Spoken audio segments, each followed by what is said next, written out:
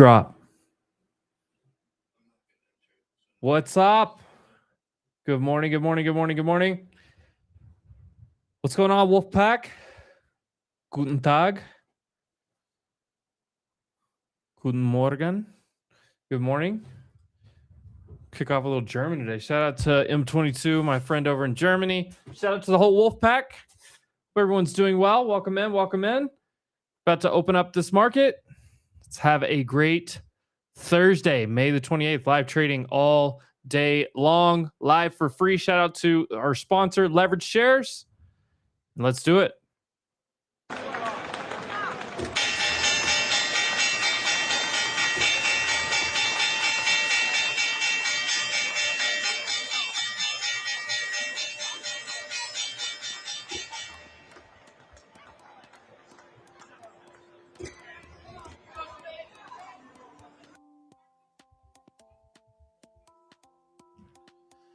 All right. Who else in here this morning? Can I get some music going? What we got here?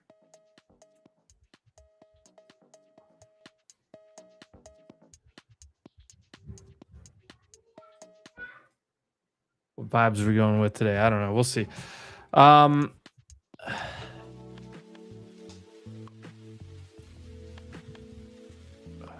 Guys, bull market. Like one of the most raging bull markets ever. I don't know. Buy dips. So last night, well, I had a little bit too much fun first in one account going into Globex. Got on the right side of that. A little snorkel. And then last night I bought 780 right here. So I'm up 300 points on a runner right now. But we'll see what happens. I think we're going to clear this area and probably fly today. That's my thought. BTFD. Bull MFN market. Guys, every day I feel like I come on here and I just say that like half joking, but there's still people out there fighting this thing. So, I mean, bull market. Buy dips. I don't know what else I can say about that. What's up, Big Red? What's going on?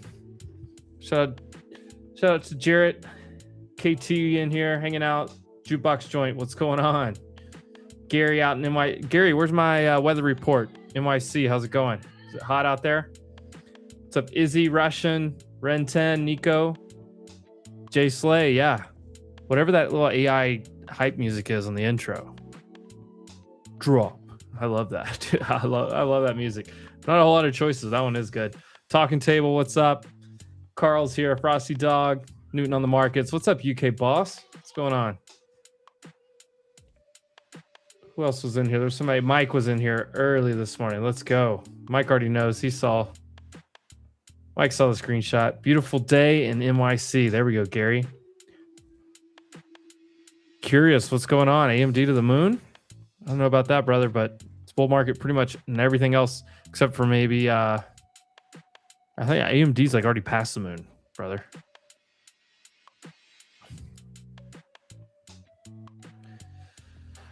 Calabra. What's up, Jesse?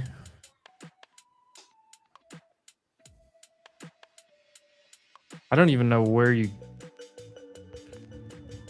try to get long after the run that we made last night. We'll see what happens. What's IBM doing? Drone stocks on watch today. All right, let me pull in Maple here. My bad. I was looking left over here at my other screen. Oh, you're good, bro. Good morning. Good morning. Good morning. I just took a trim at 300 points from last night, so it's going to be a good day no matter what happens. That'll be a great day for you. Let's go. There's a short gold here, 3-minute CBC. Maple going short something. Rizzo, I guarantee, is selling something right now. Oh, it's bull market. I don't know.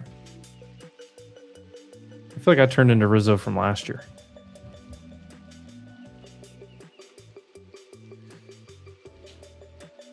What is this music?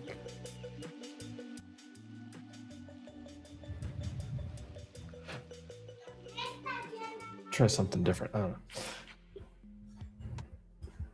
What's up, Dolson? Yeah, question will be, where do we go? So if we clear those highs from yesterday, 187, yesterday's opening print, 270.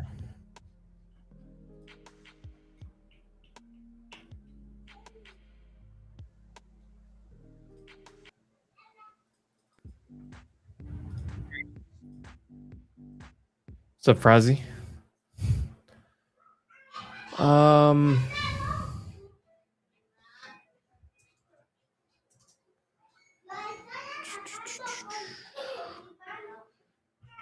Make sure my squawk's turned on. We're good to go. Let's take a look around. Drone stocks definitely on watch today. There's just crazy amounts of bullishness happening. Ondas, Redwire. A lot of this is run up into an announcement, so you got to be careful on some of this, but definitely on watch there today. Let's see what the market's doing.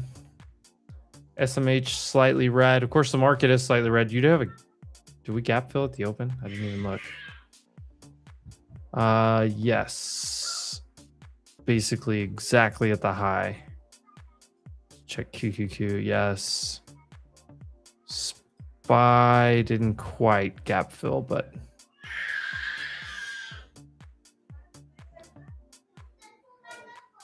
same level of support here.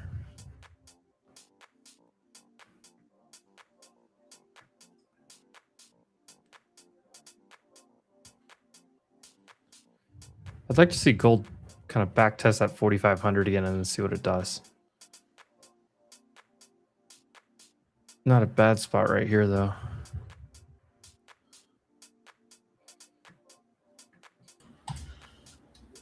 Well, good morning, Spaces, for YouTube. Yeah, what's up? YouTube. MNQ short, bill breaker.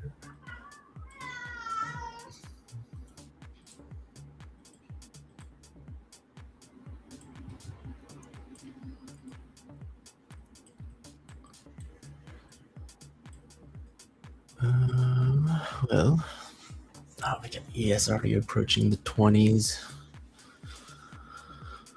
So place you want to see them hold. NQ, you want to see them kind of stay above 50. So we got short back below 50. Covered half MNQ bill breaker. Kind of looking for it to trade back down now.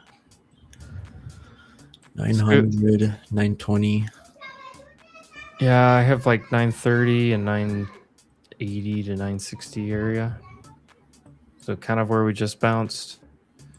930 was value area low yesterday. That'd be a decent place to go down and hold. 937.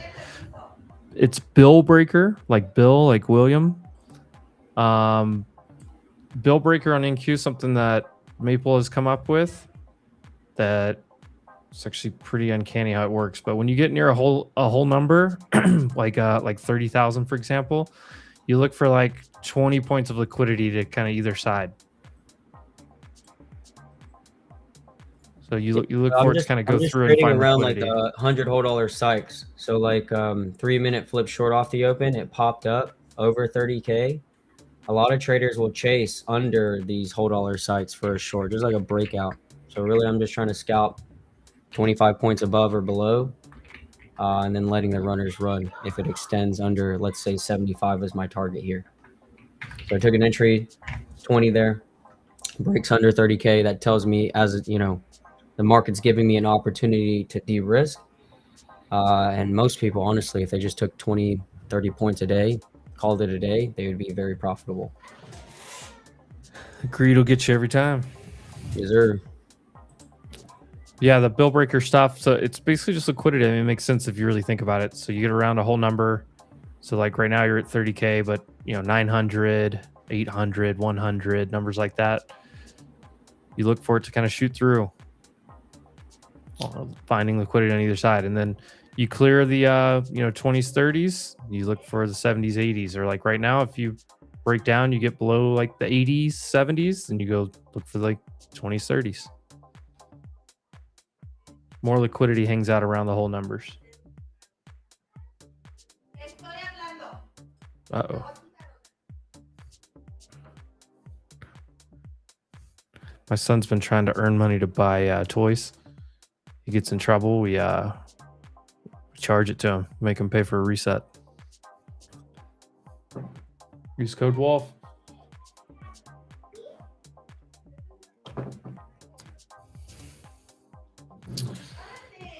All right.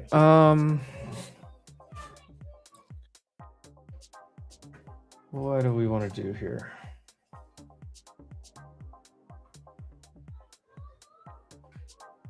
I'll scale 15-minute 20 VWAP break.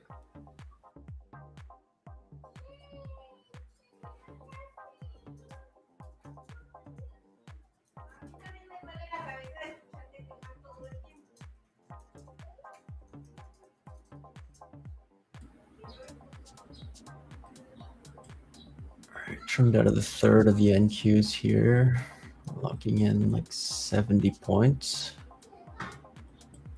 50-point gain MNQ, covered a quarter.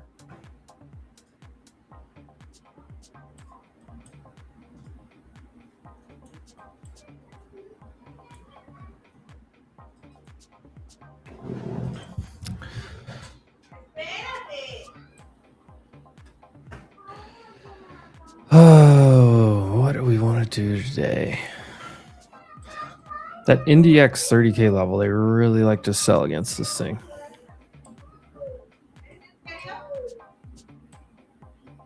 '70s, '80s buyers test. VWAP also. Trailing stop here in profit due to a potential sweep. But if these '70s, '80s fail, you see 20s, 30s.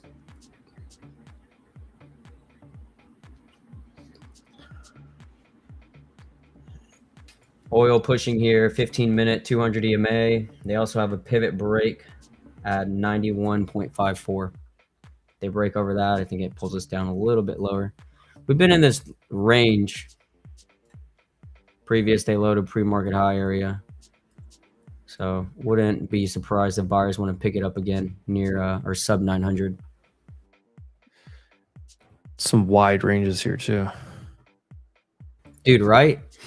I mean, these ranges are not to play with.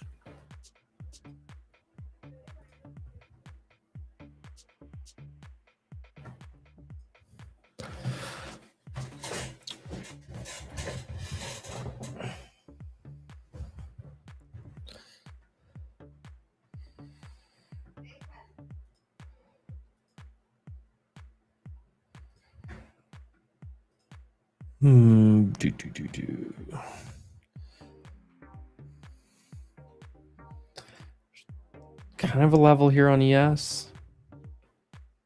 It's like here down for the next 10 points though. Yeah, big level on ES. It's like a 10-point range down here on ES to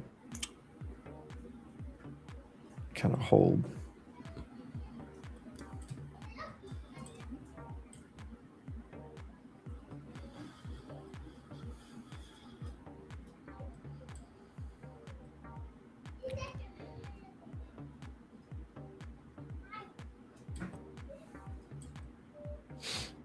Probably should have longed ES right there, honestly.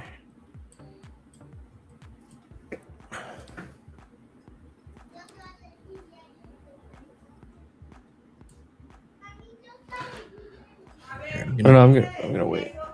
I stop at 0.20 on this MNQ position. Oh shit! What did I do?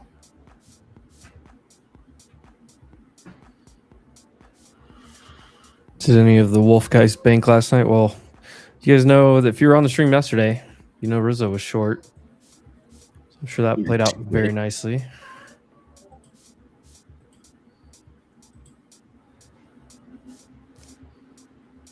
Let's see, Google weak. Microsoft strong. Weak. Amazon's a little bit weak. Nvidia, Microsoft decently strong. Meta, Amazon weak. Broadcom weak.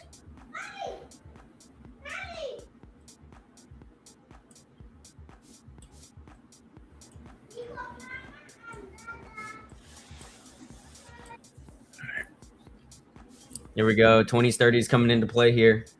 25 is the middle of that range, of course. Target. Software, green. Chips a little bit weak. Banks break even.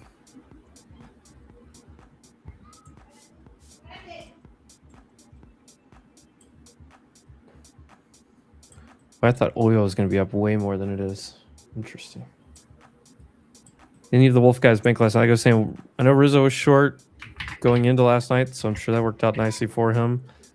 I went on a wild ride at the beginning of Globex, and then I longed 780 last night, so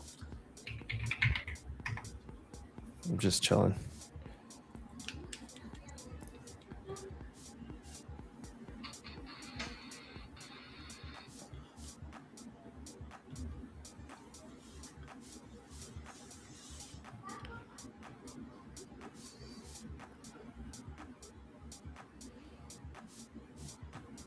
I should have bought ES right there.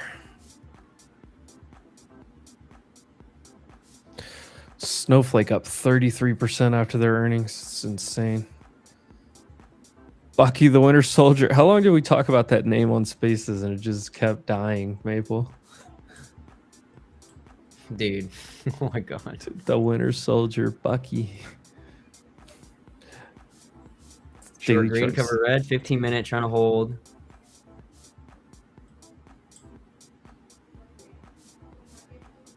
New lows, beautiful. Gold, I gotta sit through this a little more.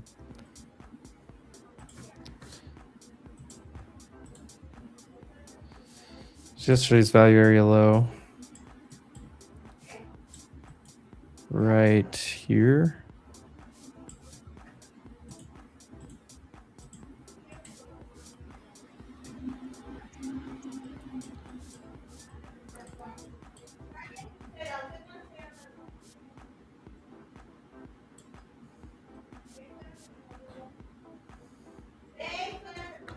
Okay, I'm gonna go down to half a position here.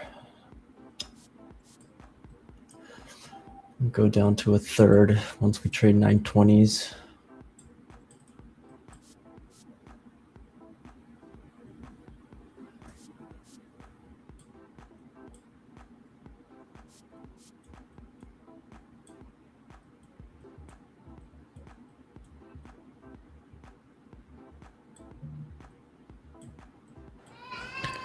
Data from this morning. Obviously, a bunch of data to digest from this morning. And then the only thing we've got, new home sales coming at 10. It's nothing big here intraday.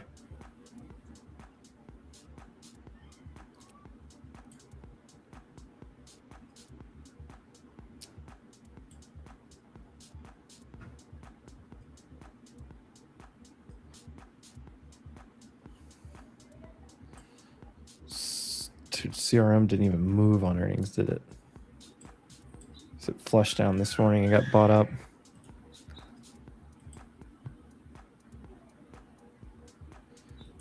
Yep.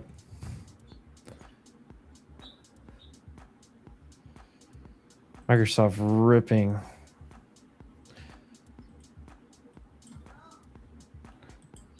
Meta catching a big bounce.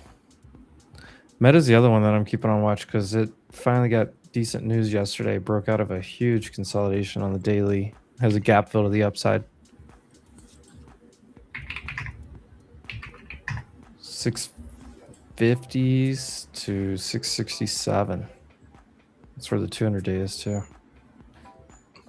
Every other name can do whatever it wants. It's NQ is literally just SMH.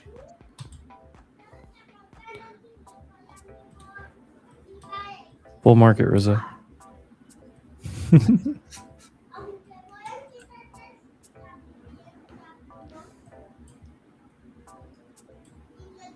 mean, thank God I trimmed down there. I wanted to hold for longer.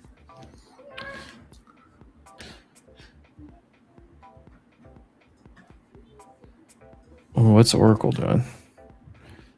Oracle's daily chart looks good.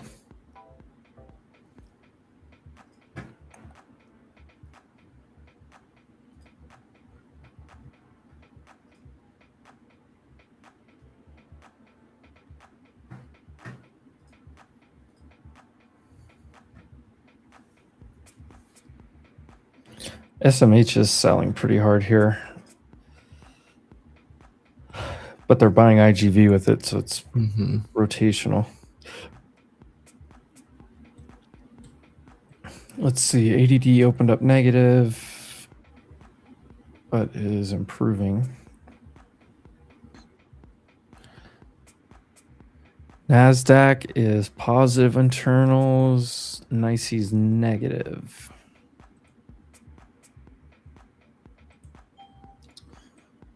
Here's my 920s trim. I'm down to a third. Oh, 20s to 30s right here. That 25 mark hit. We're up 130 Beautiful. points on these. Now buyers at bat at the next bill breaker, 900. I got to order though at 100 points. We'll see if it gets filled.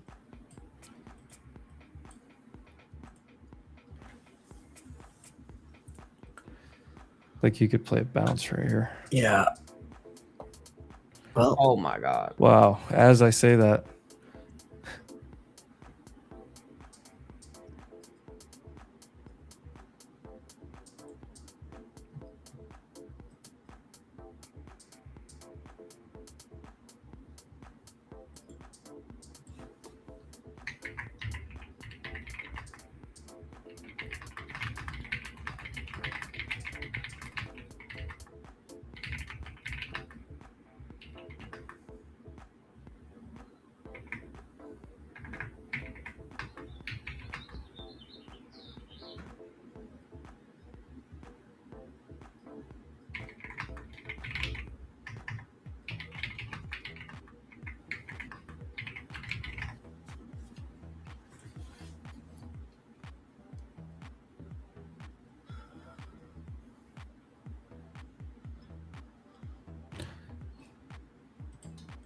well, just put our stops at 020s.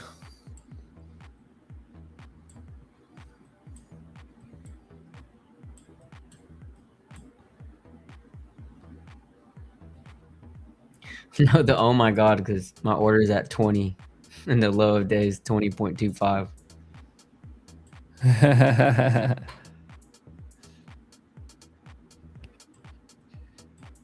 Gotta love that.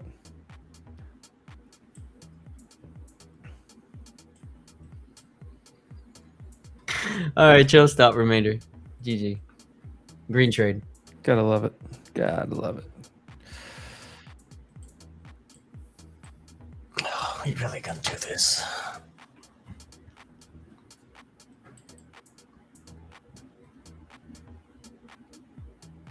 Uh-oh.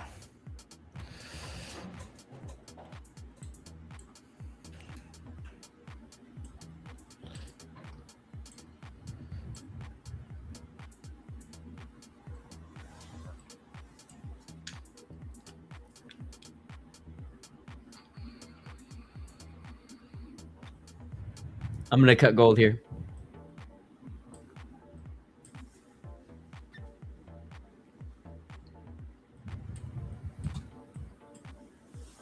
We get a headline or anything right here? Or is this just... No. It just bounced off the right spot?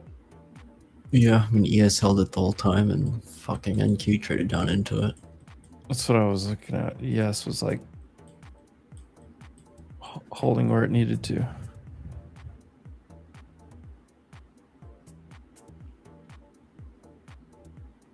I needed to offer here up against the weekly VWAP on both of these.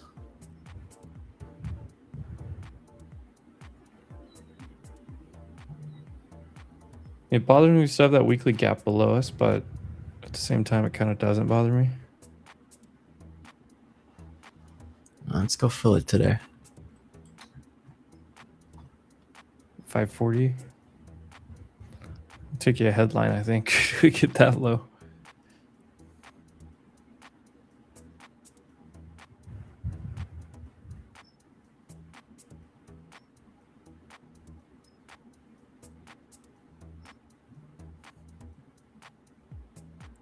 What's Deep Pro doing?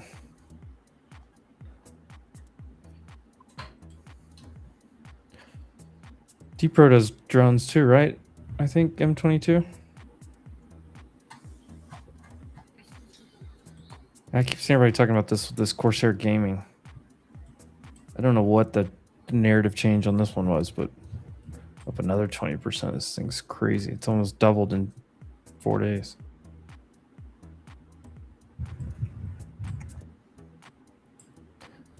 It's like every drone stock in the world, though. That's what I'm seeing.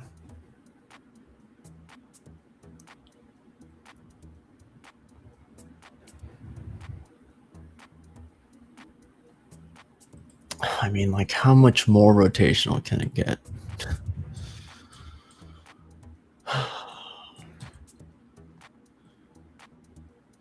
Talking about like NQ or like the market in general? Both. Yes, NQ. Buy 20, sell 40s on ES, and freaking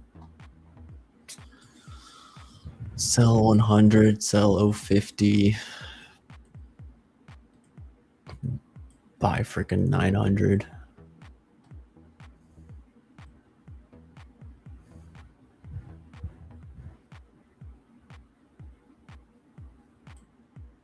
I'm just waiting for the day that changes. Hopefully to the downside.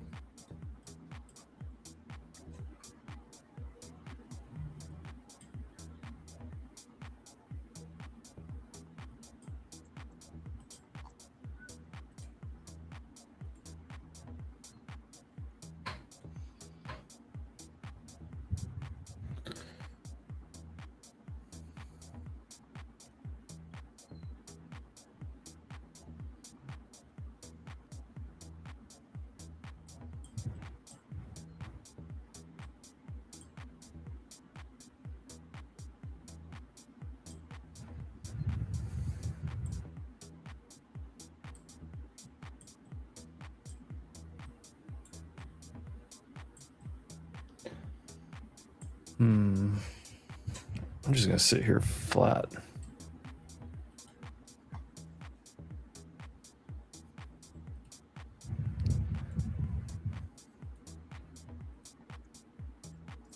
I think it's higher though.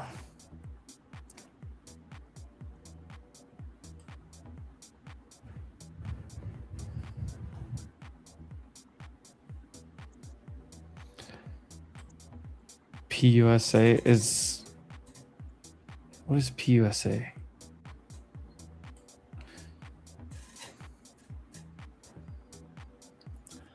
What the hell is this? Only thing that's going to get me to flip long is if buyers can hold above 100 on NQ. I mean, we haven't wanted to stay above it or get above it during RTH yet.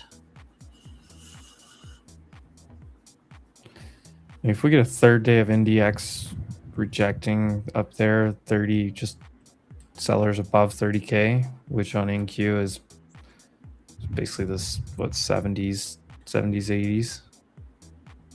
So yeah, similar to what you're saying, Rizzo. Then yeah, maybe. But if I had to pick which one,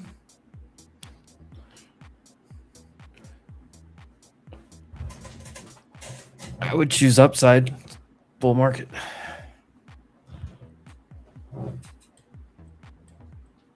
Don't tempt me to add.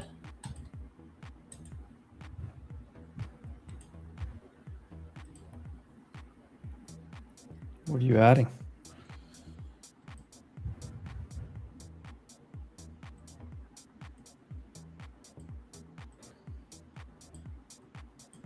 Teladoc and Walmart?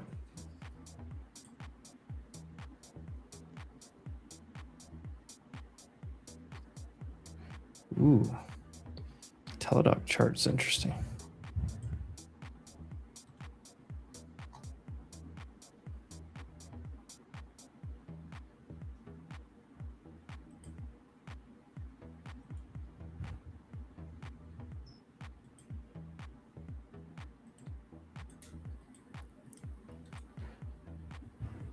ZS going to be stronger today again?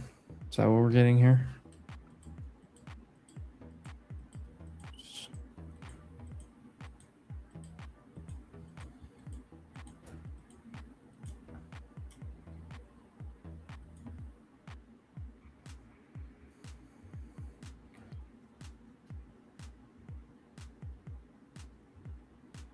IWM's a little bit weak.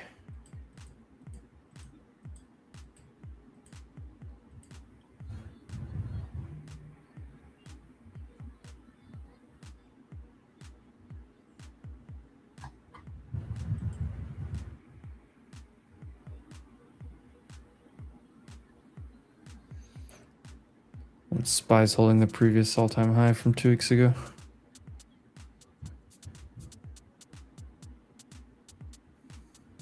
$622,000 on new home sales. 682,000 was the estimate. 30-minute orb just set, pushing higher here. Just swept over that. There we go. Probably getting stopped on the rest of these. Oh, got stopped out of 50 of them. Yes, just buy 20, sell 40s, right?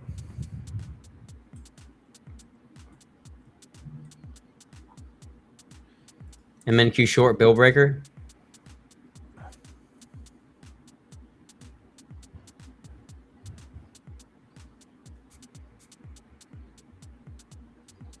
SPY just filled the gap.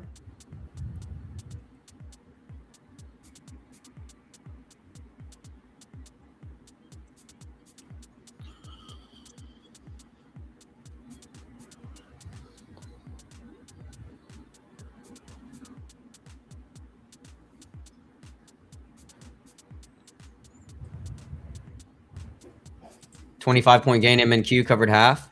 Nice bill breaker. Yeah, okay, the video looks like it could go if it, I mean, it has to break the highs here, but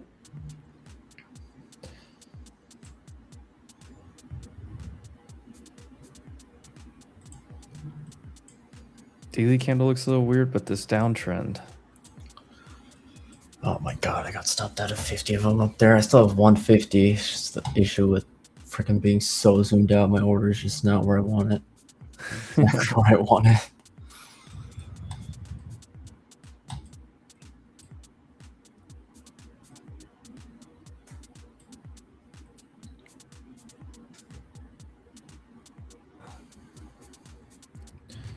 Yeah, look at Microsoft ripping. That's just software, right? Rotate out of hardware into software. It's exactly what we're seeing today.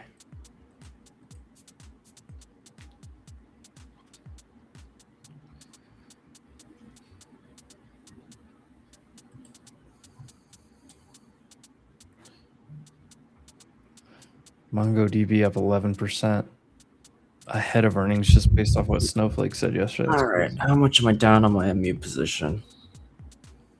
Oh, Oh my god, I'm down $49,000. I love that. I love that it's down 2.5% and you're still down mid 5 figures. What the fuck did I do yesterday? It was a little aggressive, I guess.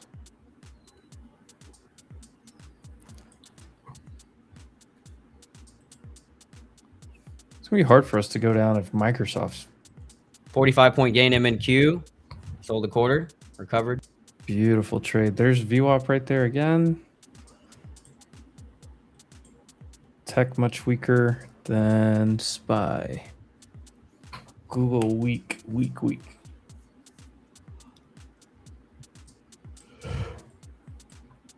Stupid ass Apple mouse died. Stupid. This dumbass thing. Dude, this is gonna be the worst design for a charger ever. It's on the bottom. It's like unusable right now.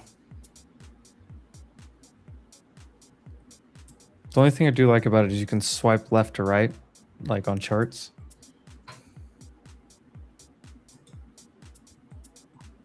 Yeah, it's like perfect for tender. You just swipe right, swipe left.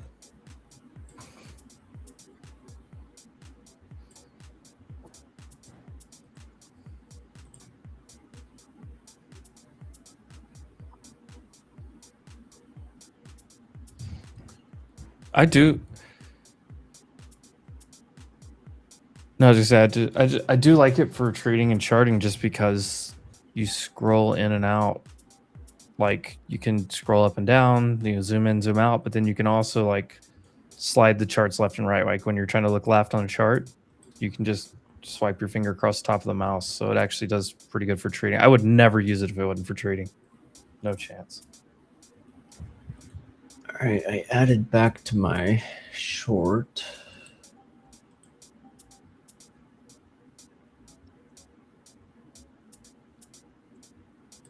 Dude, I did see that EV Ferrari was rough looking too. Does even make sense?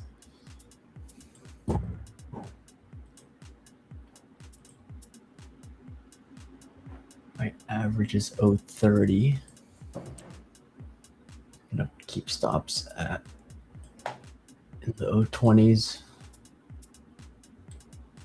I don't know if it's worth it is the correct term here. I personally, I have this other mouse that is like a vertical one that fits in your hand perfectly.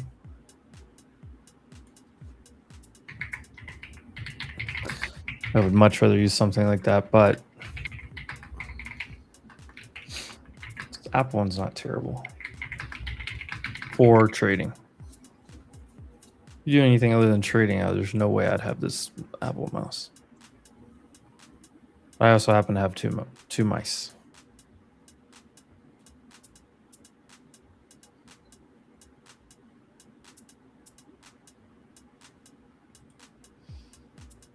Yeah, I've seen those Logitech ones, but the thing is, like the Apple one, it's just like you just swipe because it's touch and it's flat, so you can just swipe around.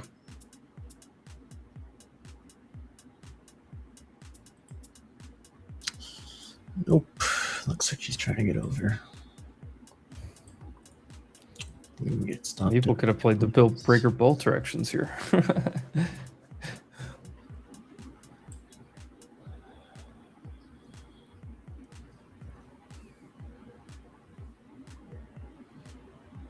I think SPX looks good to go higher, personally.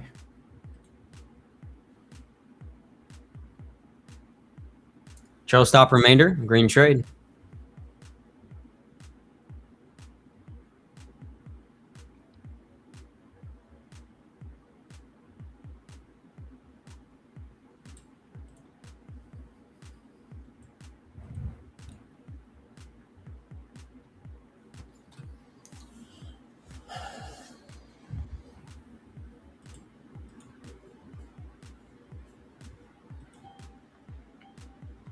All right, well, got stopped out of my MNQ position, 0.20s. We could try again, 0.50s. I'm risking the high a day, and I still think it's fine.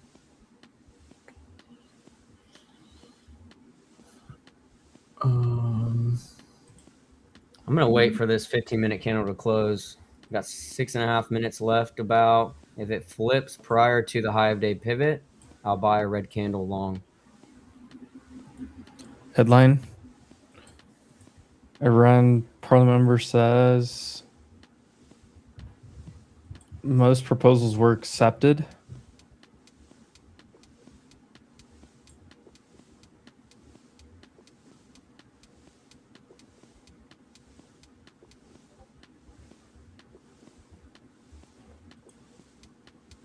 Robinhood official Trump accounts app is now available for download.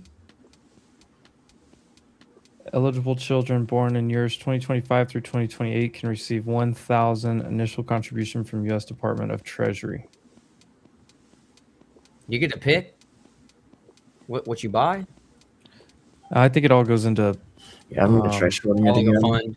I see. Do my starters here. I think 100 of them, and then I'll do. I'll add if it trades 40s, 50s. That's what I thought too. My first thought was like, oh, they're giving me $1,000 full port for my daughter. Okay. MNQ long 3-minute CVC. Bought red. Apparently, it's like mostly like mostly goes into like certain funds or something. And I'll risk the RTH high day. Damn it, I should have bought ES down there at 25.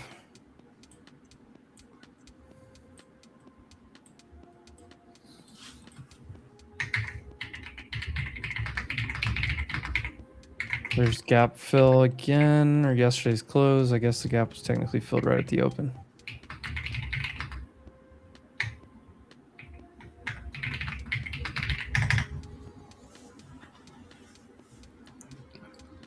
Yes, I still have a 39 average short from last night. The stop at 50. And NQs, I still have a 350s average short.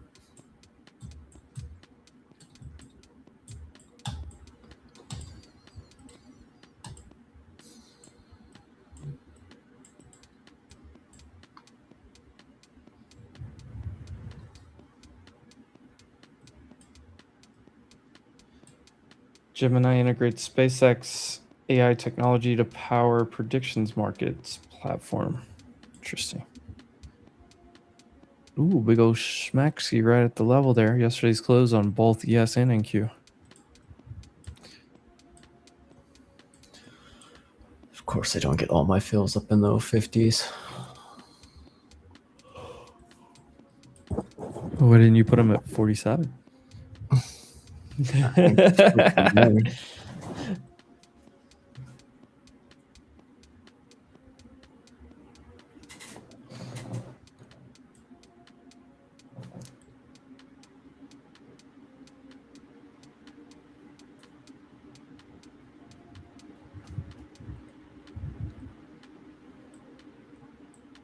Good God, Ford Motor.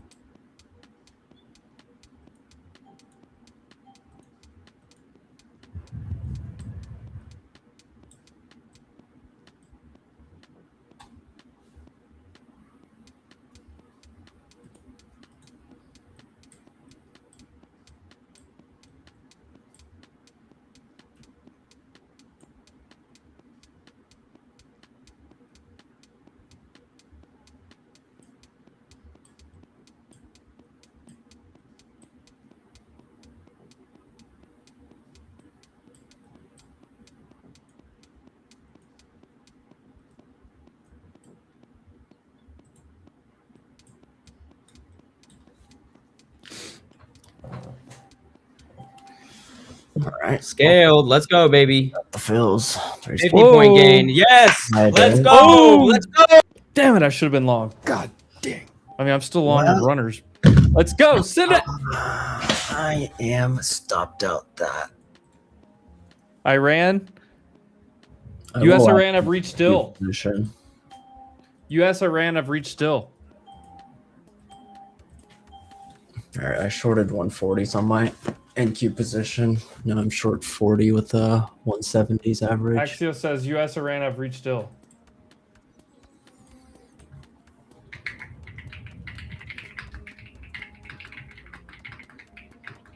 Oh my God. A 100-point gain. Sold a quarter, baby. If you faded me, goodbye. I'm about to get 500 fucking points on this long from last night. And I got stopped out of ES.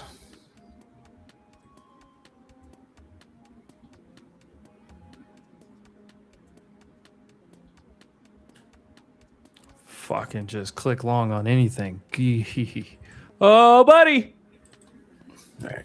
I don't have a hard stop on my NQ position, but my average is 170.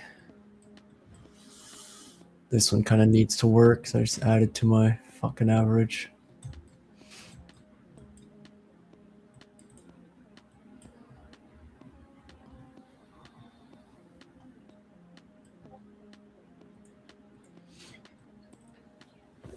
Yes, I have 75.90 upside target. In Q 470s if this thing really gets going today.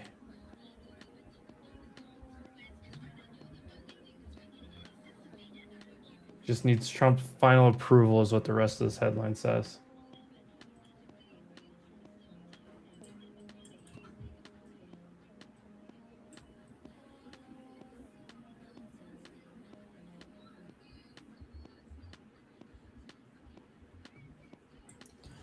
Well, gave up about 20,000 points on that MNQ move, but that's fine. We're still up 23.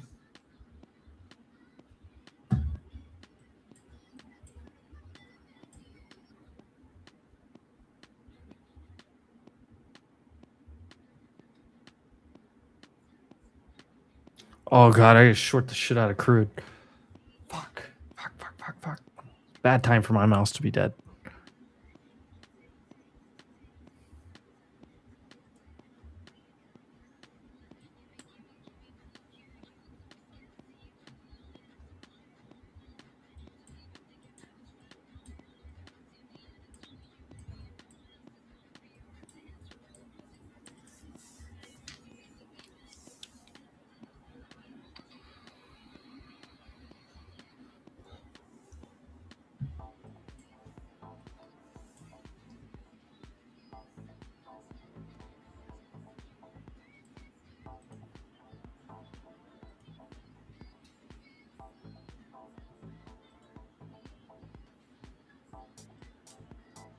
Let's see if buyers hold on to 100.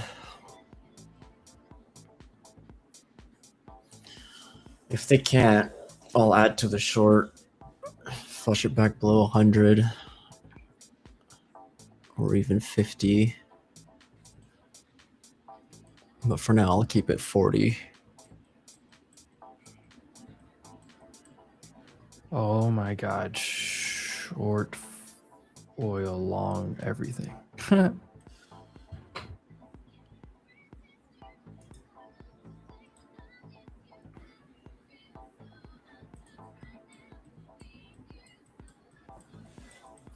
Terrible fucking time for my mouse to be fucking dead.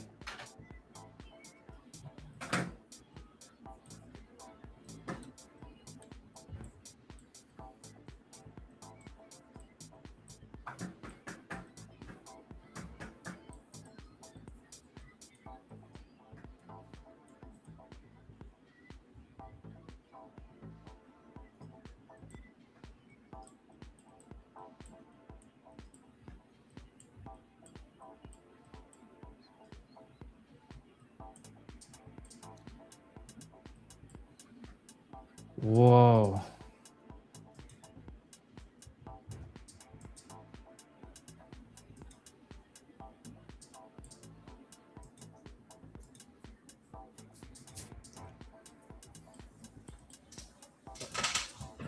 All right, what do we do here?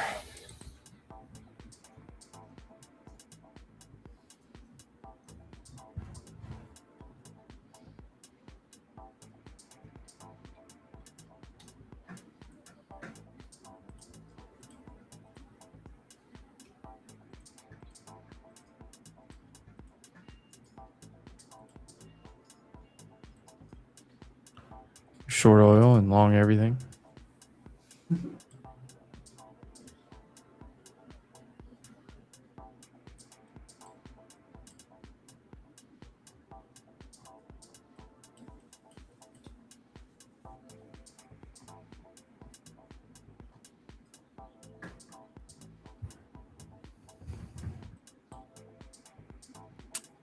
Volume up here.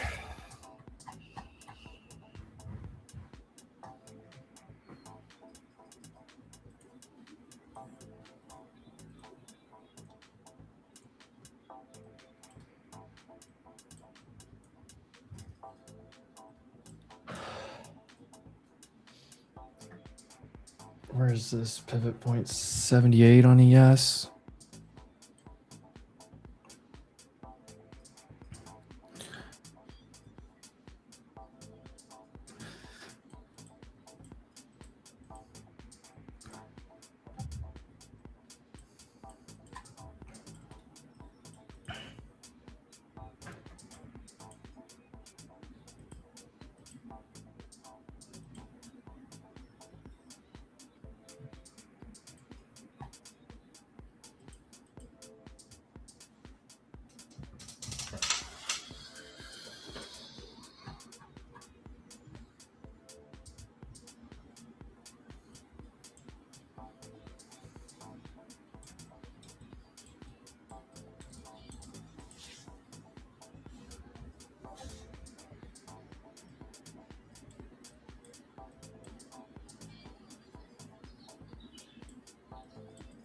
Just need Trump's final approval is all it says. This Axios article.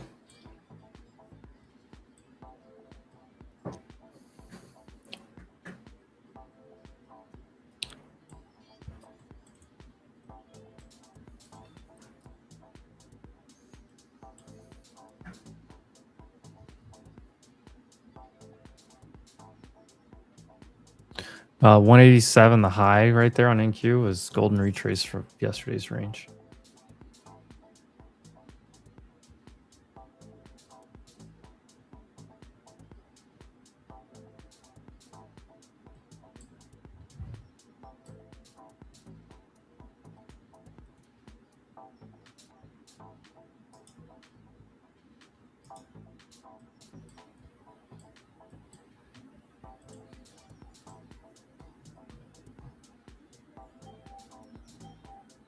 Okay, I added 30 more. There are some sell stops on the short.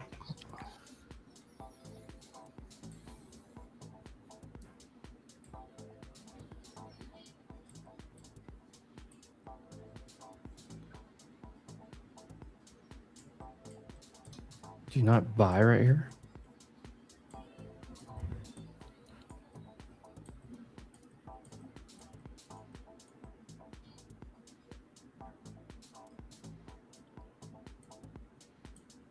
Oh boy, here comes Kevin.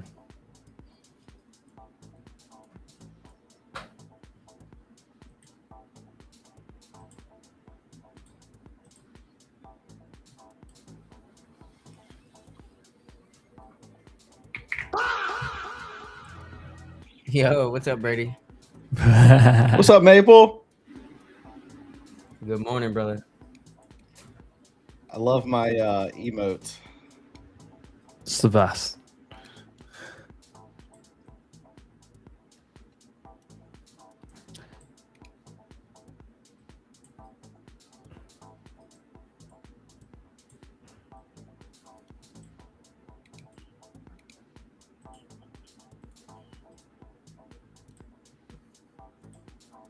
Are we just gonna fade this candle that just came out on the news, or what? Came up to the pivot Dude, point on NQ. Take everybody's money, man. Both sides. You know how they do. That's true. They don't like to rip it to all-time highs until contracts expire on monthlies. Like they're just playing all sorts of games.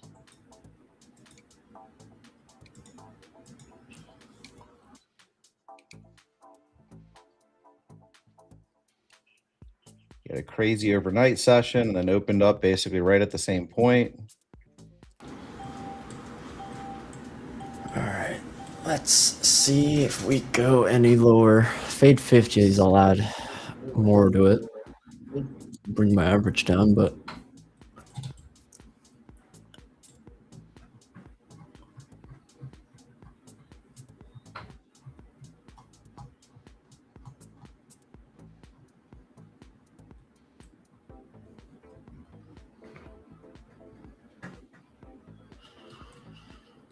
I think up against 050s though, you do kind of have to expect buyers to try to step in there.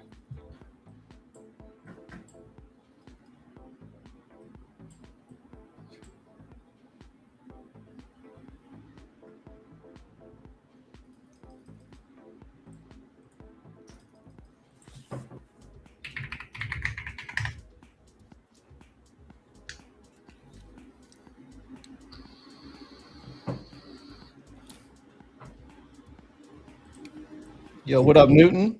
Some degree. All right, I'm gonna buy a little bit of long NQ, a little bit of long yes, and short oil. Oil. Oh,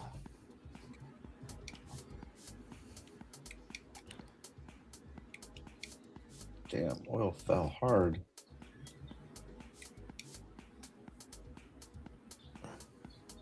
I got a zone that starts on oil at 89.42, and we're pressed up against it.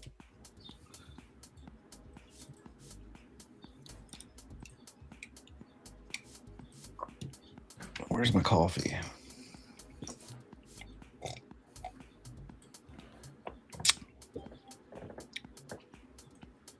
Oh, please hold right there in queue.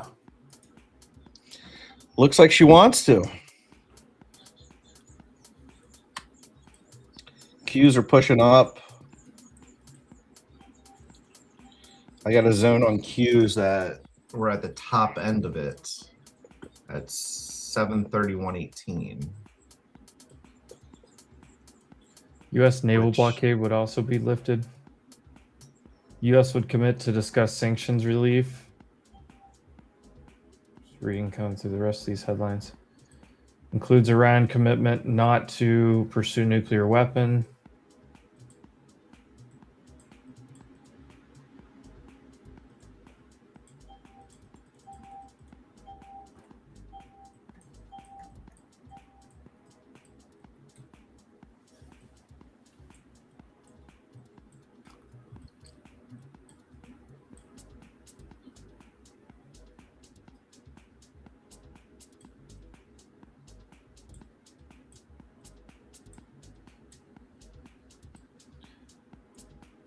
Iran would have to remove Hormuz mines within 30 days. MNQ long, 15-minute red.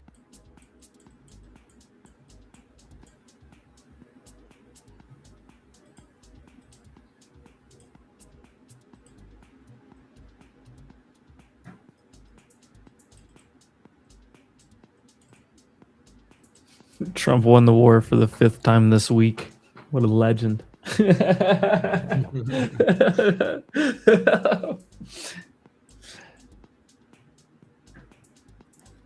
Where's oil? Come on.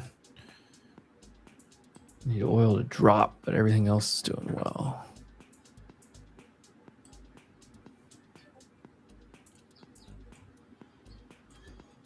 All right, let's see if we can fade from up here or up at 250.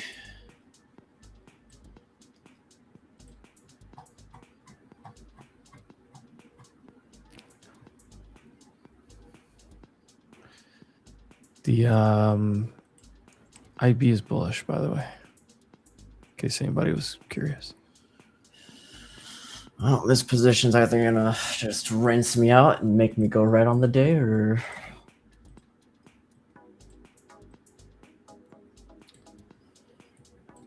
we can go crazy here.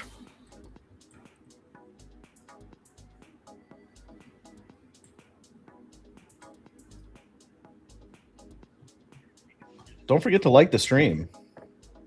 Yeah. I just had someone like it. Shout out.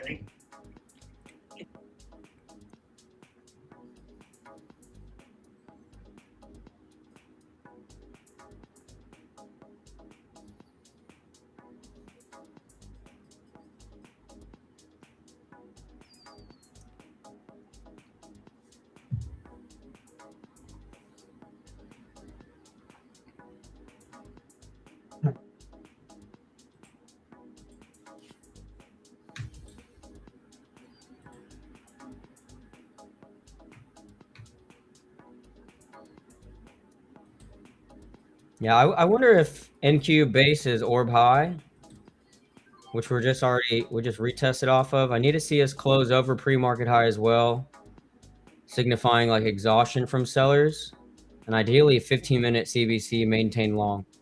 But if they flip this 15-minute candle green, I'll take some off.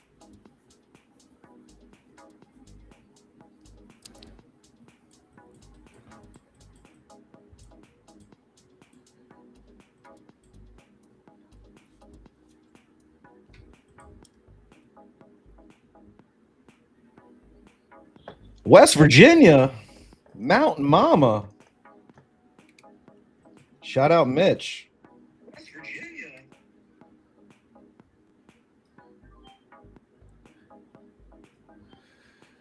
Country road, take me home to the place. Yeah, Mitch is my brother. Shout out, Mitch.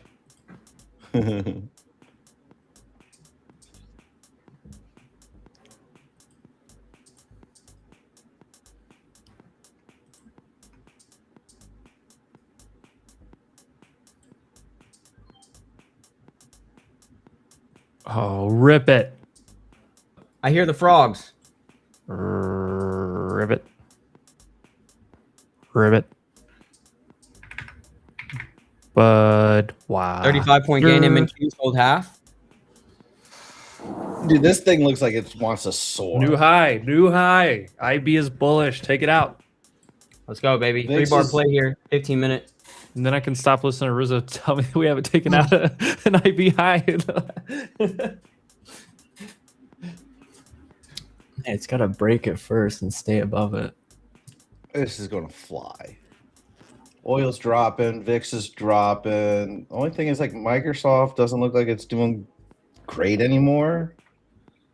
Nvidia not too hot, Apple not too hot. Where are we gonna get a push from? Ribbit. Ribbit. I would like to see a ribbit. Ribbit.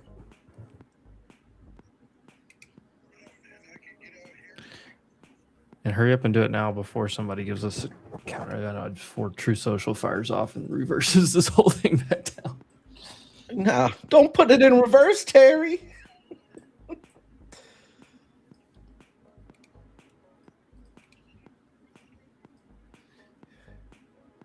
The ironic thing about this comment ATG is used to Rizzo would never short anything, and I was the one always looking for shorts.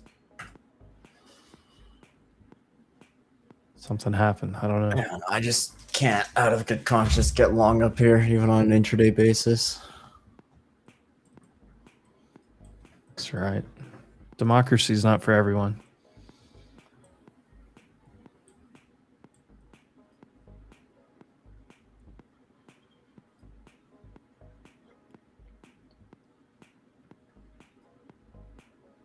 Yeah, I see that on the video. We're just back in the EMA zone. So, I mean, I don't know if you've got like an EMA cloud, but it's probably in that cloud right now.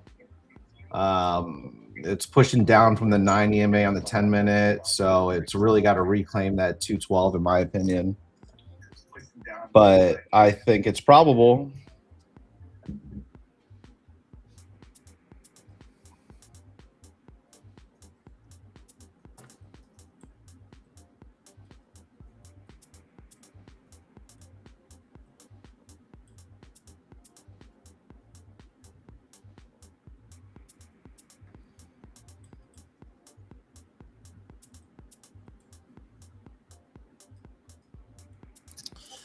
ES is not very. ES and IWM are not really participating here.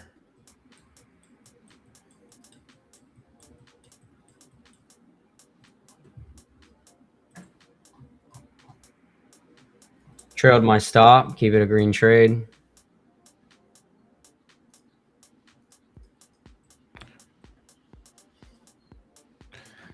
Country road.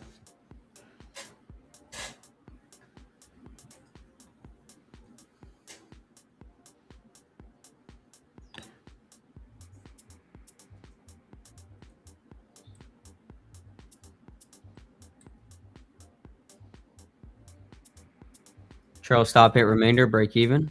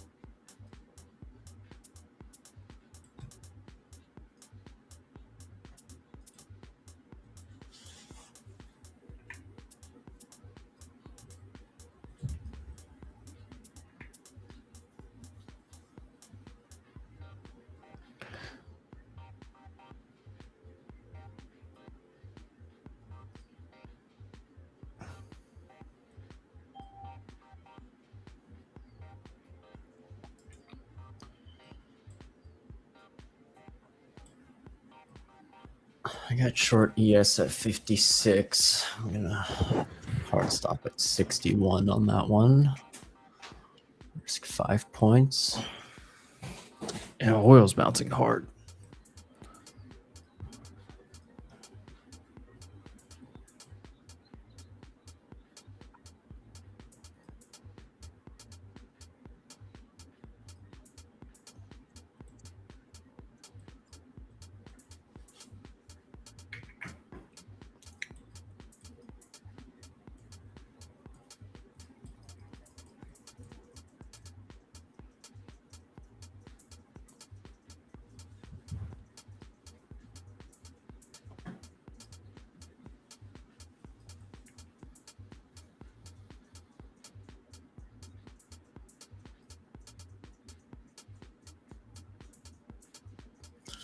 Dinky looks much better. AMD new high.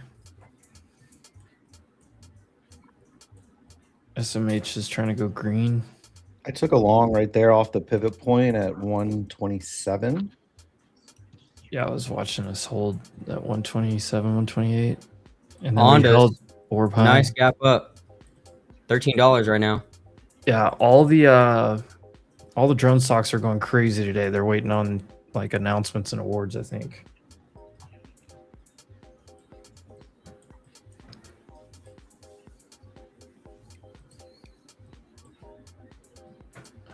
Here we go. Here's our push. Up about 15 points from 27.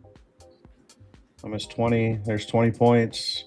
Long 15-minute red. I'm going to take it with you, Brady. There we go. My boy Maple.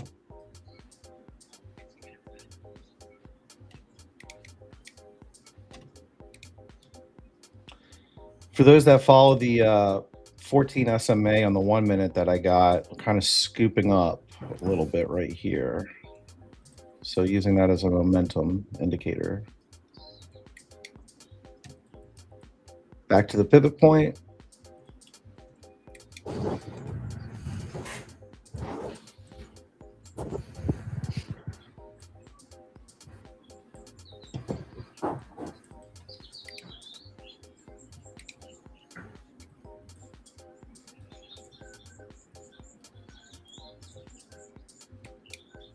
But yes, does not look good.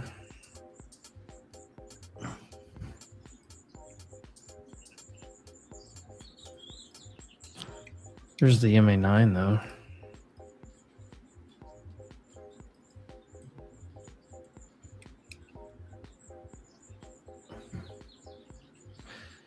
Should take out IB high just statistically.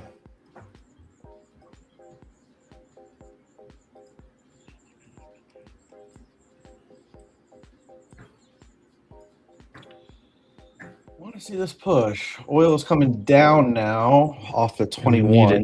Need oil to drop hard. He needs it. Bitch, I need it. This Draco one defeated.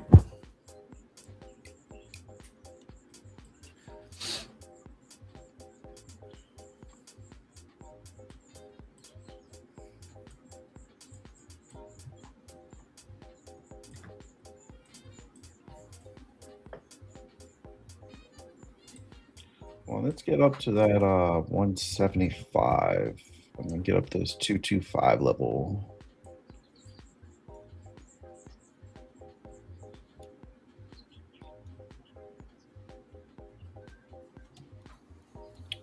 All right, new 10-minute candle right here.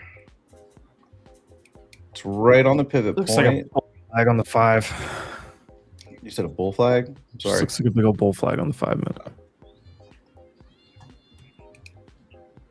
Let me pull up the 5. Yes, sir. You are right. It was right A on my little screen. tight. Oh, I'm looking. I've got like a screen there, screen here, here. I'm on a phone call. Like, look at this rip. ES bounced off the fucking Send nine. it.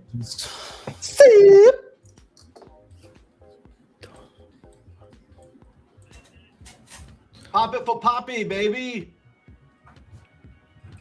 Oh, and oil got Hey. smacked. Let's go. Let's go. Oil. Where them frogs at?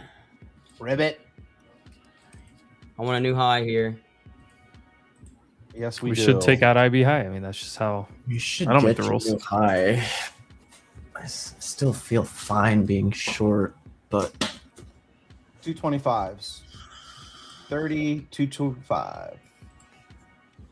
That's what we're going for, if not higher, baby. probably don't give this more than 100 points on NQ though. Stops and profit, y'all. Don't lose money. Just make it. Oh, is that how you do it? It's that fucking easy, dude.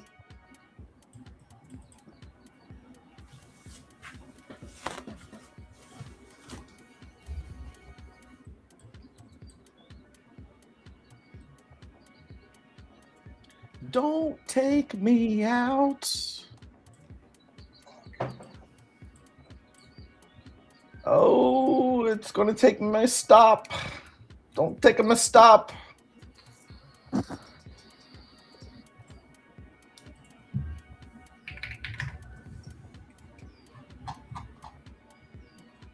And it took my stop. All right, a little 10-point gain right there. Flat NQ. Back down to the pivot point.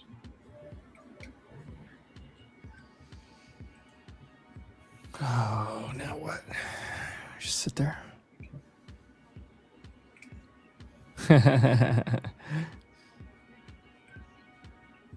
Watching NQ heat map, and my daughter wants to sit in my lap and watch the bubbles.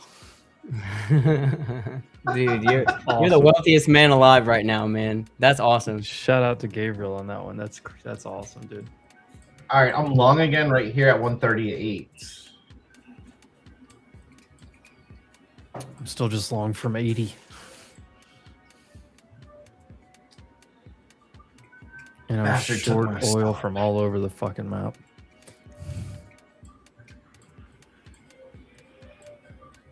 All right, already 15 points in profit on that second ad. You know what? I'm gonna take a 2-point loss on an ES here. I've got landscapers Got outside. that. Put on an MNQ position once we break the IB high. We need NVIDIA to pick up some slack here. Microsoft's doing it. Still looking for this 225 area on NQ. We're at 157 right here and long from 138. Original Like long Amazon's was pushing, 129. Broadcom's pushing. I just filled something. What did I fill? Fill your belly with some food, boy. Oh, crude trim. At 89. Google flagging out.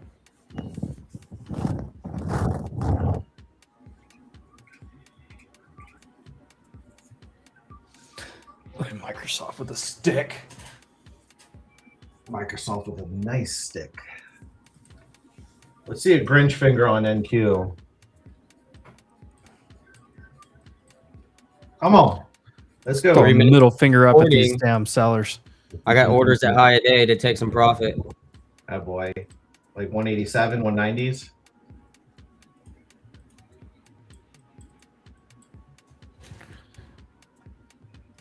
Looking at book map, I see liquidity bands in that 225 area that I mentioned. So that's why I said 30, 225. I'm gonna zoom out a little bit on book map on the stream for Discord. Go, go, go, go, go, go. Oh my god. They're Oh going. my god.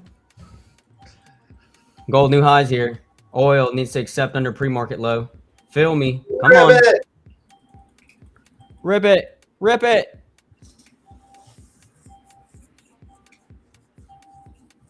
And we're up 35 points here. Not a bad idea to trail stop. Absolutely.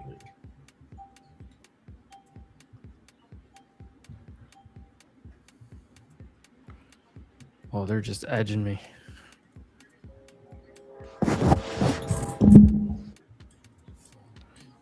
I have way too many positions open at once right now.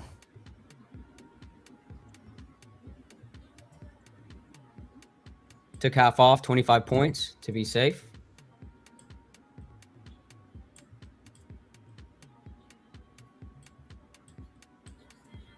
I don't even know how to call out how many points I'm making on all these trades. I got too many positions.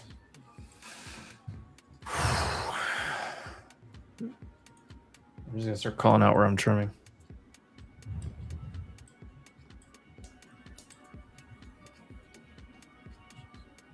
Where's the gain train, Brady? Hell no, fucking A.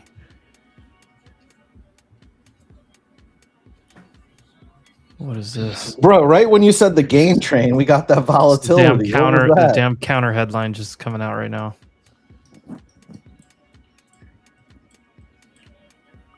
Holy smokes. This is It the took out-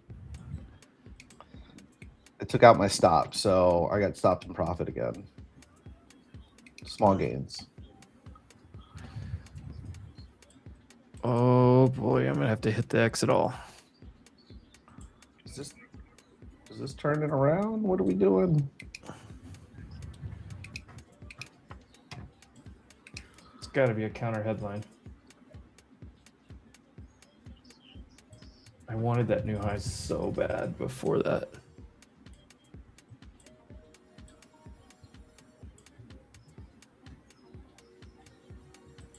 Yeah, Nvidia's falling pretty hard. Well, everything just got hit. Looks like Qs are kind of double topping. Not good for longs. 2 minutes left of this 10-minute candle. We'll see.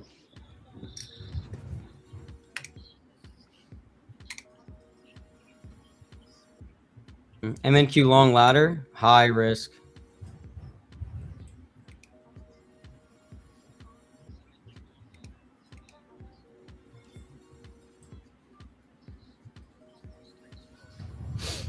There we go. Come on, oil. I don't see any headline for this. Yeah, what was that? Someone fat don't- finger? Somebody short had to get the hell out.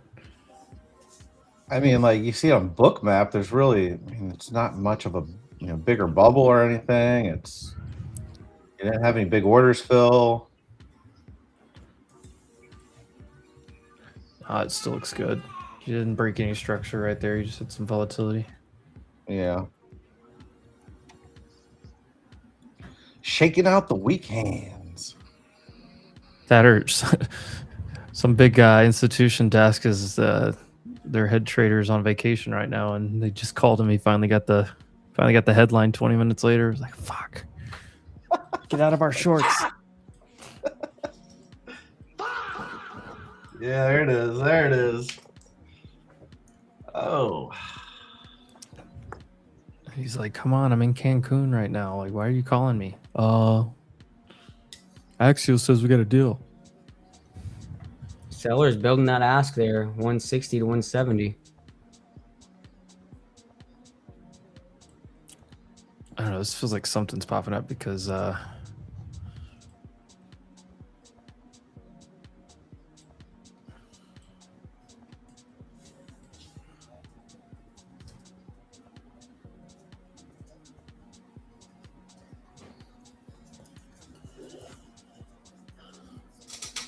Oh, let's get breaking away from this range, up or down, something. Something's about to happen, I feel like. yeah, I'm real close to just flatten all and reset type of thought process here.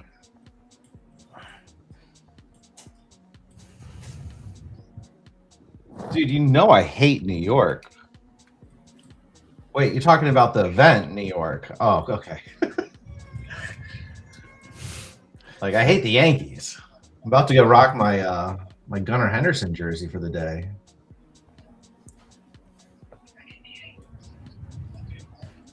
But yeah, I'll come out to New York.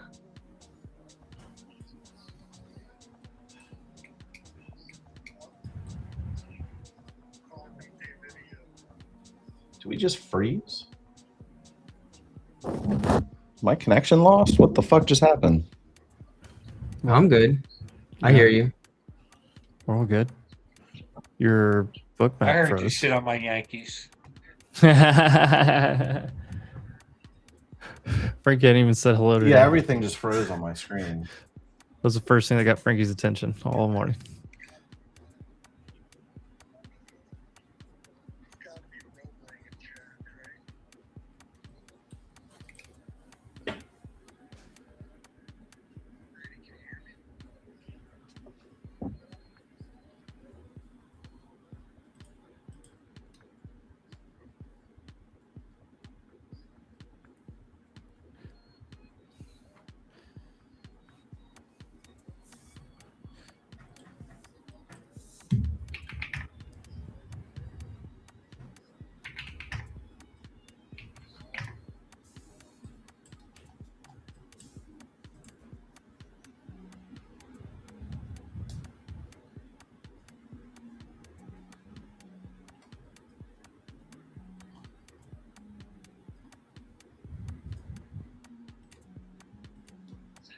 What kind of bakery are we talking about here, Rooster? Oh, I'm trying to bake up some bears today, boy. What are we talking about? Dadgummit, too. Do I just get out of this oil short?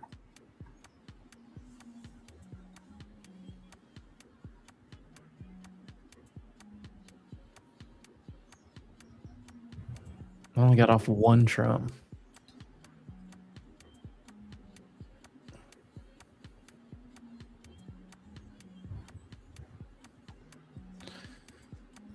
Buy red, sell green. If we close above this 70s mark, bill breaker 200. I'm gonna sell half the ladder here, just so I have 2 half positions. I mean, in Q and ES, I'm still confident about. The oil short is the one that's bothering me. I don't know if I win 2, lose 1, maybe. We'll see.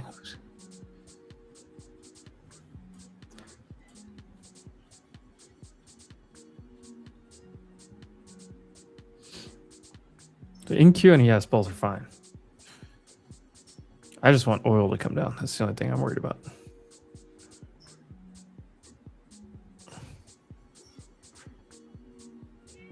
All right, back up 35 points on the initial position and 25 points This on the bull flag's ladder. about to break. I think it looks like slow melt up, but again, you can have a flashing bar. I mean, anything can happen, but 3-minute EMA is guiding us here. Check out IWM. Here, I'll look at it. IWM's about to make a new high. 15-minute. Hold on, let me look at RTY. This looks like trash.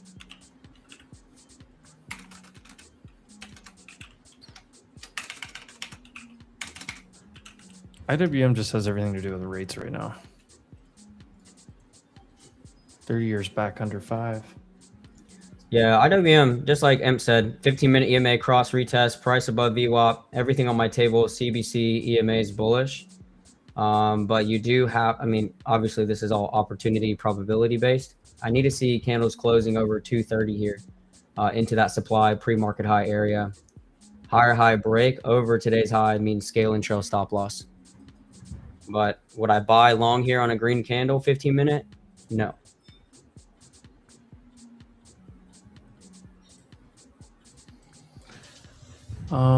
Sorry, I was pulling up the 30 year.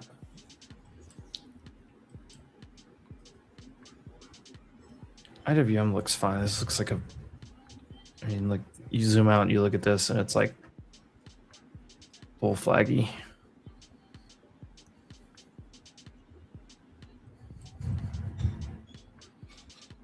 So you probably feel better about it if you get a little bit of strength above 291, 292.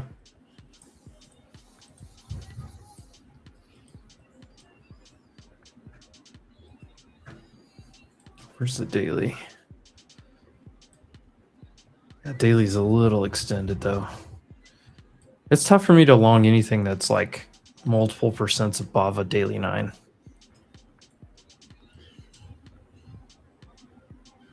Or like almost 2% above a daily 9. That's tough for me to want to long up there. Doesn't mean it can't work, but I'd rather have more runway with like some price compression or a rubber band type of either a rubber band here, but most likely it's probably something like this, and then you get a pullback into the 9 EMA that catches up. Now this pullback was a beautiful long out of this area, just like we talked about on QQQ and SPY. All right, I'm gonna stick my stop at 300 on these 70 lots. I just have sell limits on right above the new high a day Where'd you get that chi, Dan? position.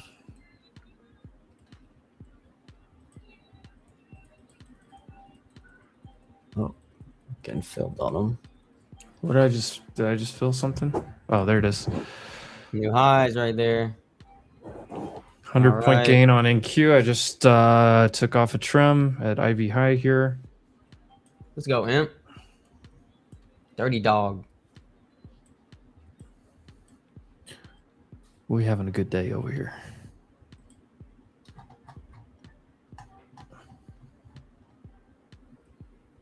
I had a rough night. I just got myself green a couple grand. It was awful. I went for my lungs. I just kept on trying to buy it last night. Finally bought it right, but didn't stay up too late, so finished it up this morning. That green again. Oh my god! What a Scale the fucking quarter night. out of the ladder here to de-risk, and the initial position to be safe.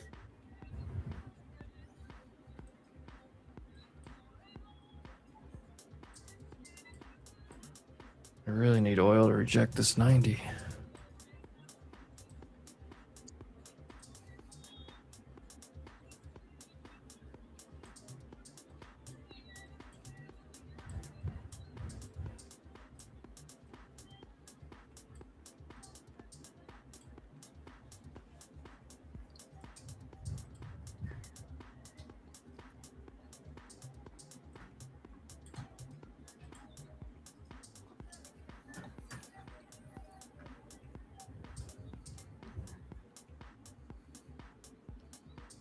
Might need to call the train conductor and get this train chewing. You know what I mean?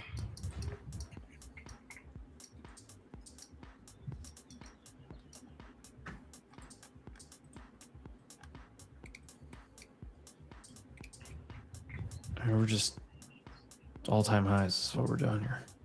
Come on, oil. Get slapped down. Yes, to pop back up, take out IV high.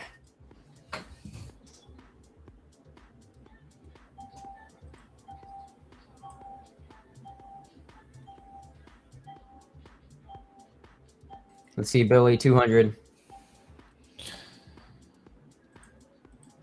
6 out of 7 alerts. 1 today. Only loss was my gold short this morning for 12 points.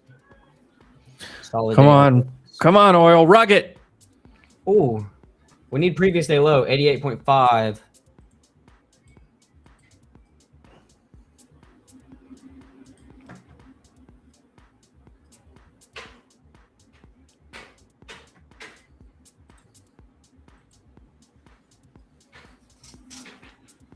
I'm gonna have to stop the bookmap stream for a little bit. My computer is just freezing left and right, so Nice. I'll put it back on in a little bit. All good. Appreciate you. It's just as soon as you mentioned the Yankees, it started glitching on you, Brady. All right, took out yesterday's highs. Yeah. You know, go figure, right? Frank's got a point here. Anytime, somebody says something bad about the Yankees pull some bullshit and cheat and lie and steal. And Bill broken 200, baby. Let's go. Yeah. you know how it is. 60 points on the initial position, 51 points on the ladder. Oh, I'm getting fills of somewhere. Probably oil. Yes. What you get? Yes, I got a little trim here at 66. Oil, I should be getting a trim pretty soon.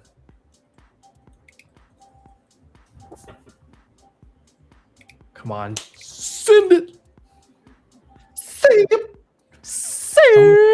Someone said they went long. Dump it. What happened?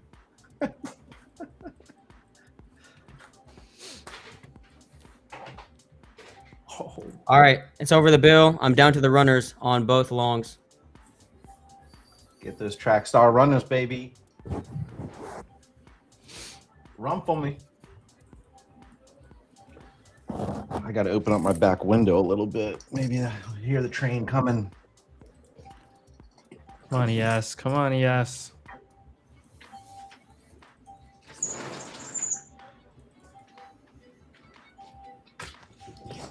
Call the conductor, baby. We hitting all-time highs. Boom, let's go. What am I? Oh my god.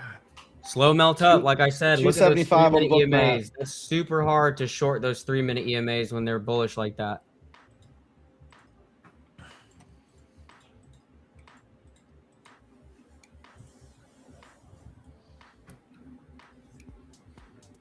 Okay, my computer's still freezing a little bit. There we go. Rugged oil. Rugged.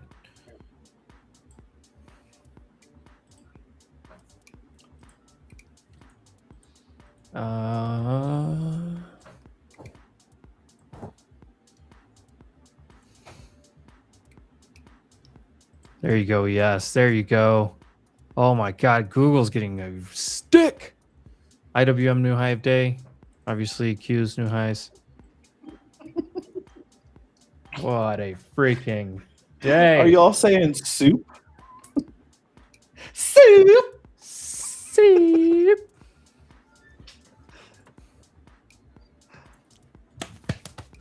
Soup.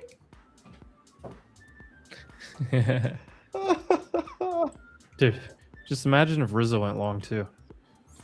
no, I'm not flipping up here. There's no way. Dude, you could have bought 80s like on NQ or 55 on ES. No, I'm not. I'm not finding or reversing my position. There's no freaking way. Put his thing down, flip it, and reverse it. All right. Shout out my brother. Those contracts filled for him. Attaboy. Was in some Q calls. Swung from yesterday, average into them on the dip this morning, and they just sold.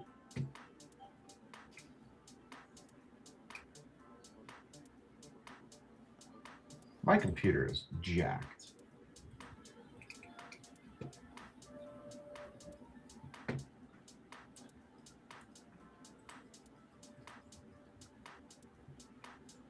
Bookmap's still whack.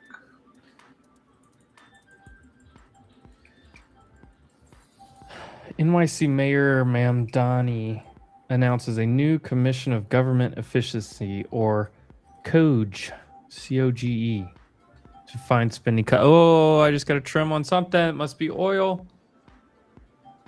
Gotta be a while. Oh. Who said something about oil? Go ahead. Hit him with that soundboard on the oil. You cooking? What about people who say you're only interested in the Middle East for oil? What? Huh? Oil? Who said something about oil, bitch? You cooking? Oh.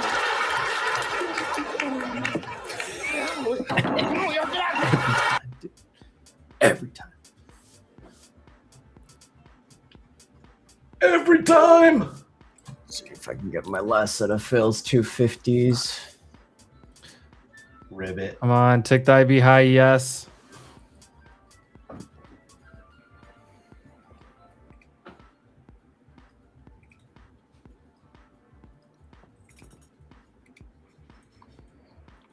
In Q, I have a trim sitting at 247. Yes, I have a trim sitting right here at 74. And then 78.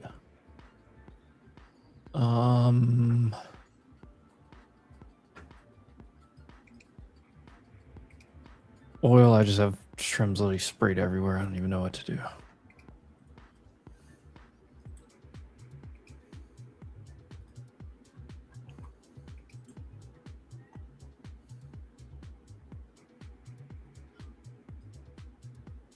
All right, I think I'm just gonna have to turn off Bookmap.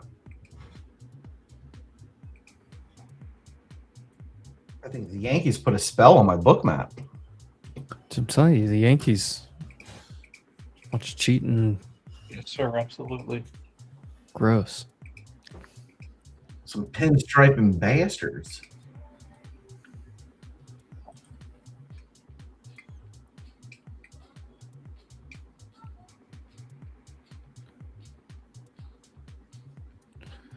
Brady, do you know who has the most legitimate World Series titles? Define legitimate. The answer is the St. Louis Cardinals. I knew you were gonna say that. Yeah.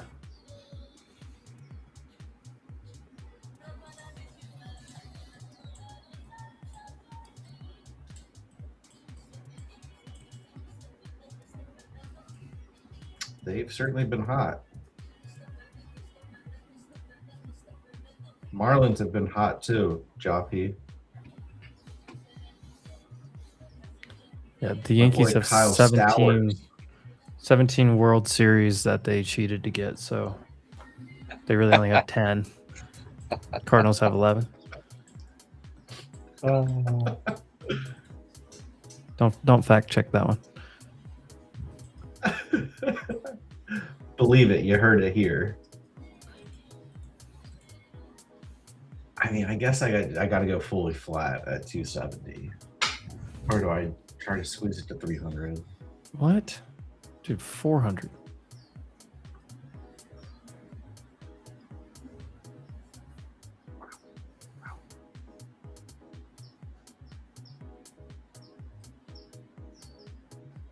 It's the IB extension is 320.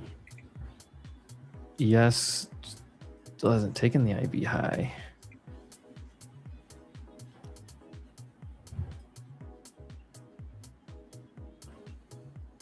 Damn it, they're bouncing oil again. Jerks. You're a jerk. You're a jerk. I know. Don't stop me out.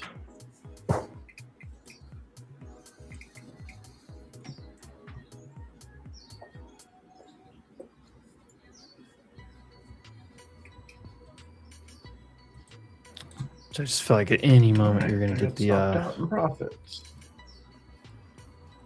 any moment you're gonna get that counter headline. That's what makes me nervous here. Well, NQ average is 194 short. MNQ average on 600 cons is 228.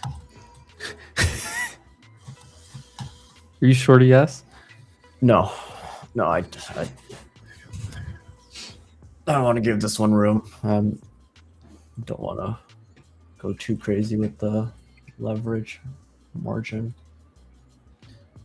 Well, It's already Scratch. crazy enough, but scratch the next thing I was gonna say. I was gonna say short oil as a hedge.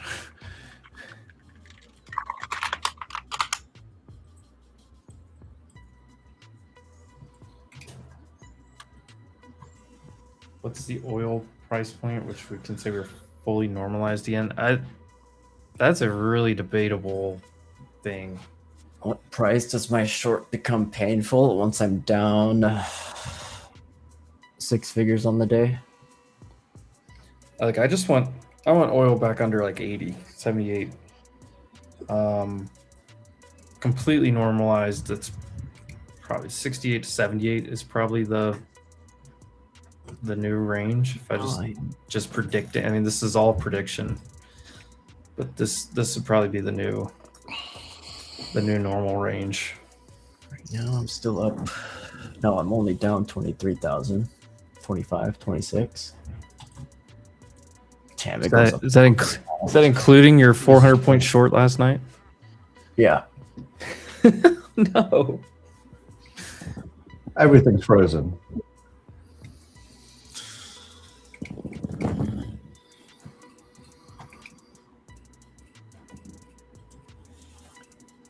Is it like storming outside? Like, what the fuck is going on?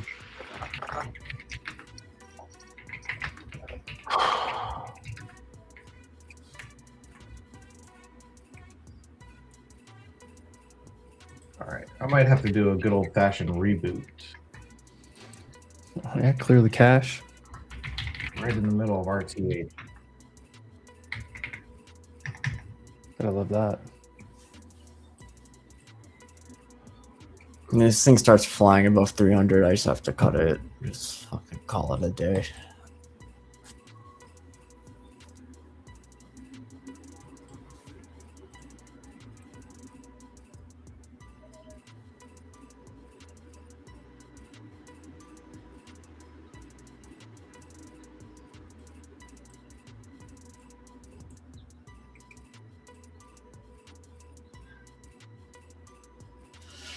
Well, new all-time high on Qs. Well, and spot ES, huh? Everything. At least during RTH hours. Literally everything. Well, I guess the Dow and IWM, no, but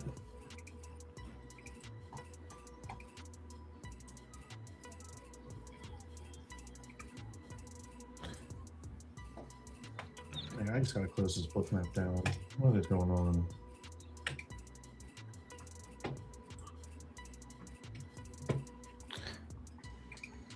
ooh, gold's trying to base above 45. Mm.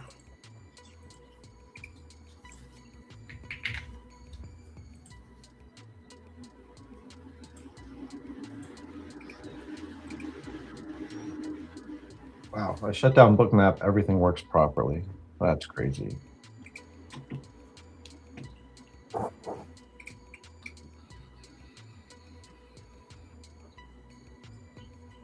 Look at NVIDIA turnaround. Yeah, I hadn't even looked around some individual names. Whoa. Why is this showing no profit? I'm up like $1,600 on the day. What the fudge? Good God, look at AMD again.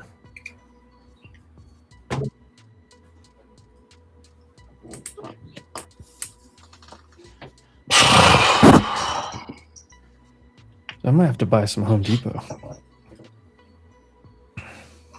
All right. I gotta restart this computer. I'll be right back.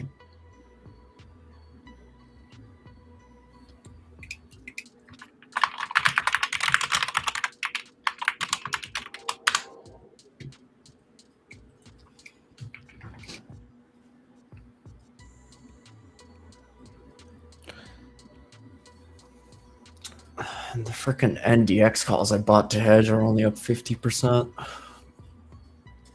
Only bought 20 of them.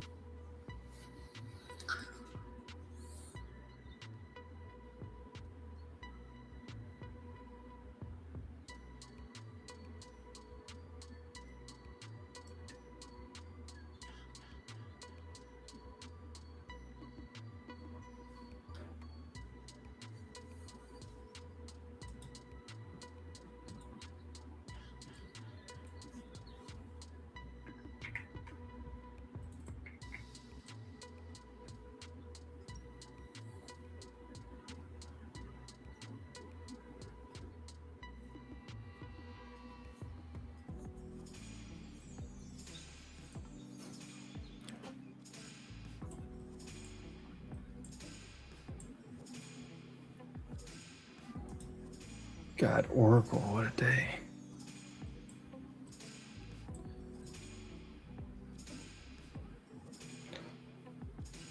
Dell, Crouch. God, ARM is up 13.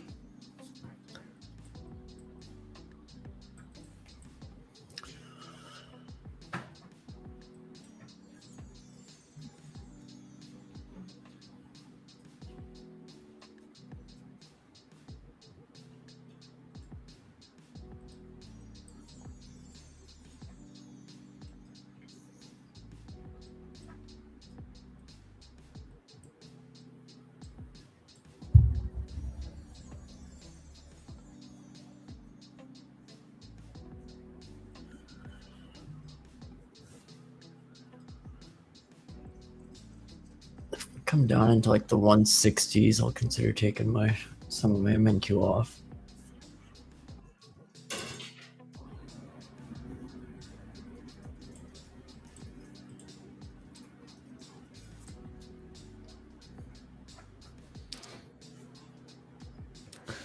ES still hasn't taken IV high, so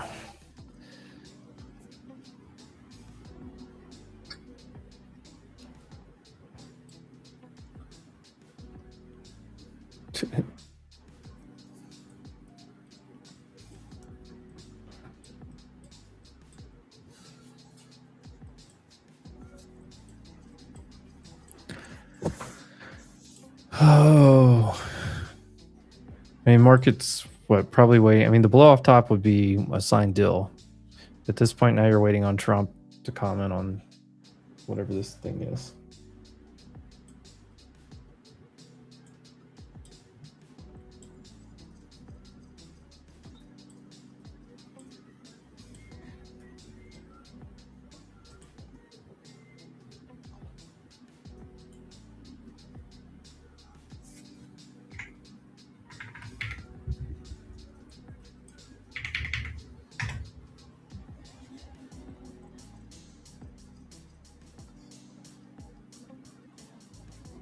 Is he? I haven't heard anything from Trump. I feel like that's what the. What is this?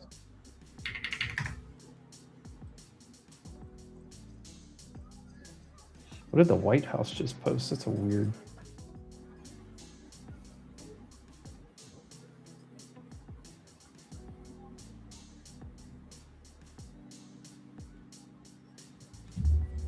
What is this?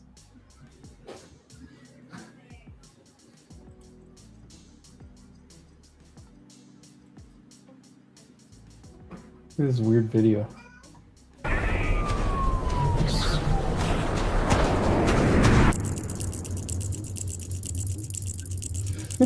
What?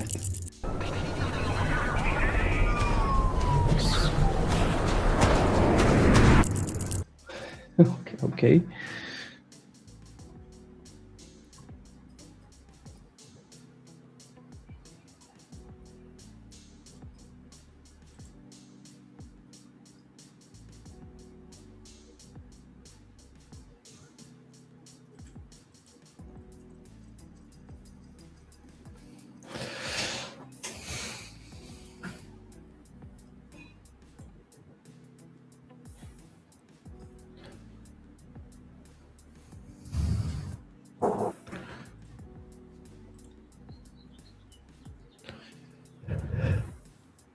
I about swore off Globex last night, and then I caught the exact low, so guess we're back.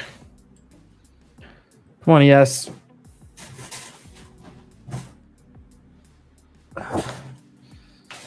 Brady's back, I think, maybe.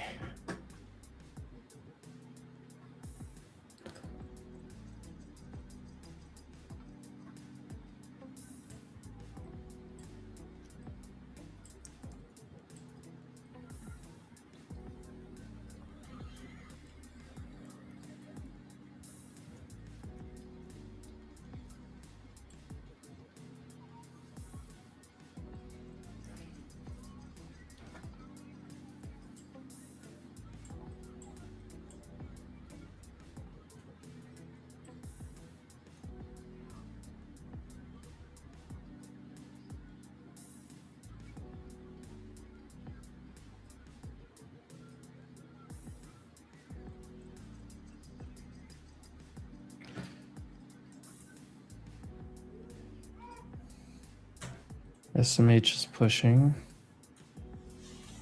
Banks are doing nothing. XLK is pushing. IGV is still hanging out at the highs. Little consolidation. Here we go. Yes, come on. Get a push. We got Brits getting out of the way in 10 minutes.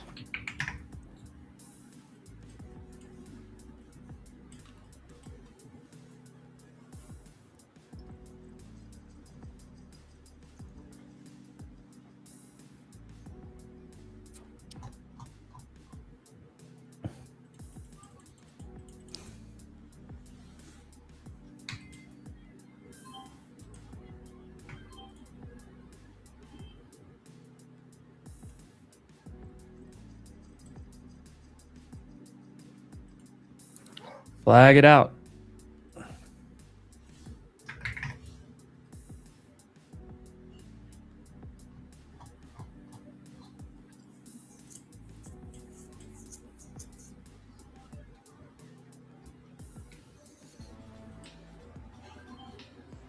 Come on, yes. Brady, are you on the phone? Oh, he's in my other ear.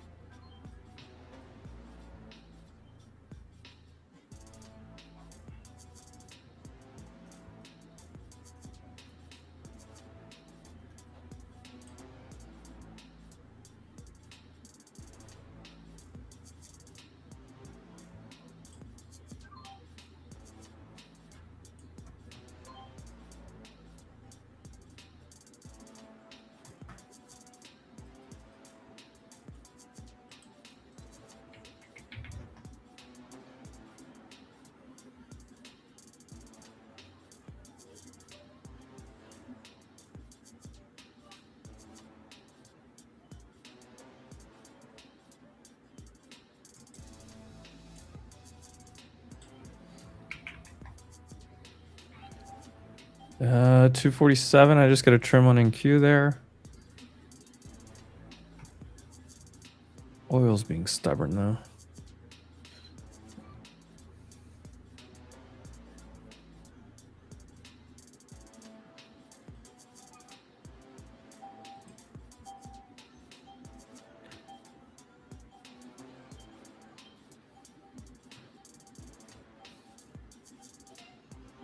Nebius, wow.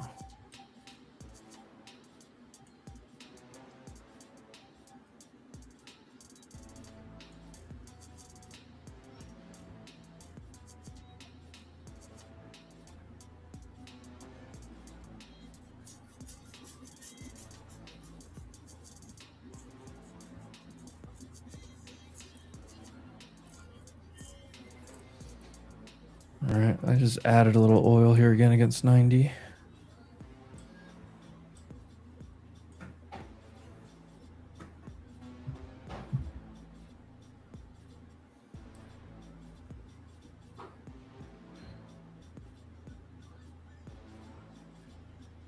Come on, yes, finish the move.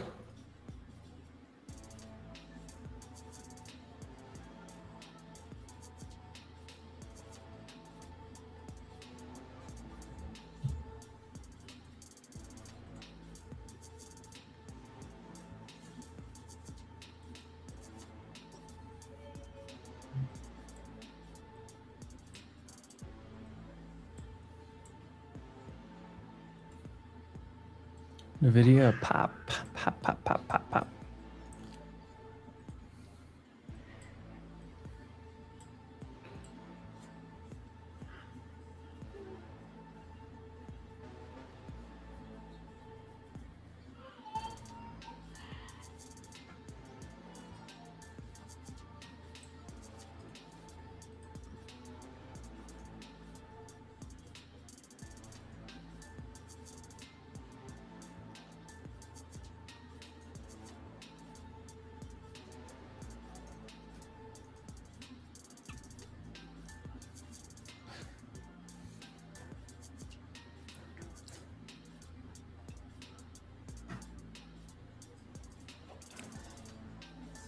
Adding to my shorts, Peter.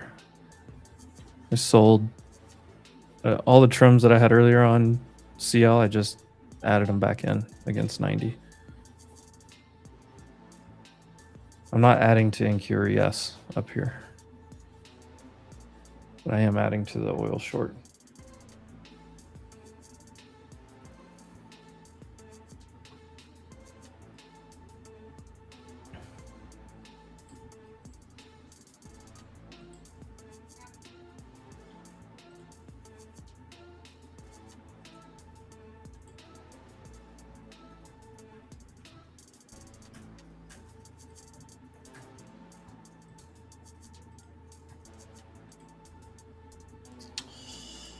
Well, we're popping. Send it. Send it. Sip.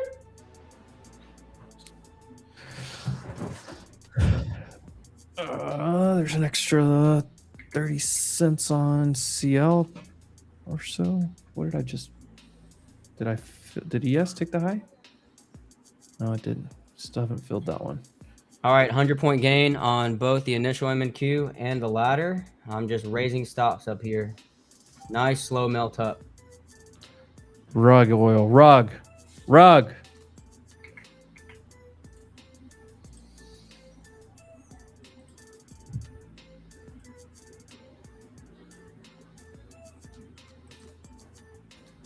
Yes. Yes.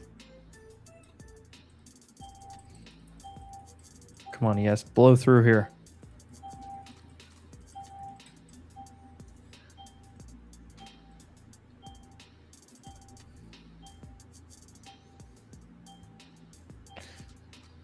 ES new high of day. I just filled the IB high for a trim. 20 points. All right, I can't fill any more MNQ. I'm at my cap. NQ, I've been at my cap.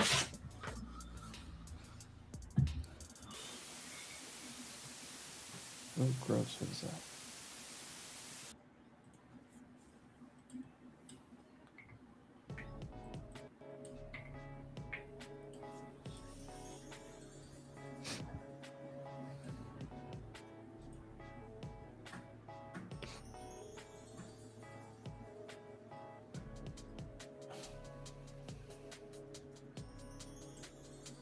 All right, ES new high of day, so I can now short it.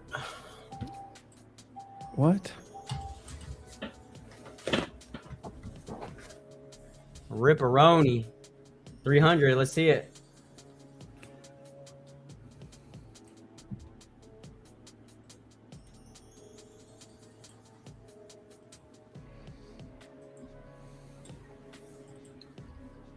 Just go full balls to the wall today. Long? No, short. Ah. I feel there's like a quarter of this freaking account. We'll just fucking cut it. It was just a hopeful thought. I have to plug my mouse back in here in a minute, so this needs to make a move.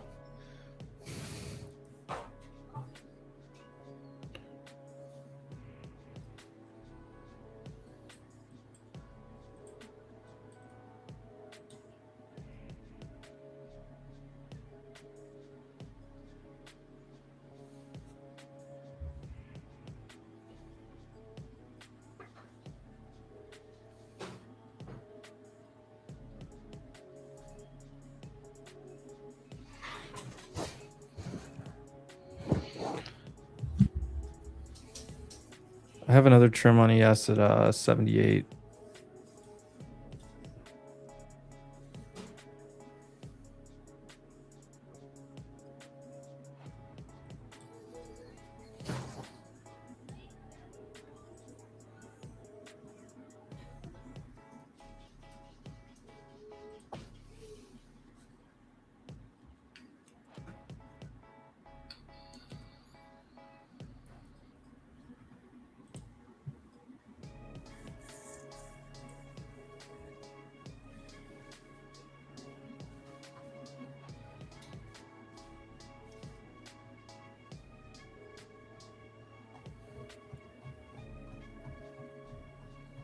InQ, if you need targets, 320, 379, 470s, 540s. I like 325. ES. Main target is 590. IB extension takes you to 598. And if we do some fib action, 588 and 611.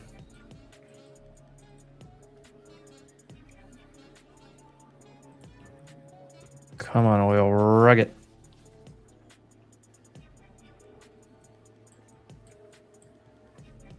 All right, I'm long on this 10-minute candle.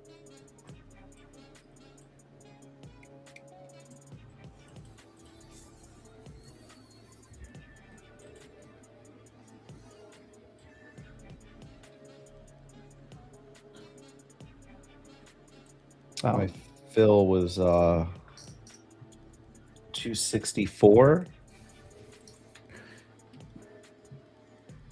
Drake's Janus STFU hits number 1, giving him 14 Hot 100 number 1s as a solo male artist, breaking Michael Jackson's record of 13.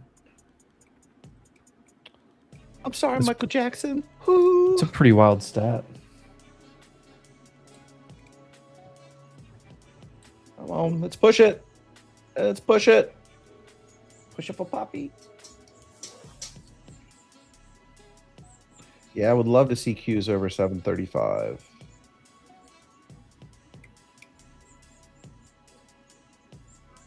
Almost there. 734, 98, 97, 99. There's 735. Let's keep it going. See. Uh-oh. You hear it? The algo's hitting.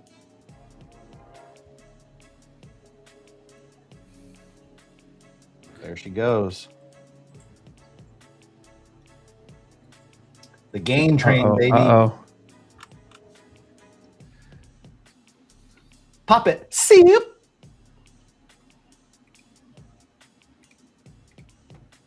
Oh, come on. Give me this 280.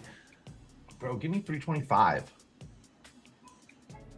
Dude, I'm long from 780 last night. This is going to be 500-point trade. Sir, we need a round of closing applause that. on that one. Closing that one out full. There it is. Good 500 shit. points from last night. Damn, son. Double kill. Do I got to be a soundboard? Damn, son, where'd you find this? Double kill. Sick. I'm going to buy a soundboard soon. Just so I can Oh, push dude, buttons. it's so fun. I got to get more sounds on this thing. I keep forgetting. Yeah, you got to get my train. The train gain.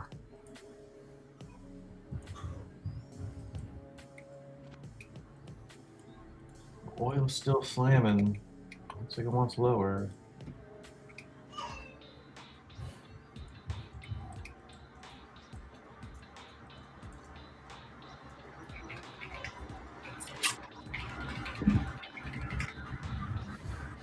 So come on, let's get a little Slam Diego here on oil. You jumping on the Slam Diego train, huh? This one's rough. Give me the Billy 300.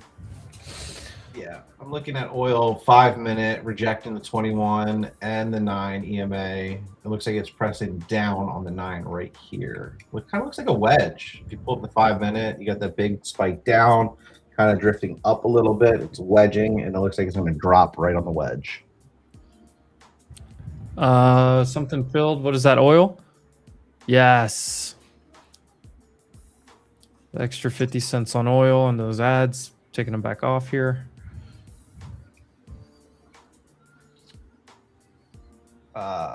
Those Qs are in the money, the 735s. What a freaking day.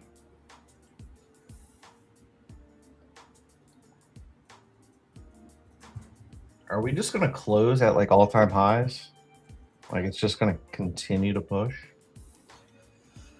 Like, of course, it's not going to go on a vertical line up, y'all, but like go up, come back down a little bit, go back up, another leg up.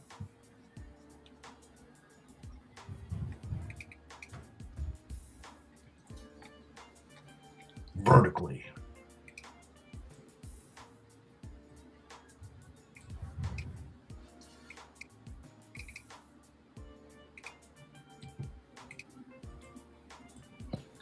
Yeah, why are you getting to these like 20-point wicks, 10, 15-point wicks, and then going right back up on NQ?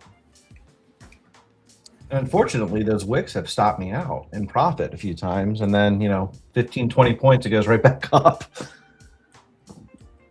But broke man never. You know what? I'm getting rid of hard stops. I'm just gonna fucking wire money over. Oh, We're gonna get out break even. Oh shit. oh.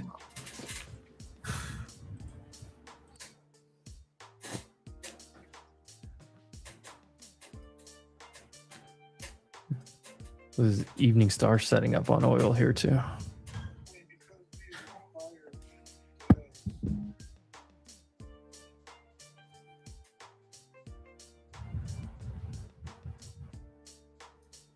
Yo, it's been a pleasure making money with you guys all morning. You guys enjoy the rest of your Thursday, and let's do it all again tomorrow. Love ya. Good afternoon, Maple. All right, Maple. Later, Stacks. Everyone says Maple. Might as well say Stacks, you know? We used to call it meta stacks back in the day. Yeah.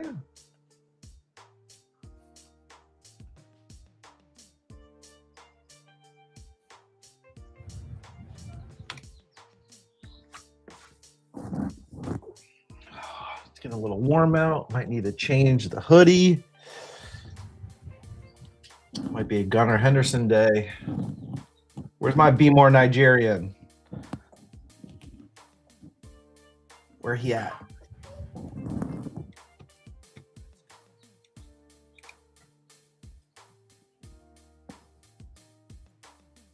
Although you can see this is the new Ravens lid. It's the like the Apex hat that they launched. Lightweight. It's got a little red eye on it. Little Raven's eye.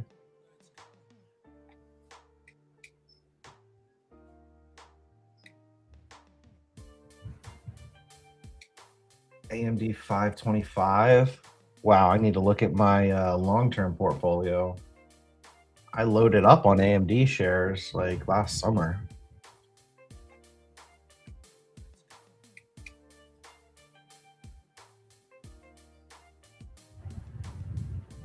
Probably sitting in a bag.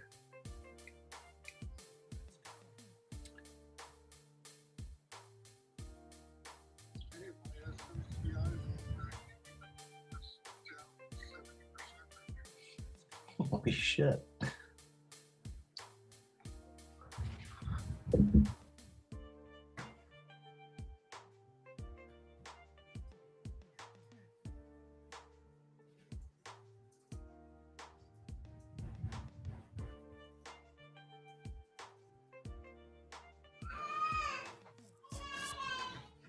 Good Lord, this is wild.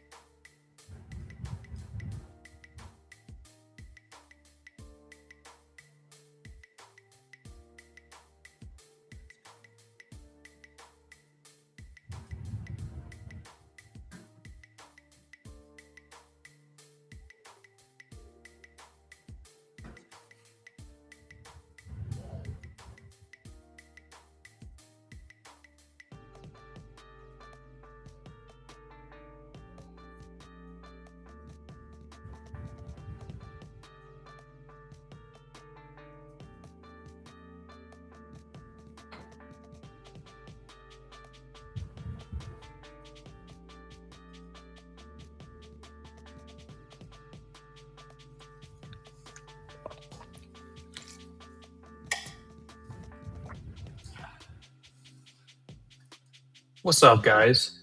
I just What's up, stopped gang? right there. Profit about a 15-point gain from 64. What up, KC? What's up, How you doing? dude? Well, incredible. The dude said it all. My goodness gracious. eBay, 110 put swings in the money this morning. Rivian, $15 call swings in the money.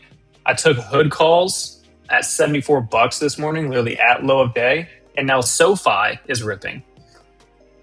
It is just incredible. I've got SoFi on my long term. That thing is a POS. I probably bought it at I did at the wrong time. So I am in SoFi, $20 calls right now for January 15, 2027. Currently up. Let me pull them back up because I just got done checking it. Oh, it's ripping right now. Yeah. Yeah, it's happening. I have not trimmed this position yet because I'm still looking for it to get some daily closes over 17. It's in a daily squeeze that's setting up very similar to the hood move that's happening right now. I've been sitting in this position for a little bit. Yeah, look for 1750s. That's prior month. That's my first trim spot. I sent it in the Discord like 13 minutes ago what I was looking for, and I told him I was like over 17. I'm going to start taking my first trim at 1750. Yeah.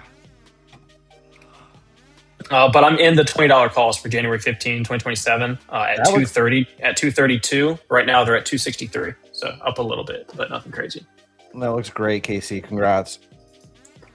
Appreciate it. SoFi is a tough one to hold, though. I'll tell you that much. Yeah, I'm in long term. I mean, I got shares.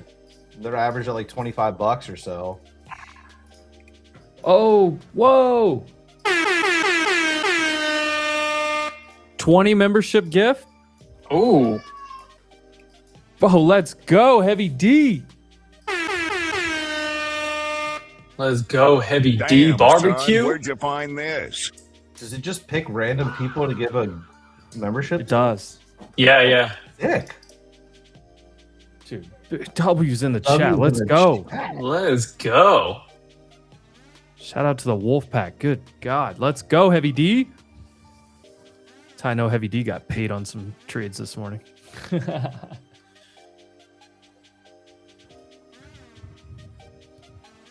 Why don't I ever get selected? I know someone that always gets selected in all the giveaways. I swear he's got like a lucky rabbit's foot wedged in his ear. Shout out Fencer if you're in here. I know he's in Discord. Hope you're in the VC right now. Yeah, That's how you did. For some reason, I had that like get the weird shot. luck when I was like a kid. Go sign up for raffles and stuff.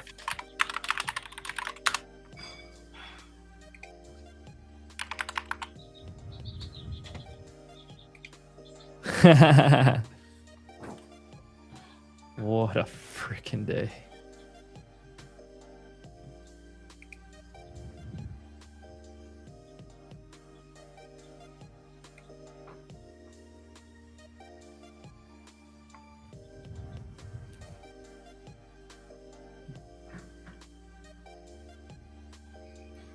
Dude, do I just keep adding back? I think that's the plan, right? Well, I got a feeling like oil's gonna run me over on one of these. Yeah. You get a little weakness right now, but and oil's gaining some momentum on the flip. Let's see what it does against that 90 again. Again, that's what I was saying. Like I just sold it here like 4 times. Yeah. QQQ just printed a 5-minute sell signal. Q's 5-minute sell signal. Yeah. Is Rizzo still? Yes, Rizzo still short. Rizzo's calling the wire department.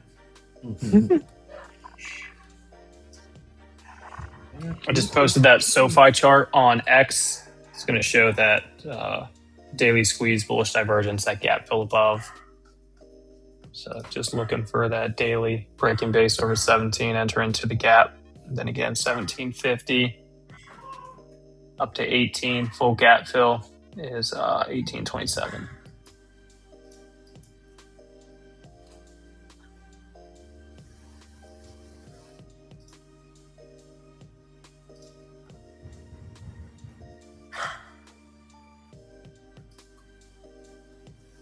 I posted the full write-up on Hood as well.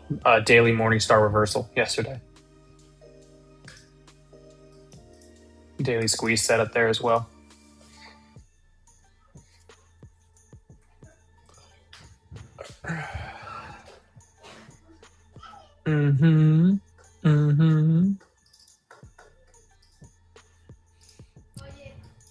I did all of this while my Apple mouse was charging there for a little bit too.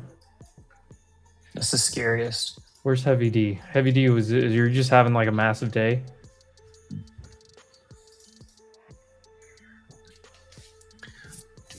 Oh, let's go, Heavy D. Do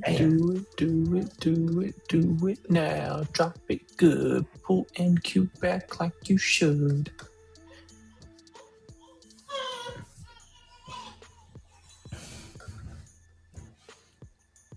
The Corvette is sleek. I actually like the Oh, color. dude. Yeah, that thing is. I'm usually not a fan of like brighter colored vehicles, but I actually like that blue. It's called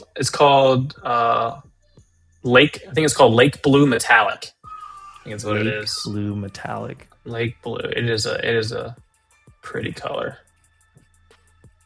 I love it.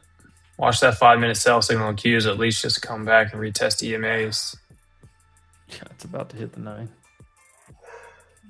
You did just push over 70 on your 5-minute RSI as well, just before that candlestick setup. So kind of a little extra double confluence for a small pullback. But again, you're fighting the trend, so it's always counter trend scalping. You're gonna do it. Matt, where are you seeing the 5-minute? Where are you seeing the Head and Shoulders? Appreciate you though, Mateo. I don't see the Head and Shoulders here on the video. Look at nice Head and Shoulders. I don't see it at all. I'll tell you what I see on the video. I see this downtrend channel right here. Let's see what's the best way to try to draw this? Something like that. It signaled the short on NQ. Yeah, it said short NQ at 3261.50. This is what I see on the video. I see this channel that's trying to break. Again, like if you get fucking 10, 15, 20 points, you're counter trend trading.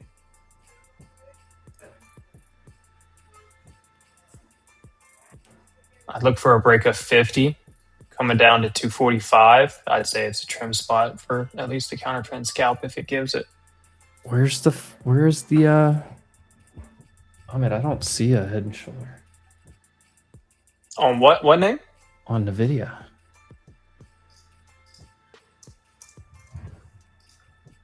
NVIDIA. Where's the shoulders and the head? On the 5-minute? Yeah, I don't. Even if I zoom out, I mean,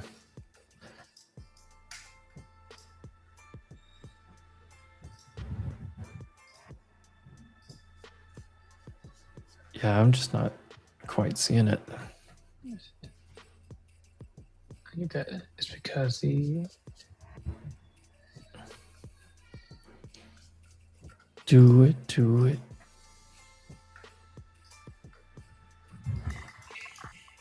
Change the extended to normal time. I mean, you don't even really need to do that to see. There's no see head and shoulders here. No, I think. Are you trying to say this and this? That 100%. Maybe? That's what I'm thinking. Yeah. Pull back As- on lip.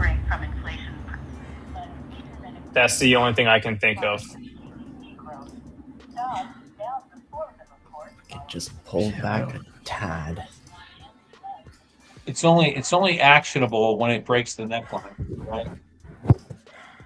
So you're forming it maybe a little bit, but it's not actionable. No, I'm not making fun of you, Ahmed. I'm just telling you I don't see. I mean, sometimes there's like sloppy ones or this and that, but I just don't see it. For me personally, for Head and Shoulders, I would not classify that as a Head and Shoulders to trade. That's just me personally. Just how often I look for Head and Shoulders to trade them, I wouldn't classify that as a Head and Shoulders. Yeah, and like the other thing I always tell people is the general. I'm long NQ right here at 277. Nice. There you go. My 5 minutes Good for a actually trying to push-up print a buy. over a high It's trying to day. print a buy signal now too. The Inverse it. what I would show, like what I always say is I don't look for like bearish reversal patterns at the bottom of a trend. I look for them at the top of a trend. Like something's trending upward and then puts in a head and shoulders is what I would look for. When something's been kind of trending down, at least for the last few days, this is where I'm going to start to look for, something like this and a trend break. Hood new high of day, SoFi new high about to hit 17. Do it. I like front running head and shoulders. I actually don't play head and shoulders on the break. I actually trade it in two different ways. Then the break of the neckline of the head and shoulders. I front run a shoulder for best risk to reward entry. And then I let the neckline break. And then when the volume comes in and it breaks it, and it doesn't happen all the time, but if they ever bounce it back up to do the retest rejection, I do that for an entry. I love front running it though for the shoulder. That was like so much fun.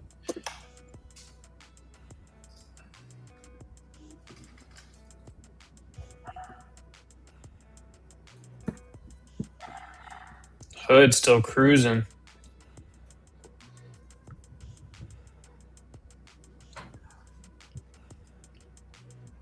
$225 to $410 here. Hood. I saw where the Hood like child account things or whatever, the Trump accounts, or Yeah. the app went live today, or it's downloadable or something. I haven't looked for it yet, but Yeah.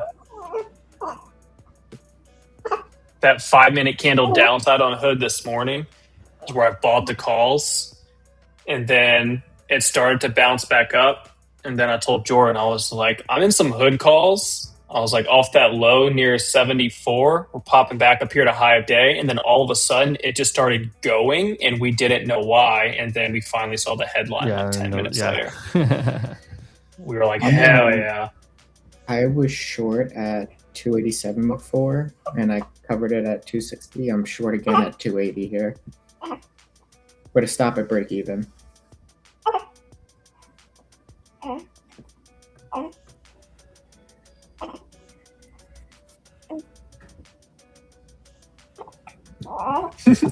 Danny said Tesla's consolidating for that FAFO move tomorrow. Danny wants that cheese. Danny want that cheese. Get that cheese, Danny. Get that cheese, Danny. Truckers making them at night. Yeah, I mean, it's where it's at right now. Closing inside day. Tesla's right up against that upper trend line right now. Just shy of I just stopped out. That 10-minute candle flip red. There is the previous 5-minute buy signal did not close with the buy signal. And now it's flipping green, of course. Oh, Wolfpack still crushing it. Banana with the 5 gifted memberships. Go. Let's go. W's in the chat. Shout out to the Wolfpack, just crushing it.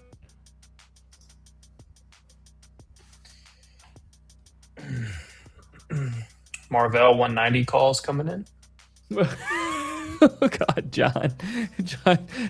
John said, "Baby's making the same noises I make when swimming in a trade." Oh,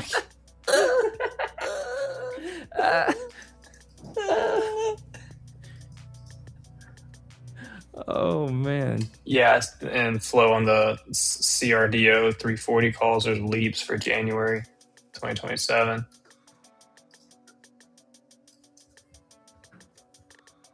Stock's trading at 225. Stock's at all-time highs right now at 225. They're buying 340 calls for January. No way.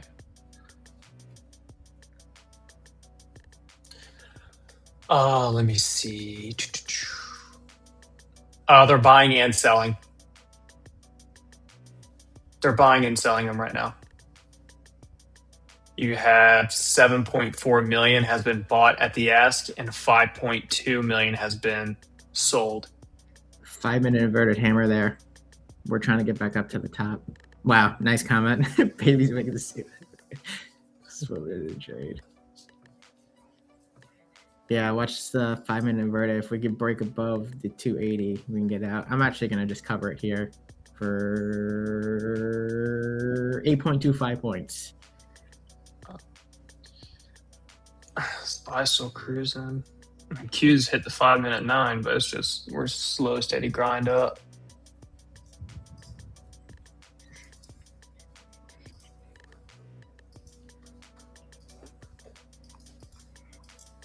Oh, another one.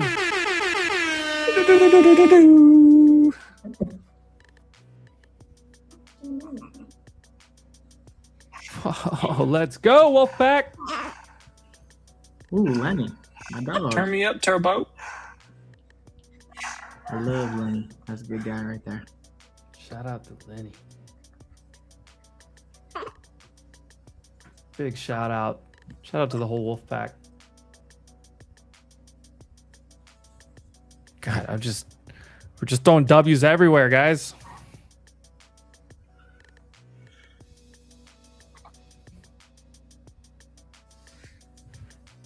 Do it, do it, do it, do it, do it, do it.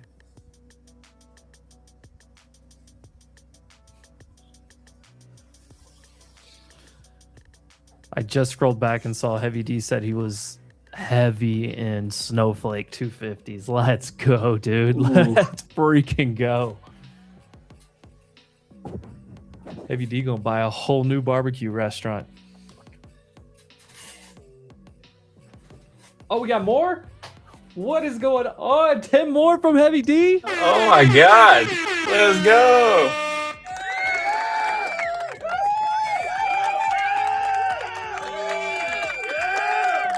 He's rocking that heavy D. Damn, son, where'd you find this? He's rocking that heavy ass D. Dude, I like how Jordan got a membership. Huh? What?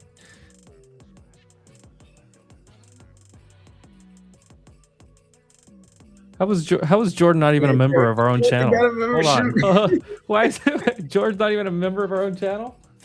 Wait, what? Oh, what an asshole. You received a membership. Did I? He's saving Oh, money. dude, you subscribe to our channel, you jerk. My bad. Sorry. Wow. That's fucked up. Well, shout out to Heavy D. Shout out to Lenny. Damn, out son, to where you got Banana. money like this? Damn, son, where'd you find this? Oh, oil. Back down. Rugged. Rugged. Oil rugging. Mm-mm. Jordy's gotta hit a Oh, donation. oh. Just donate back to myself. Oh, this is the crude draw that just came out.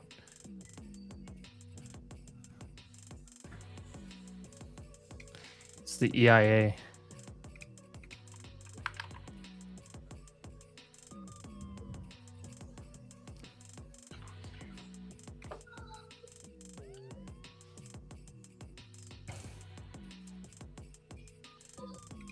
All right, well, if you added crude against 90, again, there's another 40 cents. Where'd it go? 30 cents. Yeah, be accurate here.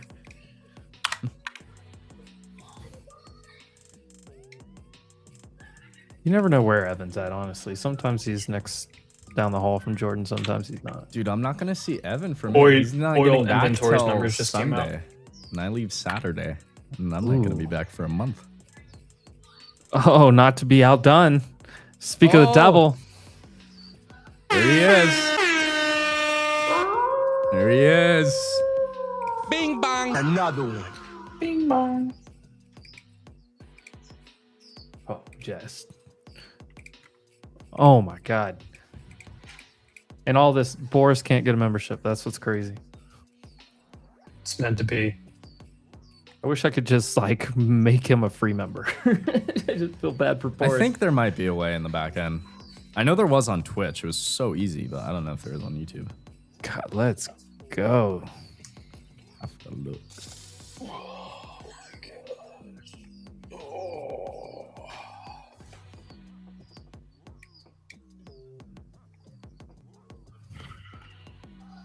Short Boris. What's statistically higher? Going and taking out Ivy Low or Boris becoming a member?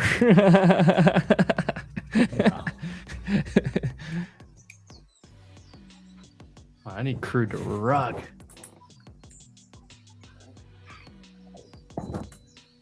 Why am...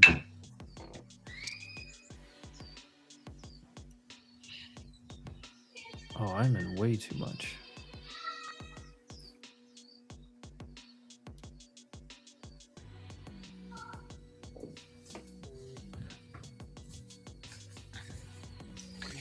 Oh.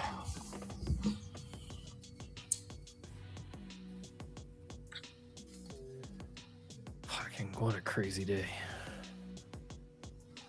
Dude, for a short week, this has been incredible.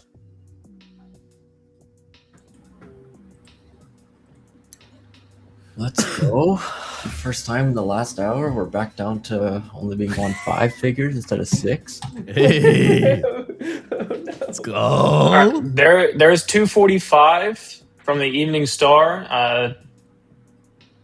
I'd be looking to trim right here.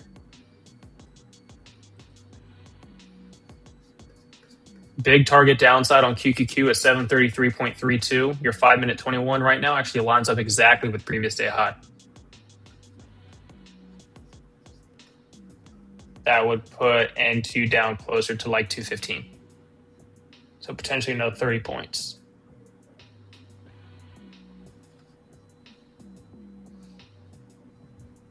Yes, that's yesterday's high right there. I would just like it back down to my averages, please. It's also IV high on SPX. What, 22 points from the bot, from Sniper Bot? And it's when you're counter trend trading like this, it's...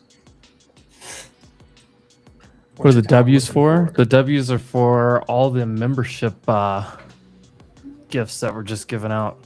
How many were given? Like 45? I was going to say at least like 40 or 50. Dude, Bitcoin's dead. I'm pretty sure Barbecue Man gave out like 30 alone. Yeah, dude. Shout out.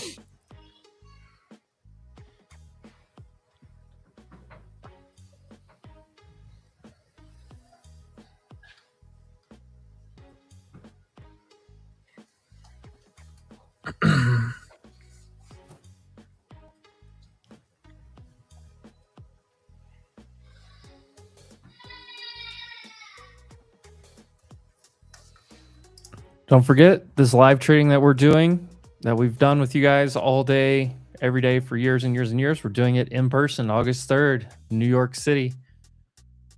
Summit.wolf.financial. I opened a public account the other day just to check it out, by the way. Still holding the 9 on Qs. By the way. Yeah, we're not going to roll over, are we? All right, well. I mean, oil might roll over. That's like one of my only green positions, fucking long crude.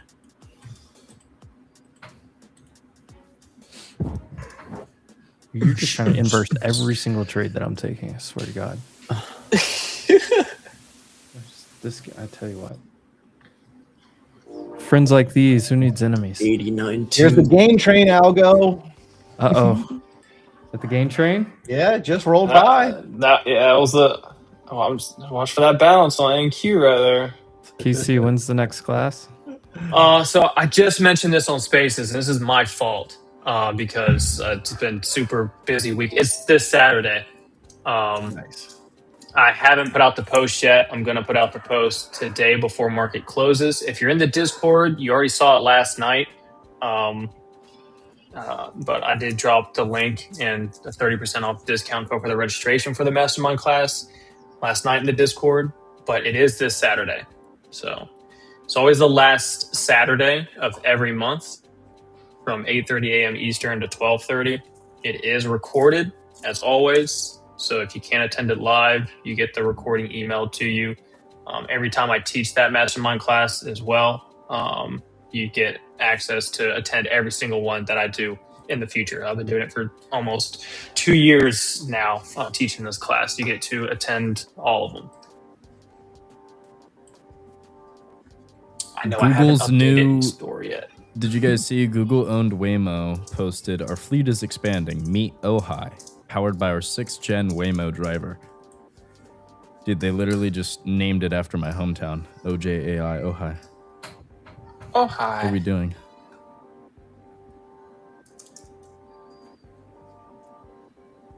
That's hilarious. I know it says November on it right now because I haven't gone in and updated it. I will do it right now, actually.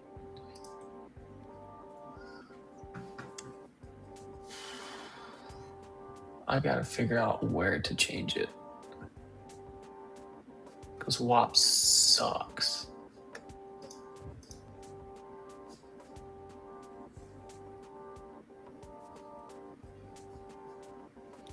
Can we ribbit? Rip it.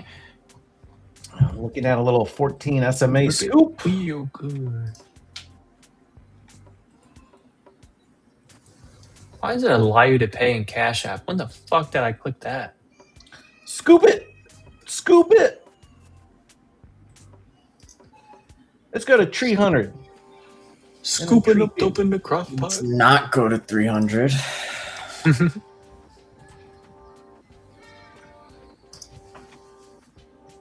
Yeah, let's go past 300. Oh, what's up, Jordan? Didn't see you down there. You just get more memberships? What's goody? How we doing? You know. Heavy D Barbecue just gave out 5 more. Yeah, shawty. What? Yeah, Heavy D just gave out 5 more. Another one. Another one. Bro's crushing it. He was deep in those 250 snow calls then. This, oh my God. Bang. Heavy D Dude's is got- having a career day. Let's go. Dude's got money. Spend that money God, Heavy Go buy yourself D. a snow globe today, boy. Yep. Go buy a lotto ticket the way your day's going. Just go There's get a guy the on my Powerball, baseball son. team that says, Dude, go play the pick 4 and then the numbers or the lottery numbers that you pick or whatever it is. Do it by whatever number the letters for snow is in the alphabet. So whatever S, N, O, W are, get those numbers out of the alphabet and use them for your lottery ticket. That's wild. I like that. If that would be insane. And then if you hit that, like, I don't know, you got to go gamble and do something like throw it all in black. Then you post a freaking clip of Trump. I doubled the size of it. You stupid person. I doubled the size of it, you dumb person. Double the size. What about You are not a smart person. Oh, he wanted to drop the R bomb so hard. I was going to say, you could hear it. It started to. Dude, 30. Oh, Jordan, you're muted. Yeah, he did. He like cuts back on it. He's like, "Are you ready?" And he's like, "No, I can't do that. You are not smart. Not as smart." We gotta go fund me for Boris. He thought saying "you are really dumb" would have been that much worse than what he already said. It's like, bro, just say it. Like, we know what you were gonna say. The funny thing is 50 memberships were given away and Boris didn't get one. Bro, R.I.P. Boris. I feel bad. Boris is like, I'm gonna go block Boris from ever getting one. Dude, he's in here all day, every day. He deserves one. Yeah. Should I give one membership and just see if it can go to Boris? Bro. Push it. Mama. Oh. Whip it through $2 is a glass. better looking number. Ice, ice, ice. Dude. Wait. Dude, the Migos ad libs are the best. Oh no, it doesn't. Skirt.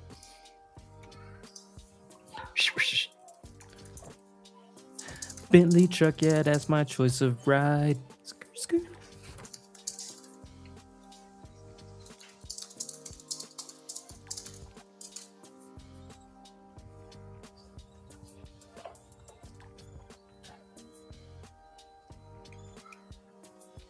Always keep some bitches on the side. Yeah, yeah.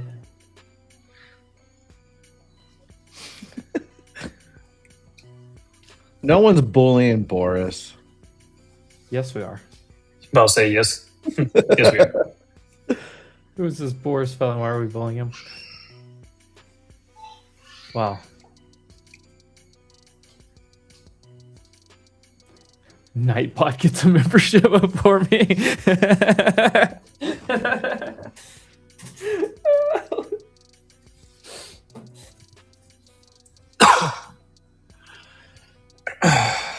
What's the temperature outside right now? Pool day. It's 86, but it's cloudy. Ooh. You're in the Carolinas, right? Yeah, it's been on and off rain like every day for the last week right now. Yeah. Rug it. Come on, rug it. Oil, rug it. But it still feels good when you're at the freaking pool and it's cloudy and it's 86 because the water's not cold either, so it's still a good time. But when that sun peeks through the cloud, bro, you start burning. Pop yourself a Coors Light. Yeah. 73 at my house. I'm wearing a hoodie. It's not too warm out here yet. Just like every day. I'm still in my gym clothes. I'm about to throw the Gunnar Henderson jersey on. Oh, guys, I almost forgot I have an important announcement. Uh-oh. Uh-oh. What is it? Hold on, Baby I gotta number pause- 4. I gotta pause the music. Need complete silence, please. It's gonna be something so dumb. Just hold on. Okay. It's not gonna be serious. Hey, complete silence, please, sir.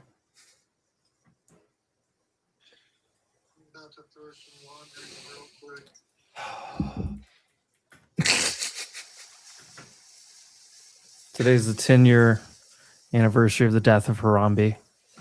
Oh my! You see, Moment of silence. Show I some respect. fucking told Pull you your it was gonna dick be out. something stupid. Dicks out for Harambe today, all day. 10-year.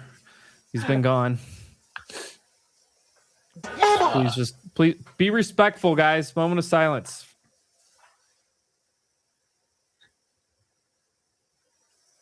Nah, fuck that. Thank dude. you.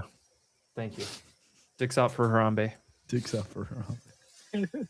I've been sitting here with my dick out all morning, so. Lower the camera. Prove it. He's gonna stand up. Under the desk, sorry. Oh, now my camera's fucked. The desk is hiding. Oh, damn it. Fuck the whole camera up. Oh, he fucked it up. Look at him. Yeah, dicks out for Harambe. Yes, Mateo. He said, did he say dicks out for Harambe? If you guys don't remember that, you're too young. U.S. and Iran memorandum of understanding on 60-day ceasefire extension reached, but Trump must still approve. Yeah. He said, what did he say earlier? He said, give him until next week. He'll have an answer.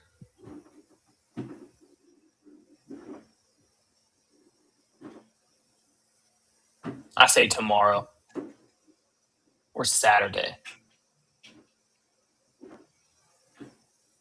Daniel said he needs a few days, end quotes, aka he has some setups in his trades. It's to set up his trades. He's like, yeah, let me get positioned first before I make the announcement. I am long service now. NOW. SoFi to the moon.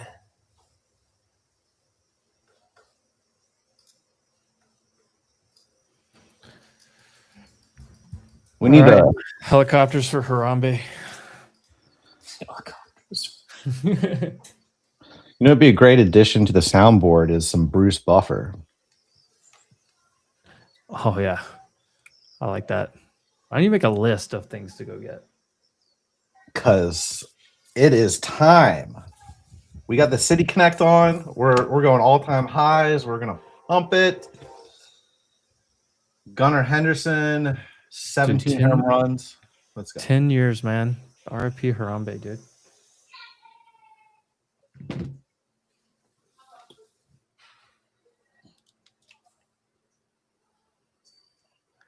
Oil.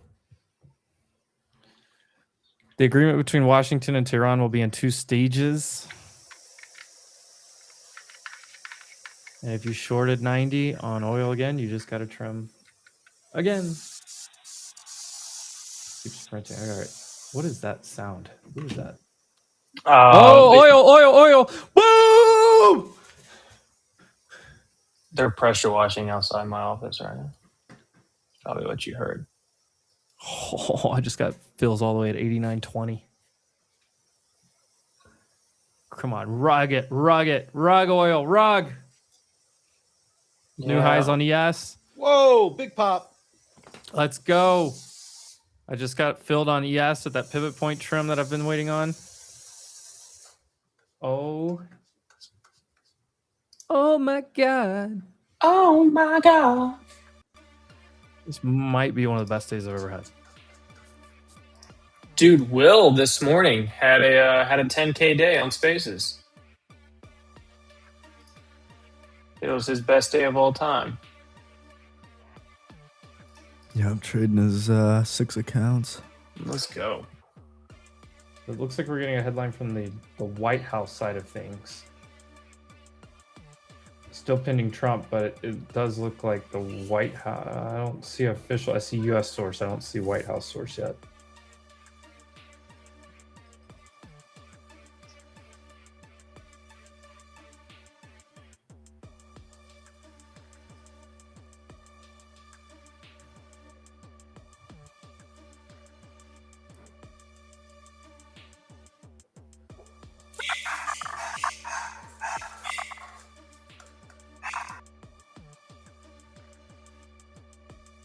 I don't even know where to put my stops. Just let it just go, right?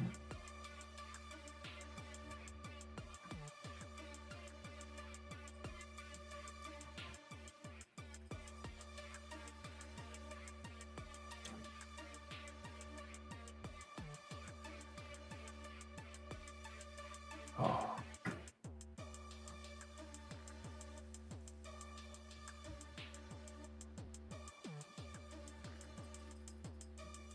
Yes, 75, 78 and a quarter. Okay.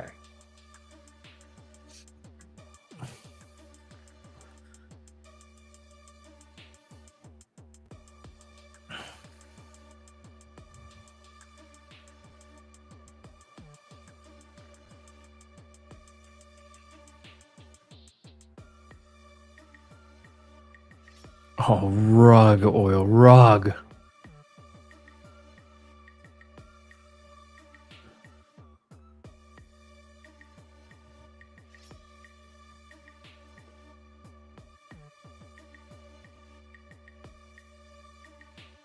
Miami, you're in that oil short? Lego.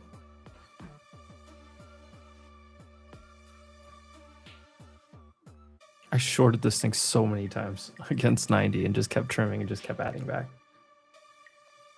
Just keep trimming. Where's NQ? I don't even know where my next trims were. Where's this?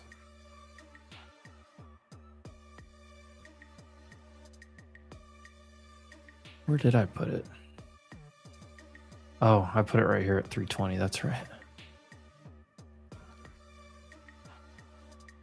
I only have. Yes, I'm looking for 10 more points basically, and I'm out.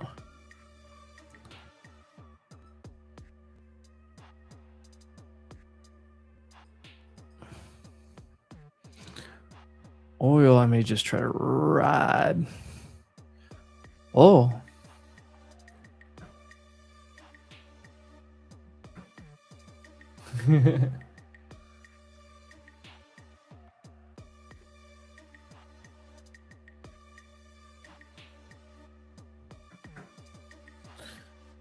What a freaking day, dude.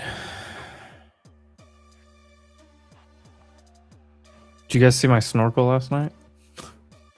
Scuba? Yeah. Full on scuba.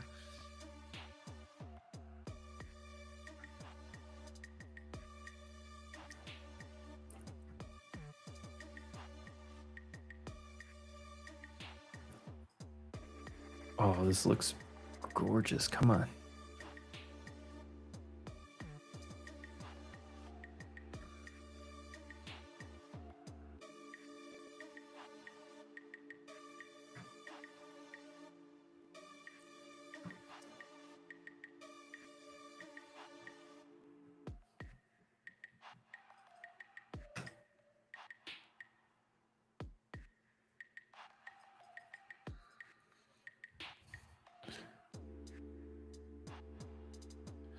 I mean, I'm live here all day, every day. I've literally pounded the table on bull market. I don't know. Is gold ripping? Oh, gold is ripping. It got back over 45. Rivian and Volkswagen.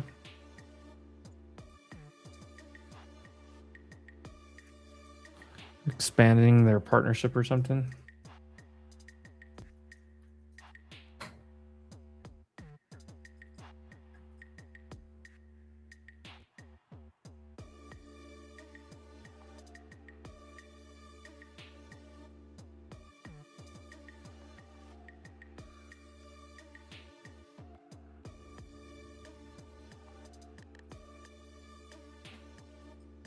Whoa.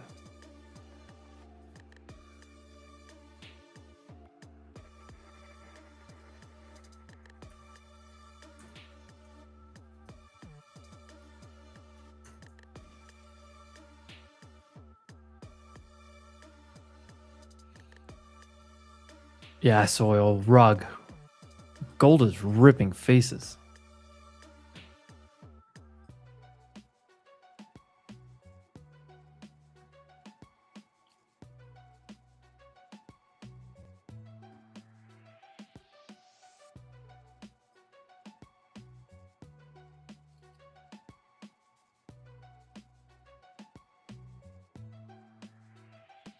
Brady's probably muted because he's on the phone talking to his parole officer.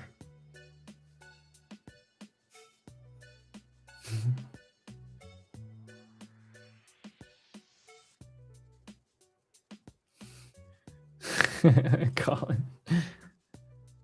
Casey, I got your Father's Day gift ready here. Is Father's Day coming up? It's a rotisserie chicken container purse to celebrate National Rotisserie Chicken Day. Oh, hell yeah. I need that every time I go to Sam's Club. What a great answer. Well, one of the best answer you could have given. What a great American company. Not like Costco from the radical left, Seattle. That city is in shambles.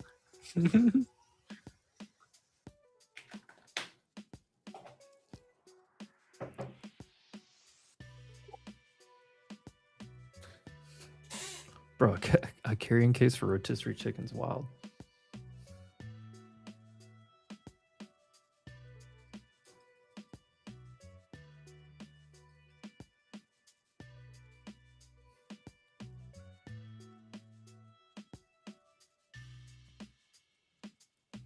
Rivian in talks with Volkswagen Group to widen tech partnership.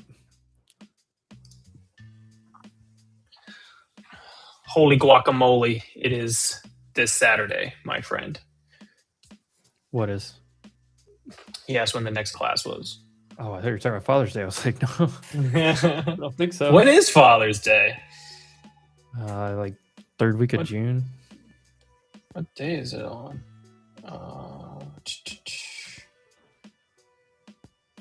Ooh, it's on a Sunday.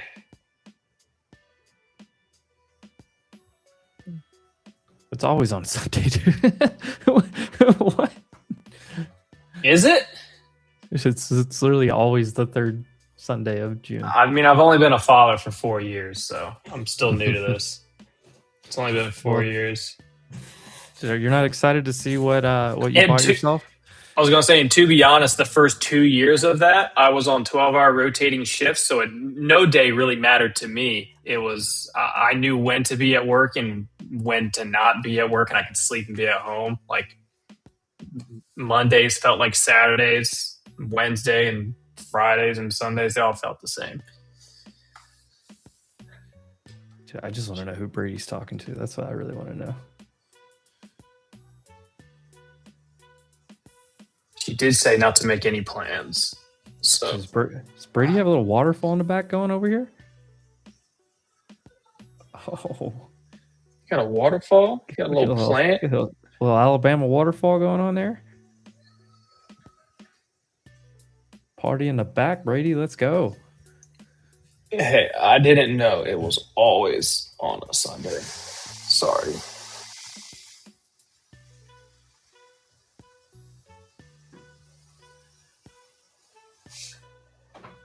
All right, I'm gonna go get some lunch. I'll be back in a little bit. Sounds goody.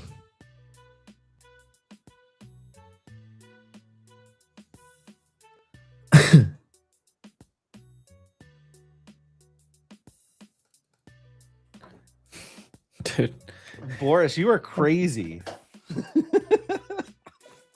I'm talking to my family, bro. wow, Boris, be respectful. What are you doing? Brady, do you have a little Alabama waterfall in the back? Alabama waterfall. Oh, he's back to the. He's back. He's back to the back phone in call. Mama Brady's planning out his next trip. I saw those payouts you're getting, son. You better come visit us in Bmore. You can stay in your old room if you want.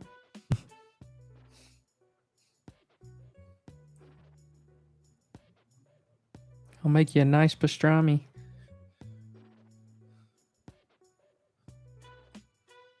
What's a Bama waterfall?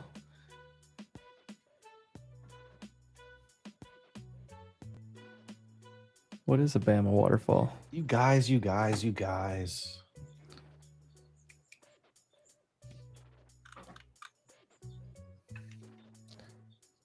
Yeah, I've been on the phone for a lot of the morning.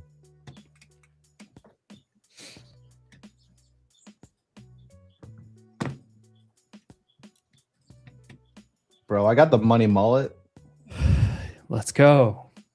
Well, It's the Alabama only- waterfall. It's the only way to do it, man. That mullet going, baby. Let's go. The money mullet and the cash stash. But I don't have the cash stash at the moment. Dude, you gotta be kidding me. We stopped 2 points away from that extension. And I just got stopped out at 98 on a long. Damn.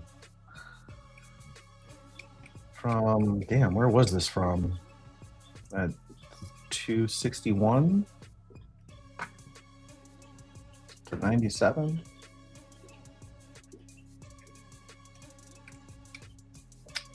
Well, these, I just got funded on 3 select accounts with Tradeify. Oh. We got about just under $3,000 on each of them.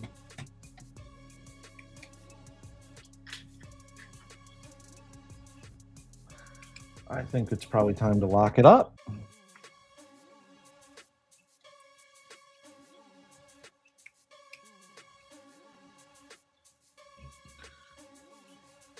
Dude, I wish I looked like Kenny Powers. La Flama Blanca, that was my original alias on Discord. I'm What not was even it? joking. La Flama Blanca. I was the White Flame. La Flama Blanca. Yeah, that was in Simba's OG Simba Stocks group. Oh yeah, way back there. Yeah, on like the Slack channel. So if anyone was in Simba Stocks and remembers La Flama Blanca, that's your boy.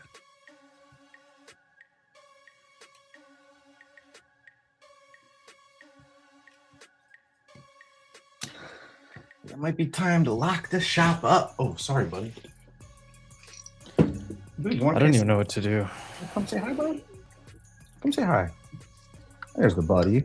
There he is. There's the buddy.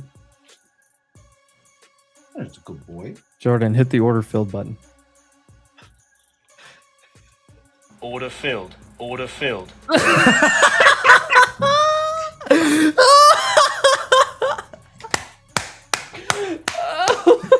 Dude, he literally does stress out. Dude, even the dog stresses out when he hears order filled. He knows. I'm telling you, he's been man. trained. It's like every time that Brady Come here, bud. Come does here. order, he's like, he knows when there's an order filled that Brady's gonna be stressed out for the next like 10 minutes on the trade. He senses it. Listen to him. He's pissed. It's like, fuck, dude, not again. Oh, that's the best. That was hilarious. Wow. Oh, let's go, dude. That was awesome. Dude, he looked and he was like, fuck. Yeah, he's going nuts right now. Oh, He I'm also so knows- sorry.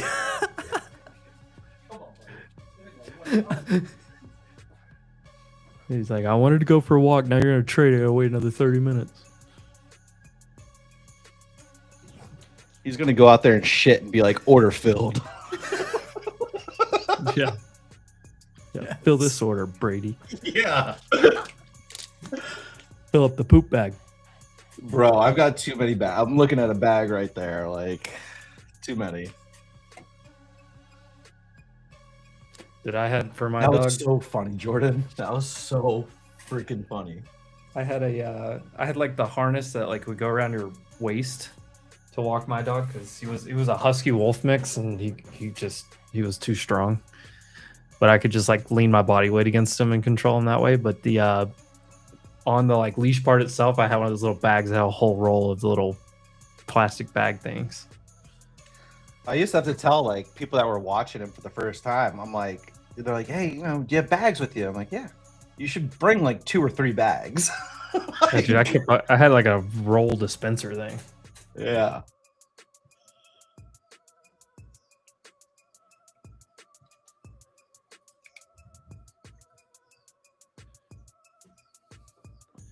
Dude, what do we even do now? Just nothing.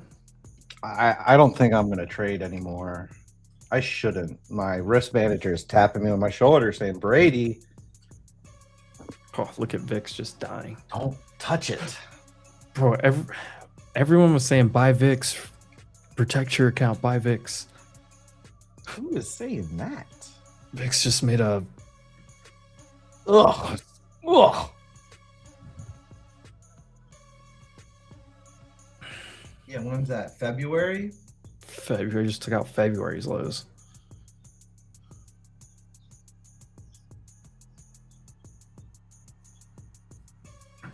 Yeah, he's definitely taking a turn in the backyard right now. It's a little quiet.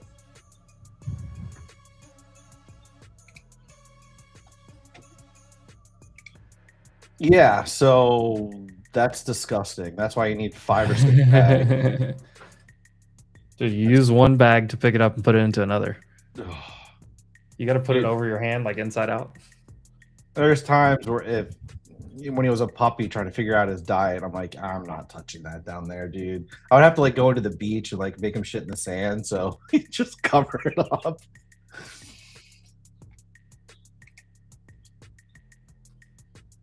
Ugh. I Anywho, miss those days. I miss my dog. Oh, puppers. Yo, what happened to the Simba group? Have you heard of Tradeify? Started a prop firm. Went from like Simba stocks to Boiler Room. He had. I think Boiler Room's where I first like saw it. Oh, really? Yeah, I was in there for a little bit. I mean, that was what, $200 a month. I never joined it, but I just knew about it. Oh, no, I was in, and then Kev Trades was in there. He was paper trading SPY, and he was throwing out all these like gains and losses, and someone actually figured out that he was paper trading. Don't know where that guy is anymore, but New account, new name. That's rough. Yeah. Same grift. My dog's breed is the Grosche Schweizer Sennenhund. In American, that's the Greater Whoa. Swiss Mountain Dog. Bless you. Oh, I thought you sneezed. Yeah, Greater Swiss Mountain Dog.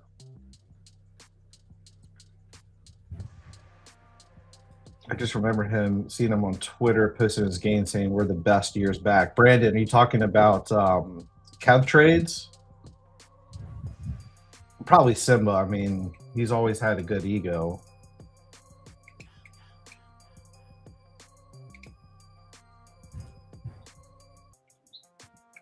But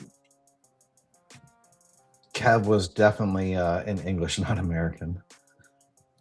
Kev was definitely a little bit more colorful with his word choices. Here's my dog, or was my dog. Yeah, Frosty, I agree with you 100%. Oh my golly. That is a beautiful dog. Oh, looks so soft. I know, he's just plushy. It does look like a plush dog.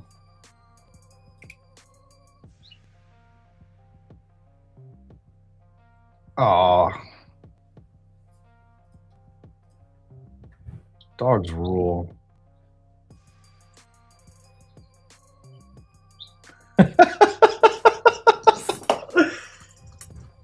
Oh, that's amazing, Rooster. What Rooster say? You look like you argue with waiters and perfect hand gestures.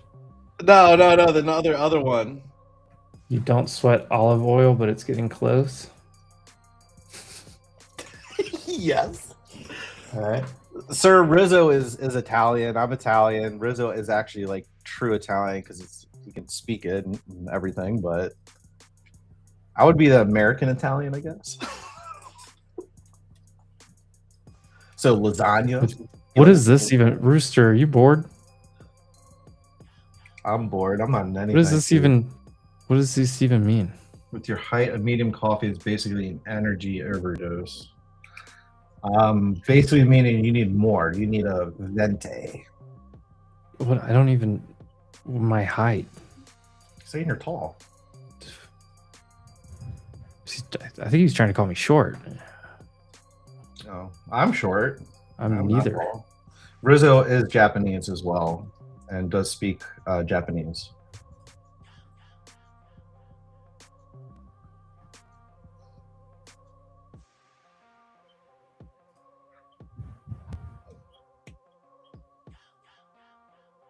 Yo, 5'7" is a great height.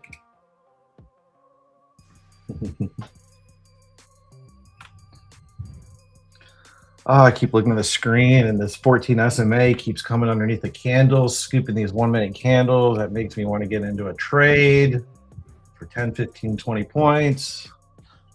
My risk manager is saying, don't do it. You're already up. Yeah, I do want to scoop it. Scoop it like I go scoop something outside from my dog. Bro, you're good. You don't need it. You don't need to. I don't, but it's already up 15 points from where I was just looking at. So whatever. Then now you really don't need to. Yeah. That is so true. So now I'm always going to be the over-leverage voice of myself reason. to make up for those lost points, and boom, call it a day. Mm-hmm. Kidding, I will always joking. be the voice of reason. Yeah. Well, I was like telling Casey like the other week or whatever. I'm going up to my manual lockout. I'm selecting time, and I'm clicking the X. And I'm closing out of the time slot.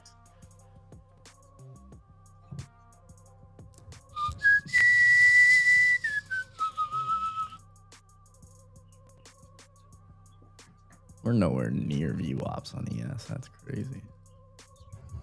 So far gone. Oh wow, it's gone up. 20 points now, Jordan. 20.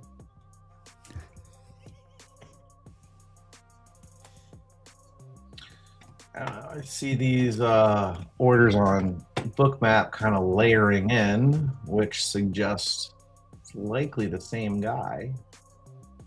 Here at 50, you're at 73 maybe, you're at 25. Those are probably three. I just don't know what Rooster is even talking about. Well, I love Rooster's comments. What is he saying? Ryan's Tinder bio probably would say height starts with a 5, personality starts with a 10. Dude, my name, you can literally Google my height and weight. You're on Google? You're on Wikipedia? Oh, I mean, look, what do you want? Oh, yeah, I forget. You're a stud. We know. Or at least I do.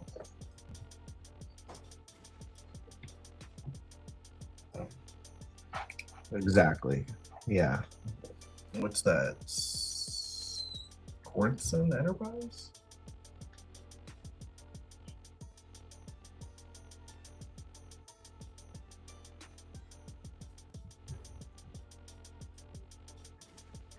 Oh, here, I got a good one for you.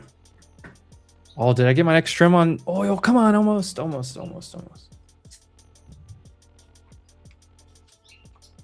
look who came back. Look who came back. Come here, bud. Come here.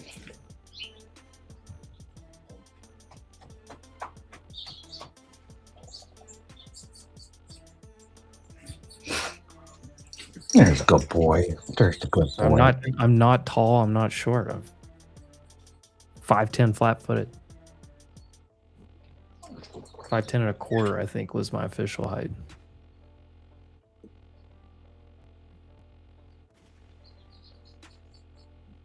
Hold on. What's the? I like this comment. Hold on.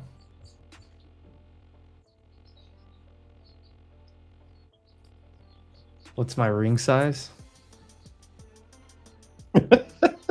You've heard of 2 Chainz, right? They used to call me 4 rings. I just got a trim on oil, 88.50. Damn, son. I've got a high school state championship ring for baseball. That's about it. Fits on my pinky.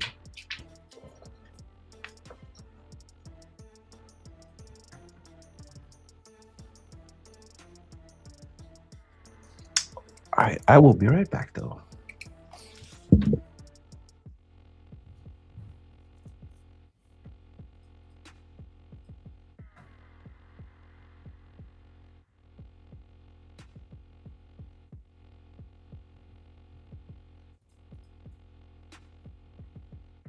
Rooster, you're just talking out of your ass at this point because I'm literally, you can look it up.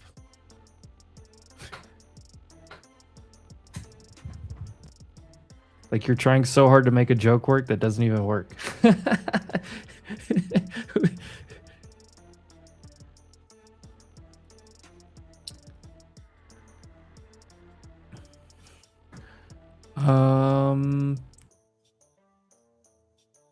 Yeah, CL trimmed right here, previous day's low.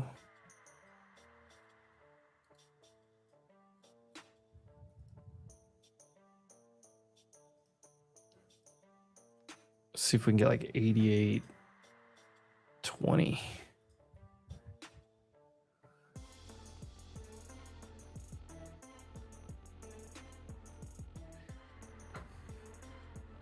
Rooster, I know, I get it.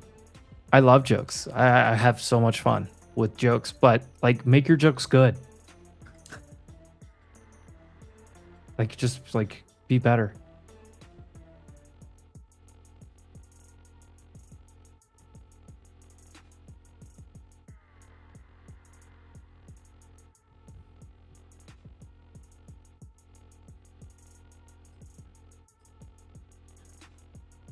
Miami Saints, you still sitting in the short? I'm out like 2/3. No, a little bit more. 3/4. I don't even remember how many I had. Because I shorted and added back so many times.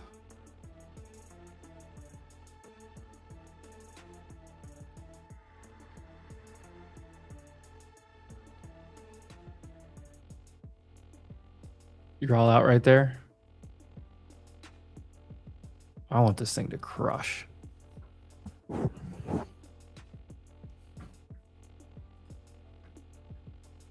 Just remember, I'm still sitting in ES runner.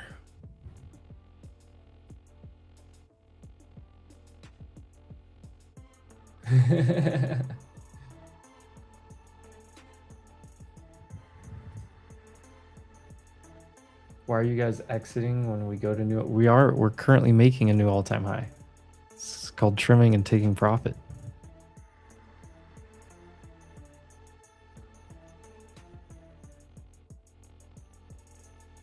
Oh, they're about to get my last trim on InQ. All right, will you pull up Roku? Yes, I will pull up Roku.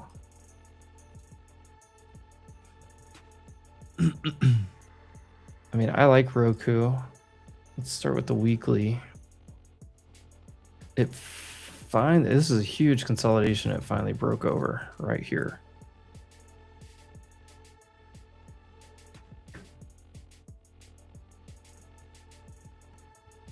Let me see where your next 129. So right here, this is kind of the next. I couldn't skip this. Siri, why are you talking to me? Stop.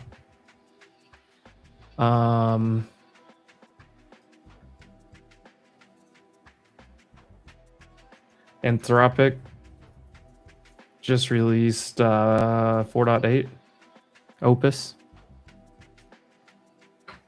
Sorry. 147 is the next volume shelf that I see here. And then you're just going to start looking for some of these other highs, 160s, stuff like that. Daily. Yeah, 140. There's just not a whole lot here. I mean, there's this back here, but that's like 6 years ago. To me, this is a massive base that is breaking out to the upside. And you can see where all the resistance was here. So you did this. I mean, I just think you try to stair step out of this, or maybe it could get a big ripper. I like this chart a lot. How is Roku still? Roku is really big. Roku is built into a ton of the like affordable brand TVs. Like, yeah, you may get a nice like Samsung frame or whatever big TV in your living room, but a lot of people for their bedroom, for their bonus room, for their outdoor patio, whatever. Next trim on oil just hit from my average is 89.93 now to 88.2.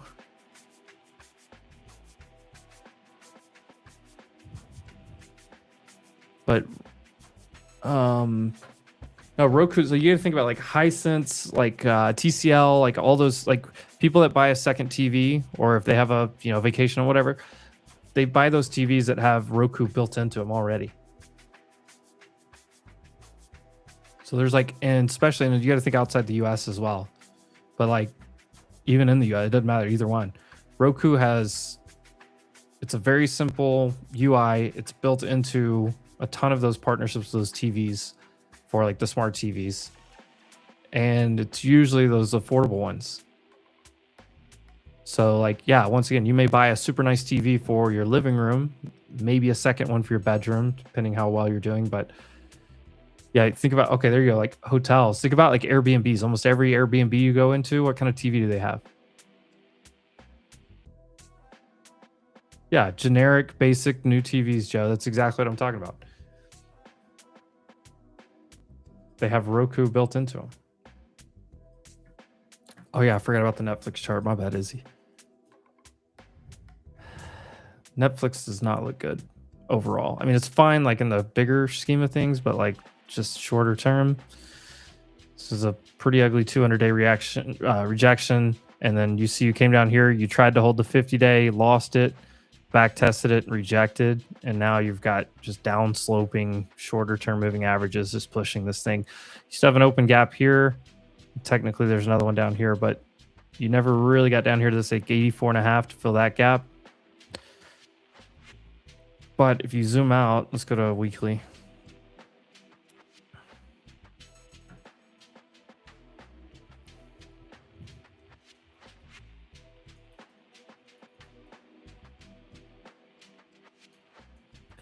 Is that GitLab? Hold on, I just got a headline. I think they said GitLab. But Netflix, so like on this weekly, I mean, you have this down here, obviously. Yeah, I would say 83. So these lows right here, and then this little kind of volume shelf that sticks out here. 84 to 83, that needs to hold. Otherwise, you're probably going to revisit this down here. If it holds here, I mean, the main thing I'd be looking for is it to kind of hold here and start to kind of curl its way back up. I mean, I own Netflix long term. I don't plan on not owning it long term, but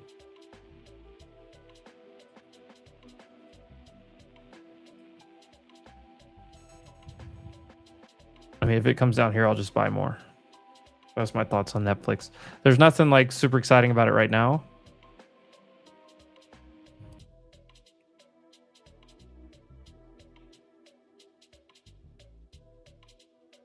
But yeah, I like it.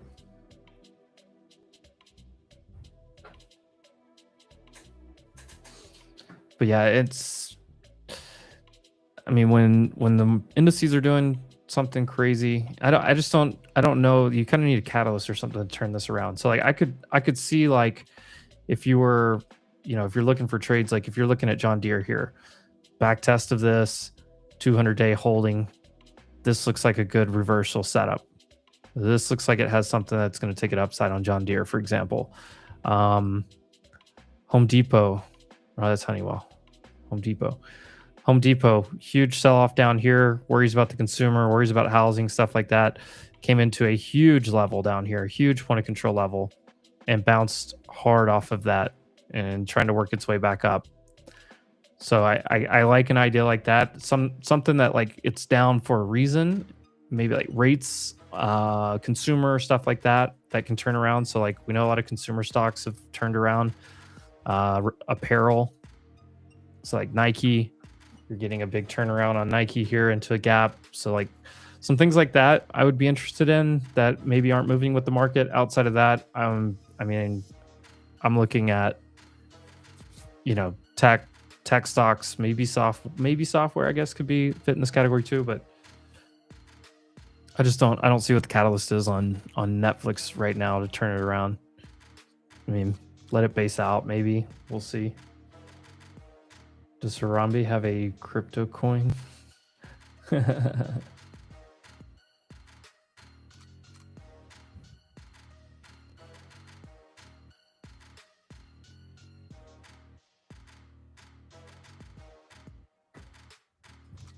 Rooster, I missed your joke, so it must not have been good.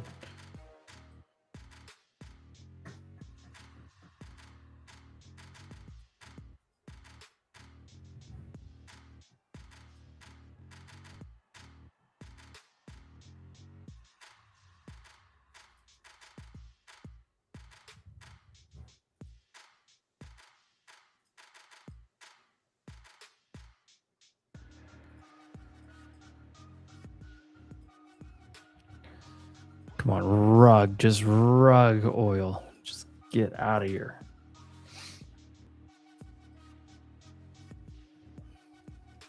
All right, well, I have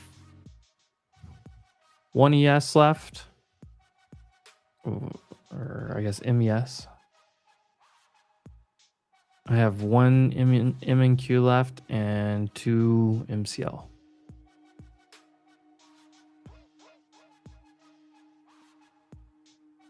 I don't know if I'm even going to take another trade unless we get some reason to.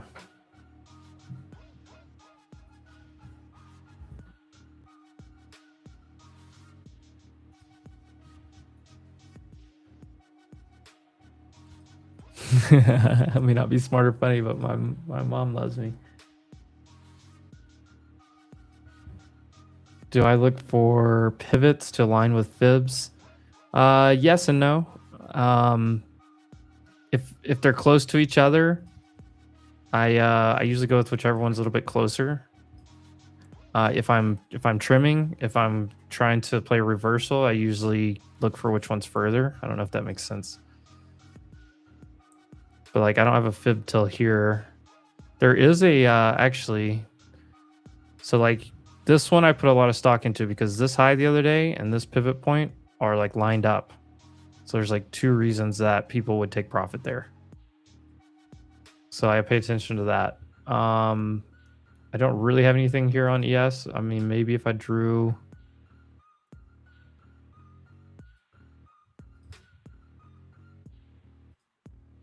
I usually look for them to line up with like key levels and or fibs. Yeah, I don't really have any huge confluence here. But you will notice like on this one, we popped up into this pivot point and then chopped around it for a little while.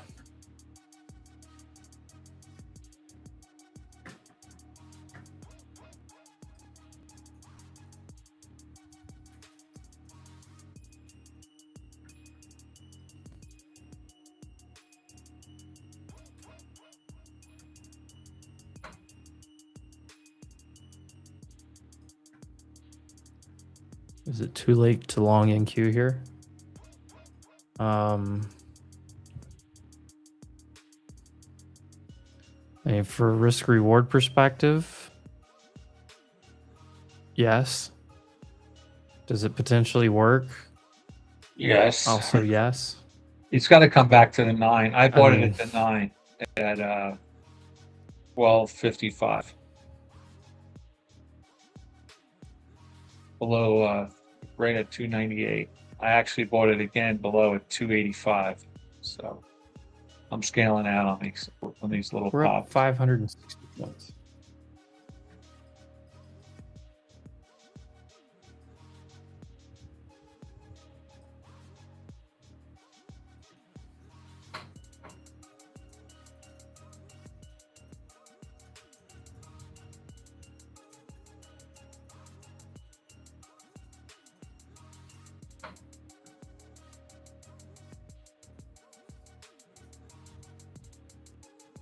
Look at that move. Ah.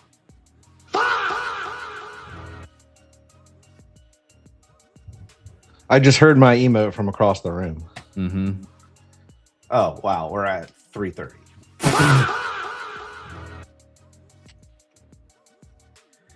Is it Q8 to long and Q here? Well, I guess that's your answer. Holy shit. And it fucking stopped me out at 297. I mean, honestly, my answer would be yes, it's too late. For me personally, it's way too late. There's nothing to do right here for a new trade. For me. And probably for like 20% of people.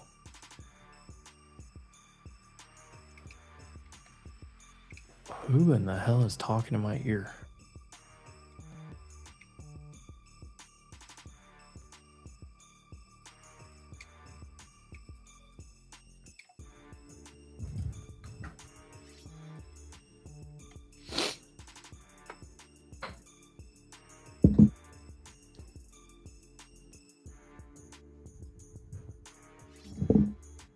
Stepping away again for a little bit.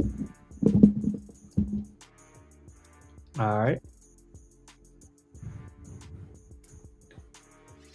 What just happened to my...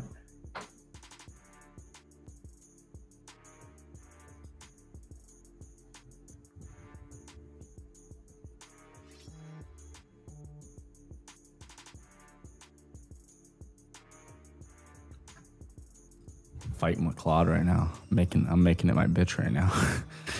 Are you? Yeah, dude. Telling it, no, you're wrong. I need this correcto mundo. You're gonna figure out how to do it.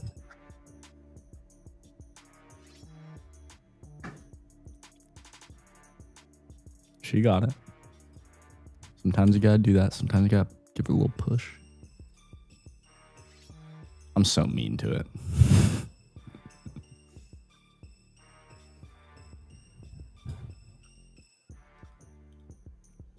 It'll give me something I don't like, and I'll be like, that was so horrible. Like, god awful. Worst thing I've seen. You did this wrong. This was horrible. Make this better. Does better, though. It works.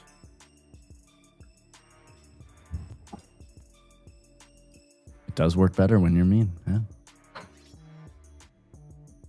No, not doing that, boys. I'm not that mean. Just to Claude, because Claude's just an AI. See? I'm mean to it. It comes up with a solution. I allow some preferences. Boom.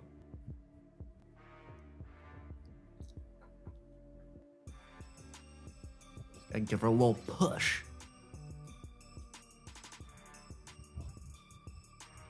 I mean, there's nothing. Like, what do you... Can't even get, like, red 15-minute candles right now. Like 6 green ones in a row. How many is this? 1, 2, 3, 4, 5, 6, 7, 8, 9, 10 green candles in a row on the 15-minute. That's, like, rare.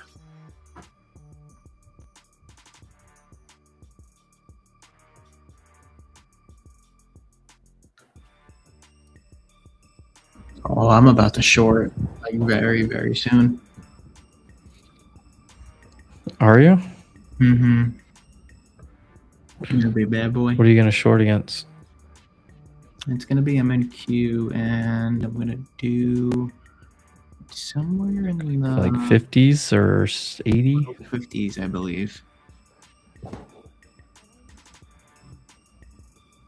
Where's...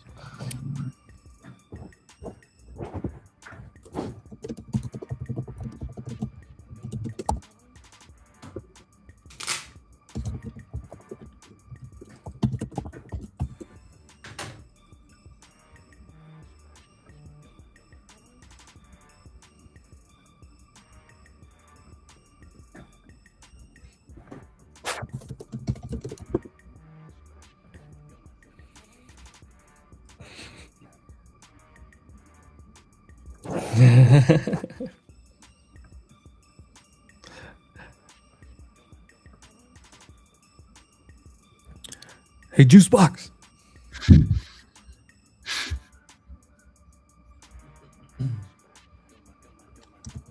crazy. We are just now about to hit 1% up on Qs.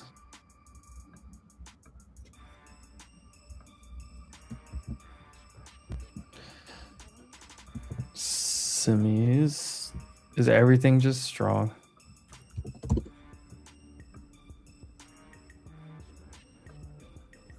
Except for my computer right now.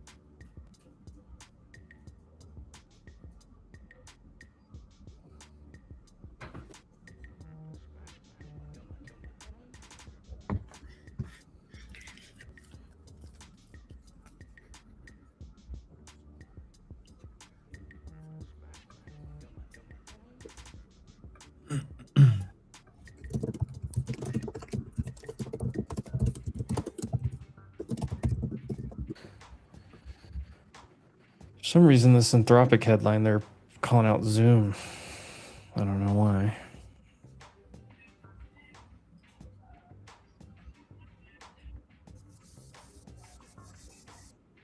Also, I don't know why my internet goes so.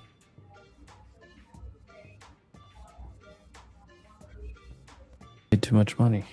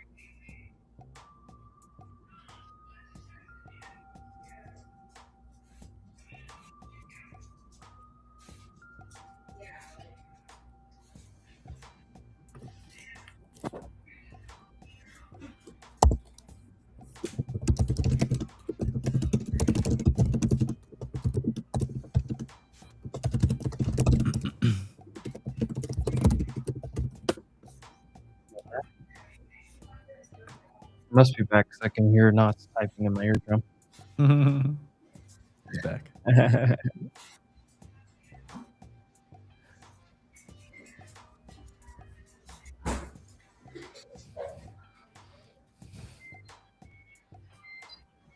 Dude, what are some of these poly markets down here?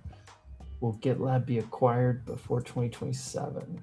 Will Dollar General beat quarterly earnings? Oh, there's here. I was looking at those. OpenAI be acquired? That's why would they be acquired? The ones that say beat earnings, I think are like, I don't know.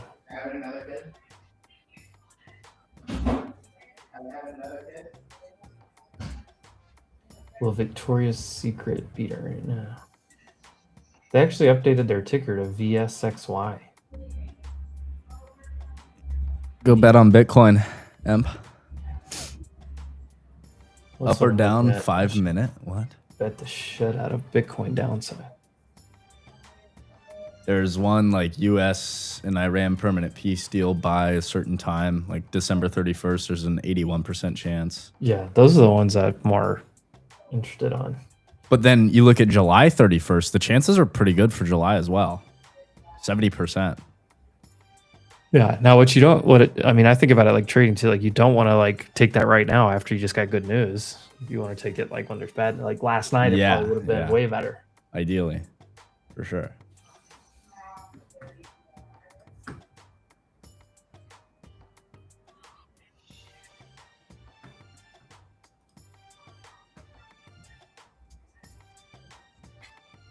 Will Octa. See these earnings ones I'm not like as excited about.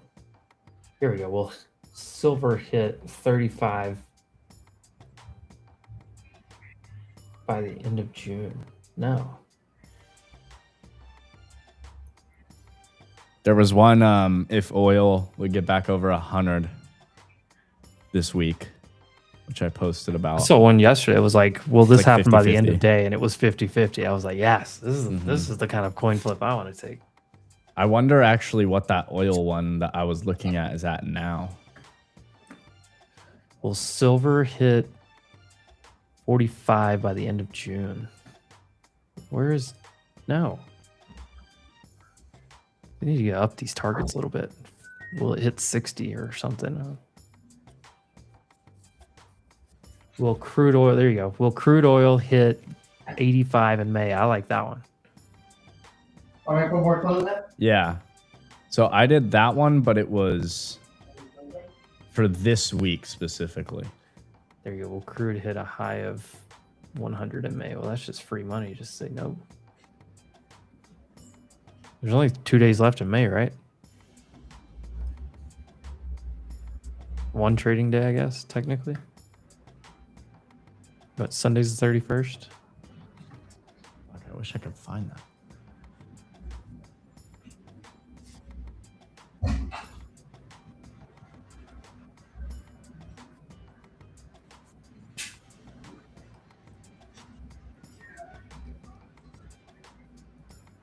You can do like Bitcoin above a certain price on May 28th.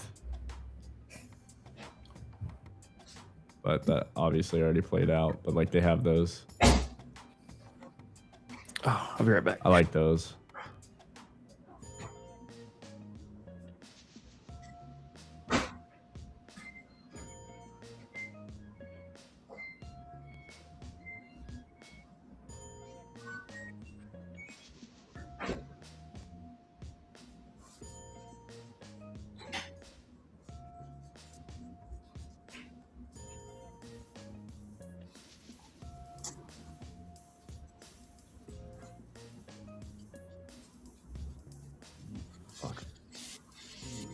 Fucker.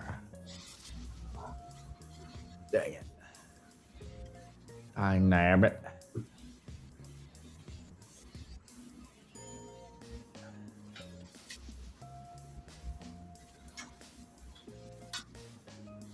I'll just select it, please. Oh, there we go, sir.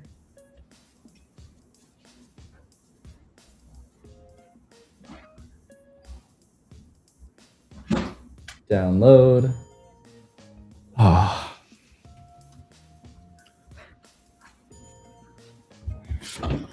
Airdrop to mi teléfono.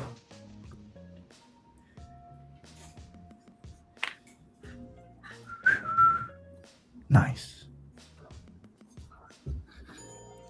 No, nice.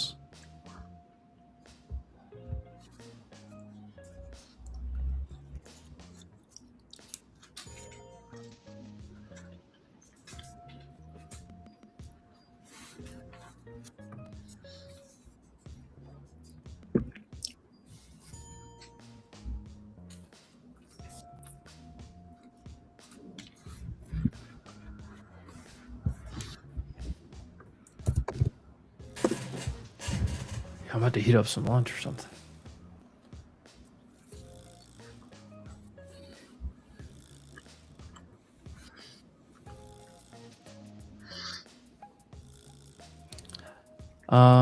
I trade options. I don't love Apple shorts. I don't know which time frame we're talking about here, but pretty. Yeah, it's pretty.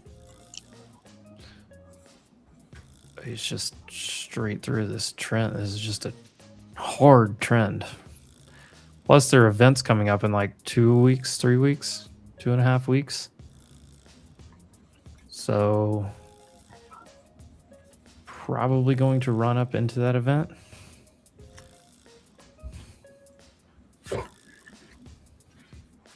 If anything, maybe it goes sideways and then pushes up after, into next week, late next week into that event. Whenever that event is, that WWDC.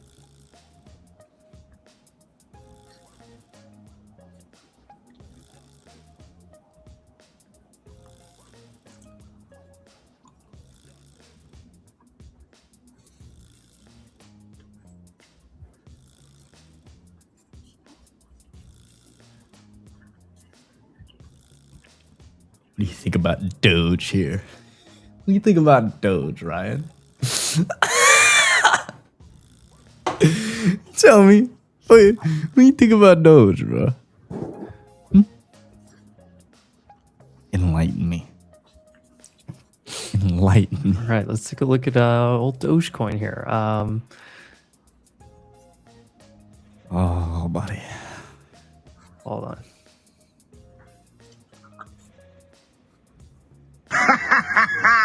Someone has to fucking flip the burgers, dumbass.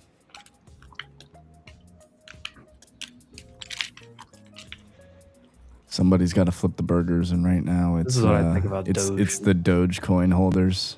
They're flipping burgers at McDonald's for sure. It ain't me, fellas. Well, what color's your brigade?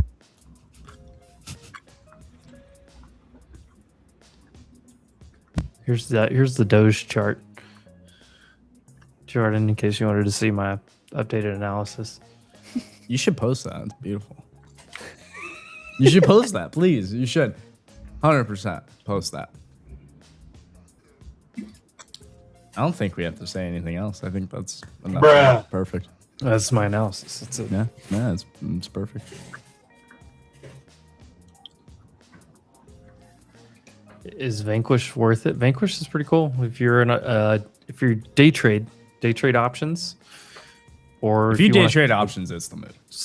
If you want to sell spreads, whatever. If you're, there's several reasons, but it's definitely legit. It's definitely good, solid platform. And you use code Wolf, get 60% off.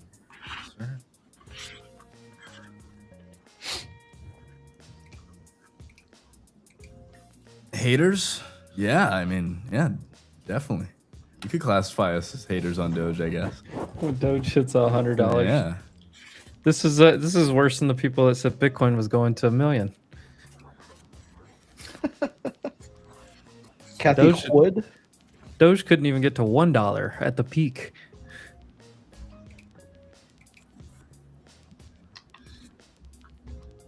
Yeah, Shiba. There you go.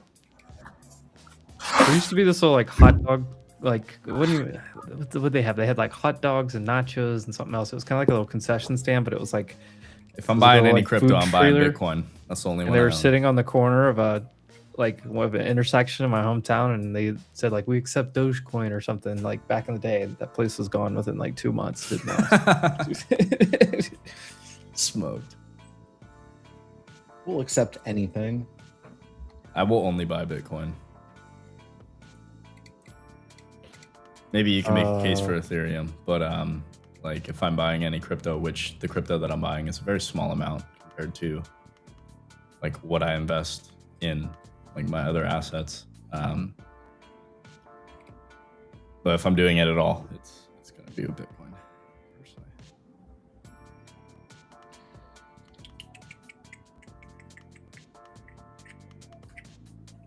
How long have these orders been at 350?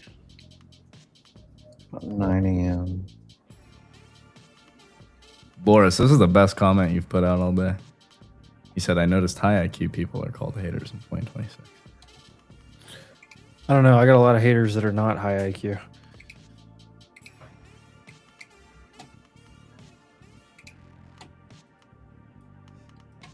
Oh god, the XRP.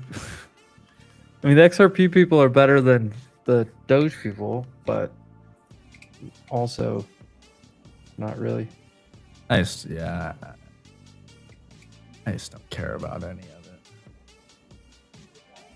It was nice when I had like, I don't know, 10K worth of XRP at 69 cents and then didn't go anywhere for years and I sold it. And then it skyrockets. Yeah. Fun.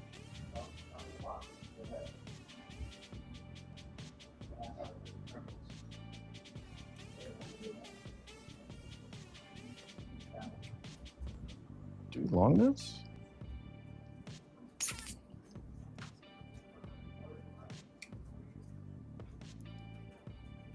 Fartcoin did do well.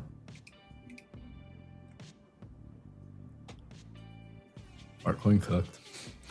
All right, I'm gonna long this right here. Just got filled at 17.25.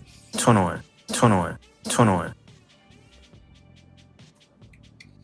Is that what we're at? On ES? On ES. NQ? We can't even get close to it on NQ. which is why I'm like, I'm trying. I'm also up about 3K on the day, so See? playing with little profits. ooh, do I want to go heat up food or I want to just put a little lip pillow in first? A little pre-post? Pre-post? NQ is definitely a little bit confused. My thesis behind this, we kind of came down to the 9 EMA on the 10-minute, 2 red candles. This one's green. The only thing I don't like about it, I bought towards the top of this so far, but I'm hoping that this candle continues to push and supersede the value of last body candle of the 10-minute, which is at 21. Right now, it's not doing that.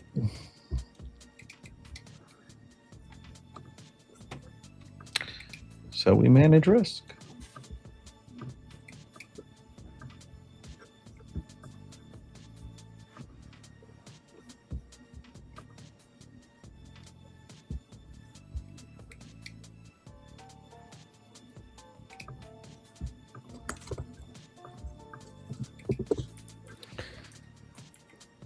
Leave so this will move.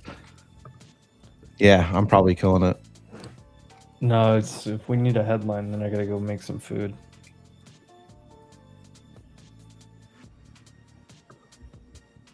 I don't know, VIX is still dropping a little bit. It needs to really crack below that 15.80. ES is turning around a little bit. Microsoft pushing, NVIDIA pushing up from the EMAs. I'd like to see Apple follow.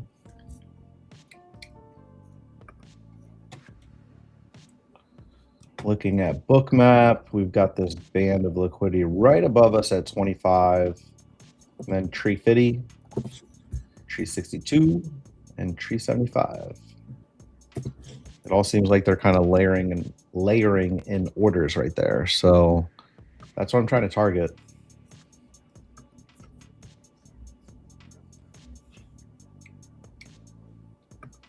Order filled. Whoa. Oh. Hey, yo. Order filled. Order filled. Oh, Order filled. Oh. Dog's outside, thank God.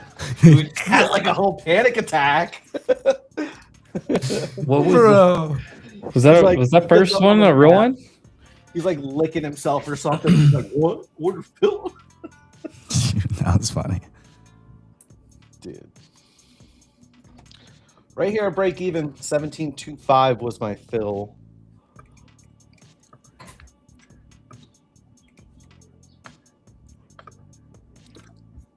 Hoping we get this 14 SMA scoop.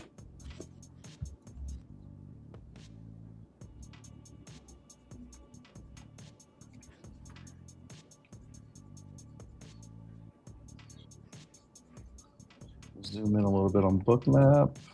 See what's going on.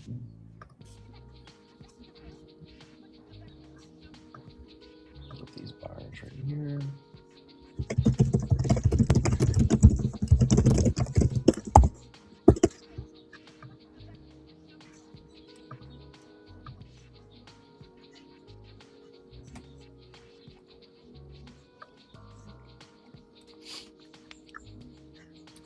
I don't like this going down to 90s.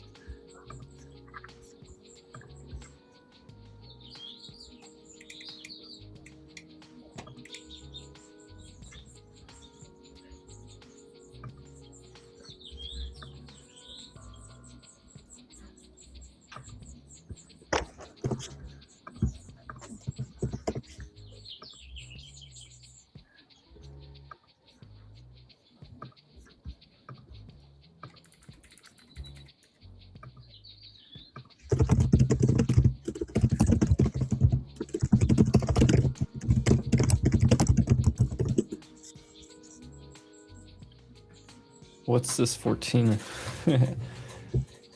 What time frame do you look at that the most on, Brady? What's a 14 SMA scoop? It's a great question. Yeah, we've been teaching about it in the mentorship program, but like I look at it at the 1 minute time frame. Use that as like a momentum indicator. Usually when it's kind of coming down and price is also kind of going up, tend to kind of get this little scoop action, like the indicator is going to kind of turn around like a U-turn almost. So I like to call that the old 14 SMA scoop.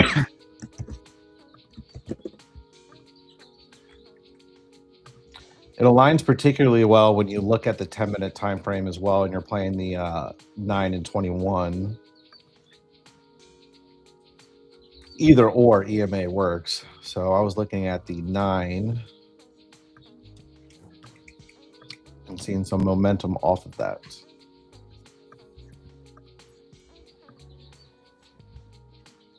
Interesting.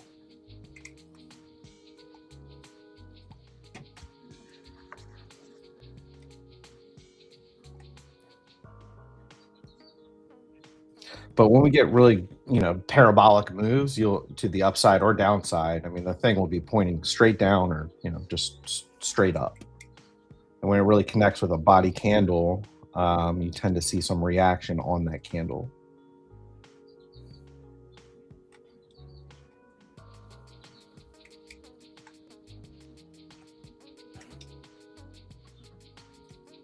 We are not getting a scoop.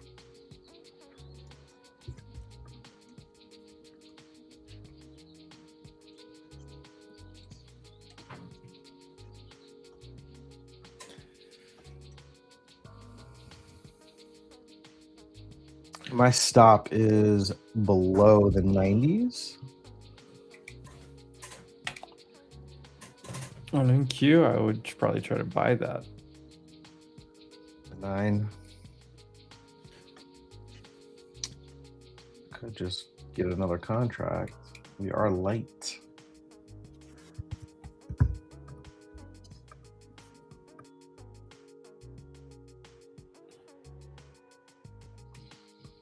Yeah, not the greatest entry in the world, but all good.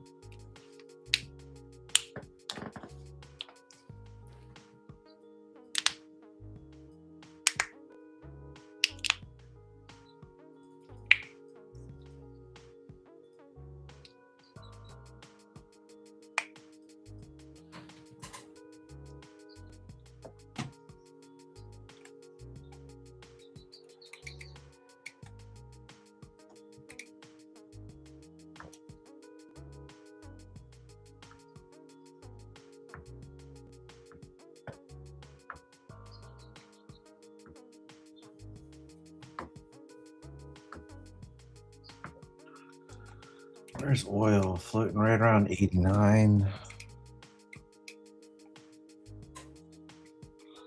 New 10-minute candle. Seen an instant push.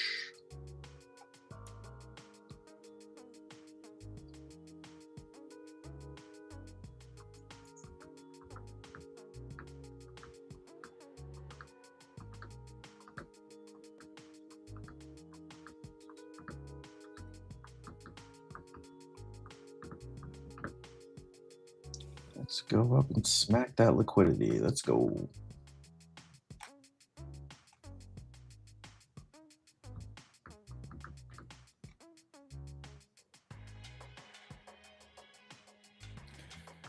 I'm bored.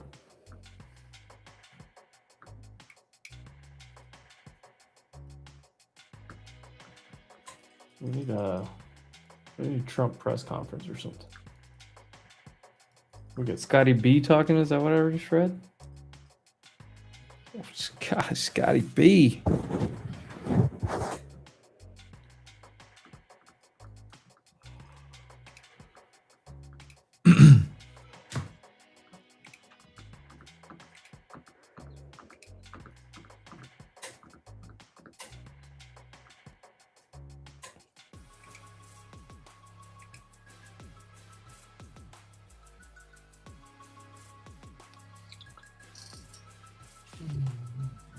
Can see this drop. You think we dropped 500 points on a headline? No. No way. I like you, but you're crazy.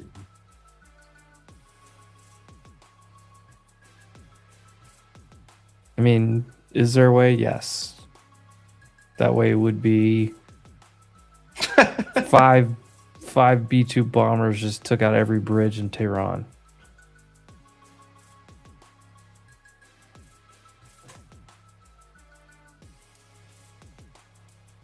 APD?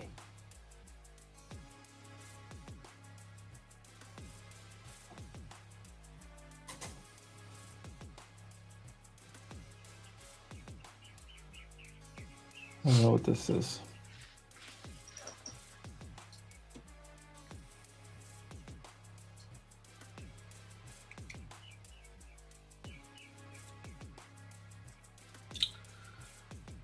All right, what are we gonna do right here?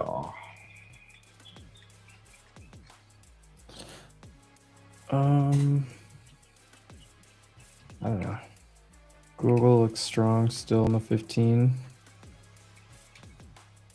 Microsoft still looks good. Amazon's pushing. Meta's trying to bounce. Broadcom new highs.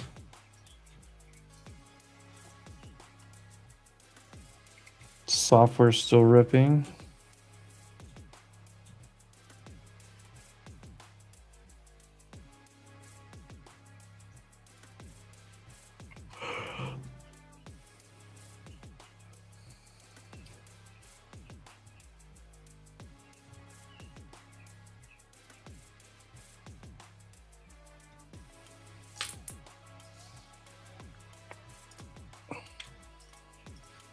God, Snowflake, what a...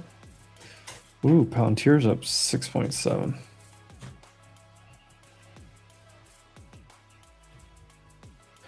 Hood, new high of day.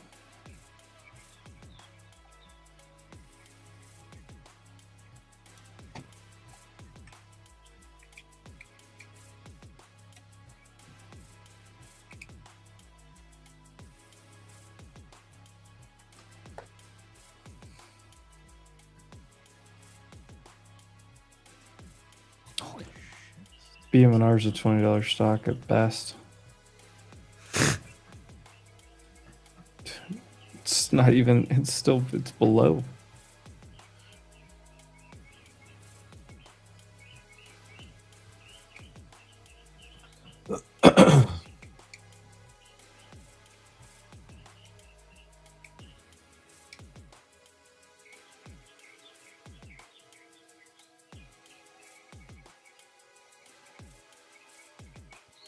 What's a red Doherty?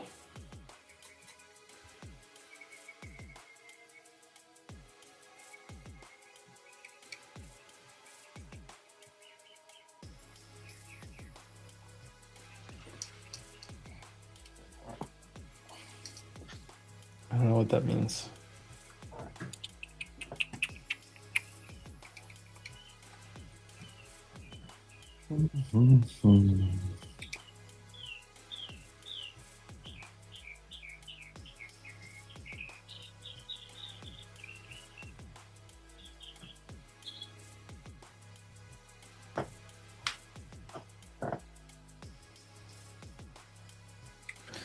Well, there's NQ at the 21. Yep.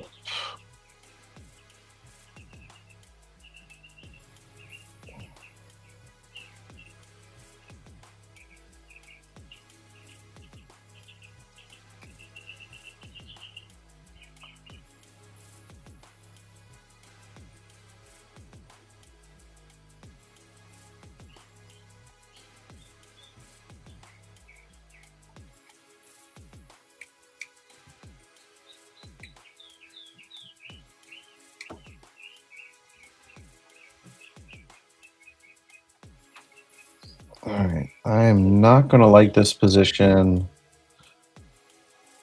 really under 75.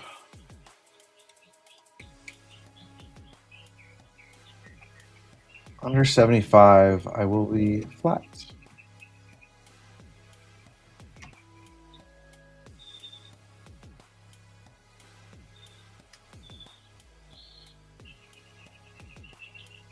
Just stop being a scaredy cat and buy it right here. Yeah. I mean, kind of right here on the 9. On the 10 minutes. Regaining some value. Oh, Doritos. I was like, what the hell is... All right. I just added down there at 92. Here's my average right here at around 304. 301.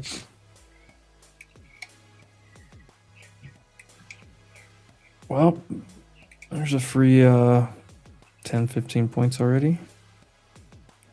Now we need a frog to ribbit. Oil looks like it's going to fall.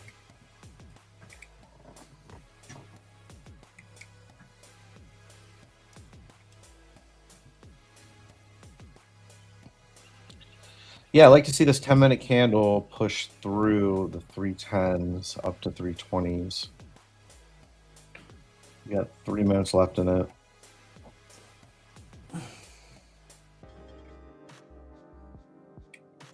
$14 SMA trying to scoop this candle.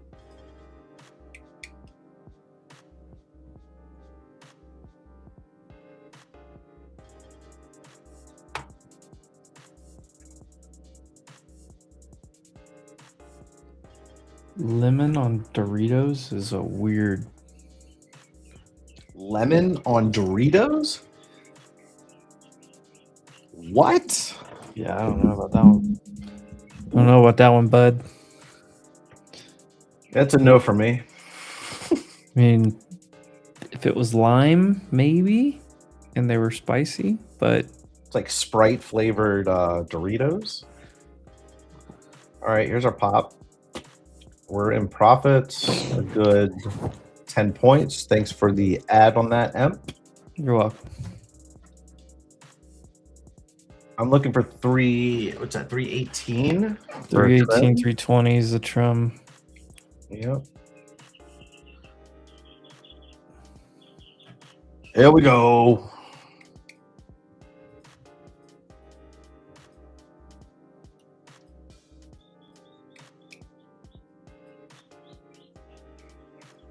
$325 is that? Oh, they're layering in more orders. Nice. Zoom out a little bit on the book map, see what's above. 65 up there. Okay. Average is 301 on these. Looking to take one off right here at 18. I've got another trim just south of 350, looking at 345. Look at that 14 SMA, scoop this shit up. Now watch this 14 SMA kind of turn vertical. And this new 10-minute candle to print up and push us over high day.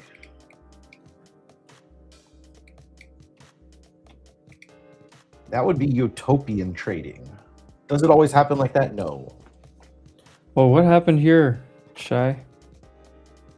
250 profit instead of 3,100. Made some mistake twice. What did you do? I'm sorry, I missed that. What? Let's talk about it.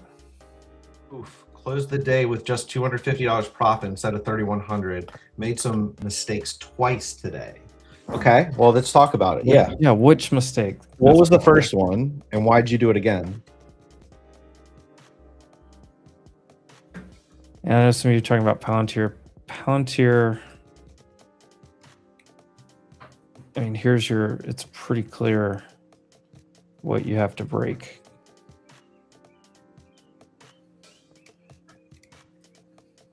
All right, come on, 18. Literally, this is the spot. There we go. All right. Break, and now So we're at 45. Is that an easy like 35 points there on NQ? If you just bought the 21. 30 points. Let's go. Got run over with shorts and ignored mental stop. Yeah. All right, what was it? I hear that. He said he got ran over with shorts and ignored mental stops. So my question would be like, how many times did you try it? Did you ever leverage? What was your sizing is my first question. Because like, were you trying to short this? I mean, once this consolidation did this, there's not another short here. I'd be curious to know, like, how many times you tried it, where you tried it. The 14 SMA scoop also did it's happening right now. Just was a little late to the game. A nice average into it really helped. Because I would just be floating above break even right now on the original entry, which was up at like 317. So just gotta look back and, you know, learn from your entries, learn from, you know, what can you do better.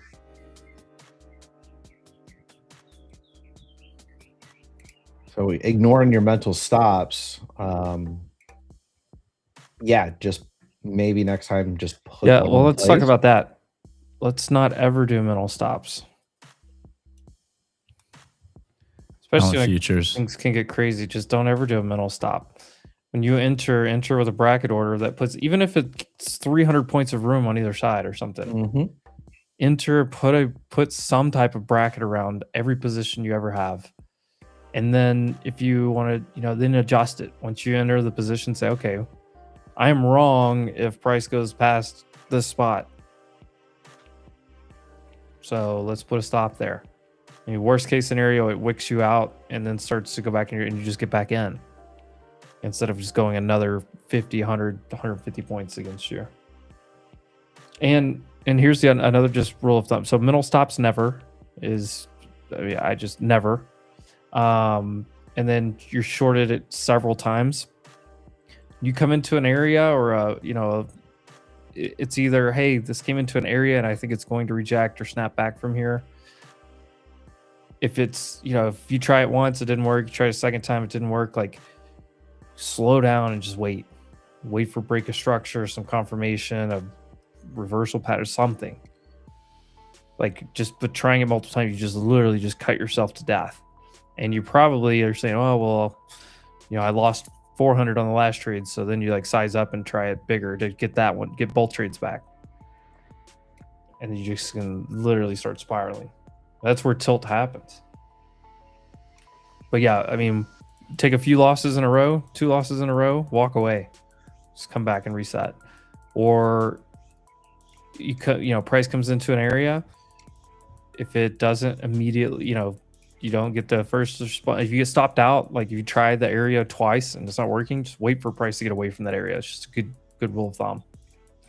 So like if we came into, you come into an area and you start chopping back and forth in the range and it could probably go either way. Maybe it reverses, maybe it continues, who knows?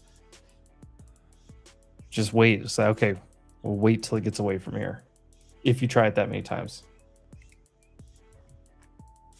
But here's the thing, even though you were up a lot, whatever, that money's not real because it was never in your pocket. However, what is real is you finish the day up more money than when you started the day. So even though it's going to be frustrating, like this is the good type of frustrating because you can learn from this, but you didn't blow an account. You didn't lose a ton of money. You still made money on the day. Yeah, that's huge. So like this is best case scenario for a lesson. Speaking of lessons, for those in the mentorship, I'm going to post the scoop chart in the chat. I saw this one. I'll go to like NVIDIA here. I like NVIDIA if it breaks over here out of this. I mean, look, it's 3 hours pretty clear here. You're just in such a channel. It needs to break out of this.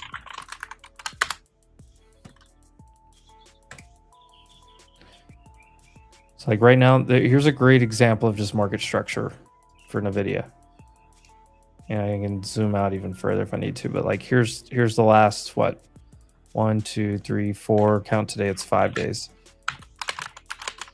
Here's a high, here's a low, here's a high, here's a low, here's a high, here's a low. What is this market doing? So until these highs get taken out, So like that's why people look for like inverse head and shoulders, for example, because what you're looking for is you're looking to take out these highs so that you no longer have lower highs, lower highs, lower highs. Here we go. My next trim's at 45. Still in. My average is down at 93. And then like on NVIDIA here, so once you look for this to like take this out and then make a higher low. So like right now you do have kind of a higher low here, but you want to see it like come up here and then come back down here and hold or something like that. Or maybe even do something like this. Or you could even do something like this. But that's where you need this structure to break and get out of that downtrend. Now, if you have some like confluence across here to be long and you're trimming into this and then hoping to hold runners like beyond it. So it look kind of like this right here. You trim into that and then runners beyond it. I could see that argument too, but I mean, here's like 30-minute. Here's let me get the 30-minute chart here. Now look at all these. And then after you see those highs, look at the lows. I mean, this is very clear what this current market structure for the last 2 weeks is doing. And then, of course, you go back even further out from that and you still have, you know, an upward trajectory here. Overall, you still have higher lows and higher highs.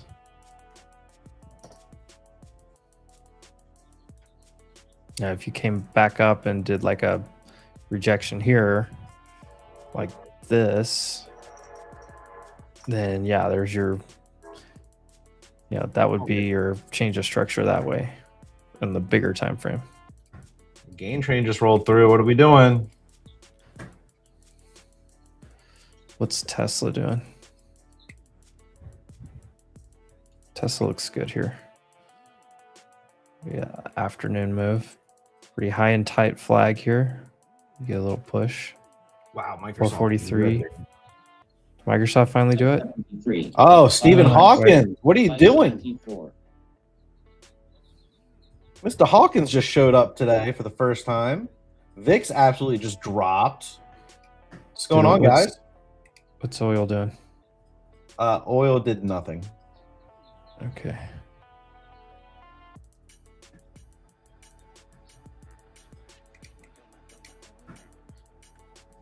Now, the way that just reacted there, NVIDIA's pushing hard too. Yeah. You get another piece of a headline here. I want to get my fill at 45 even. There we go. New high of day. Push it. See. Get a little black cherry going here.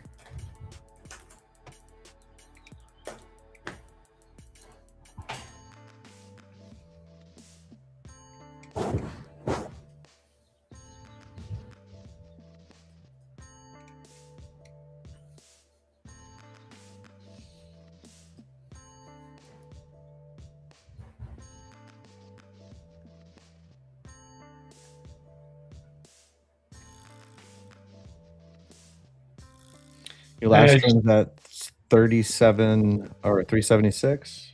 Okay. I just got back. I had bids in at 90 down to 85. Yeah, right. It's 21. It worked nice. Yeah. That was my ad from Scaling him. out. Nice. And yeah, that what was it? 390 or 376. Yeah, that's resistance up there. So perfect pivot point exit.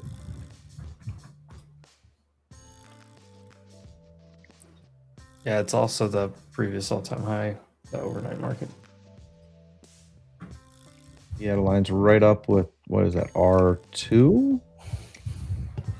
I don't know. R1 or 2? 2.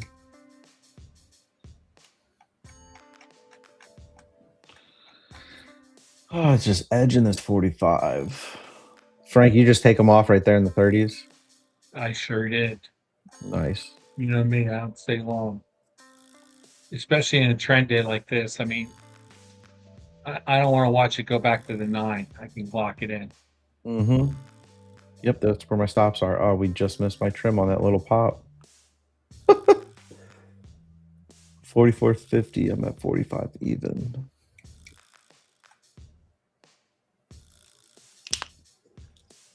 Of course.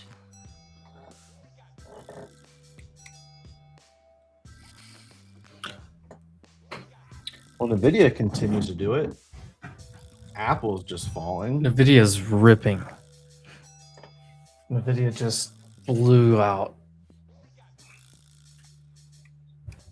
It's still going. So now you're really starting to get this trend break here.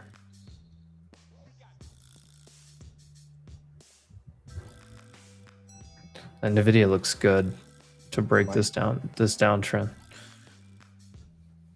Microsoft's looking good. NVIDIA probably back to 219, 220.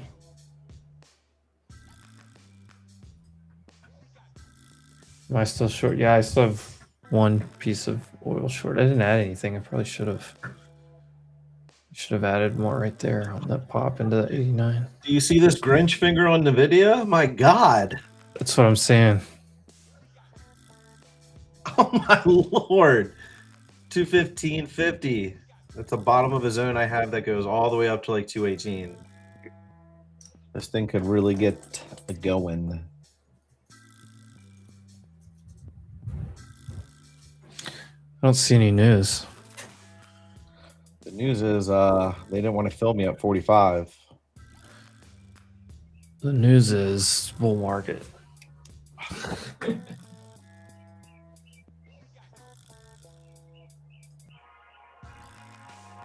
There we go. Come on.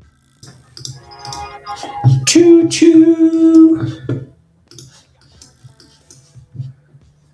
Just need the train game. Jordan. So yes, sir. You look at Hood. There is. Whoa! You gotta change. Yeah, you gotta fix your mic. Oh. Put your headphones. Buddy's on the raw mic. I could hear myself.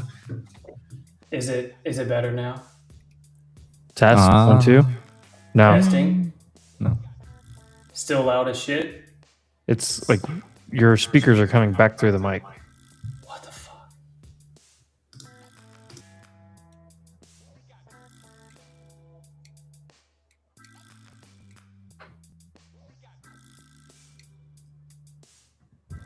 Are you wearing your AirPods?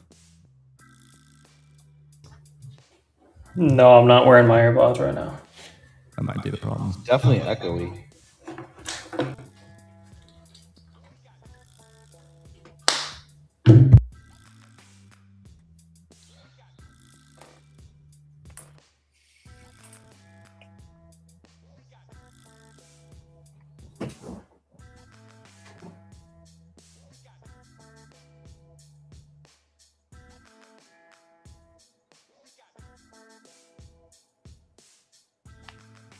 All right. Just trying again. Trying again, sir. Trying again, sir. Hood, baby. There we go. There we go. You see Hood? Where we at? Dude, Hood's up like, the stock is up like 8-something%. 83. It's at 83. Wow. About to be a $10 move. All right. Well, I just got goodness. one of my stops taken out right there at 25. Oh my goodness. JetBlue Spirit Airlines headline. Still in from 295. Great trim spot up there, Frank. Great trim spot.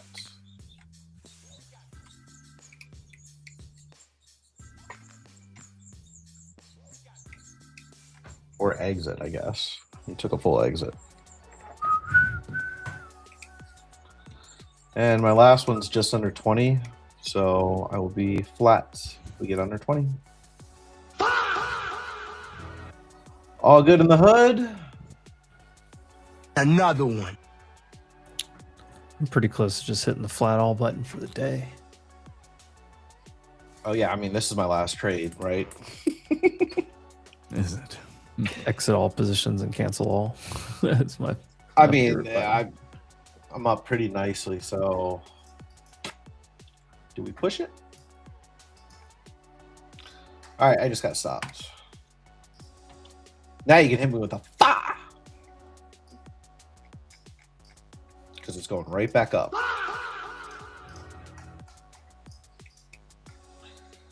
All right, well, that was a good trade down from 317 and added down in 290, 298.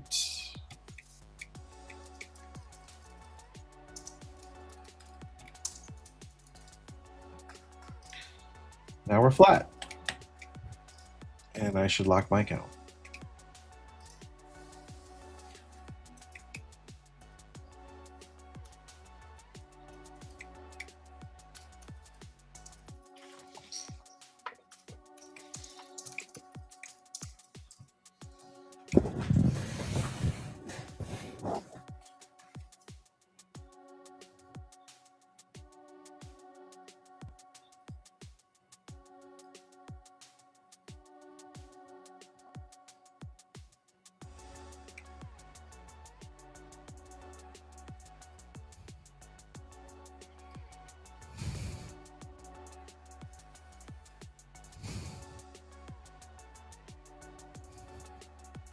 Yeah, I'm just tightening up stops here across the board.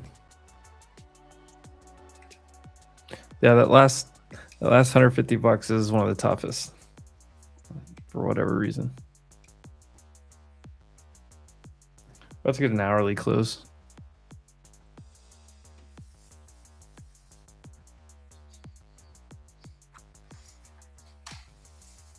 I have one contract left on Hood, and I have no idea when I'm going to sell it. Just let her go.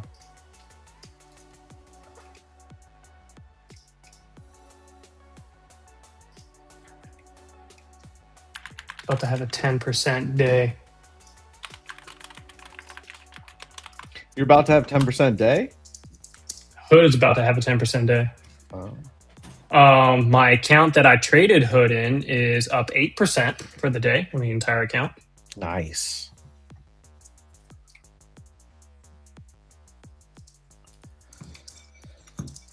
All right, that might be it for the boys today. 11 a.m. out here.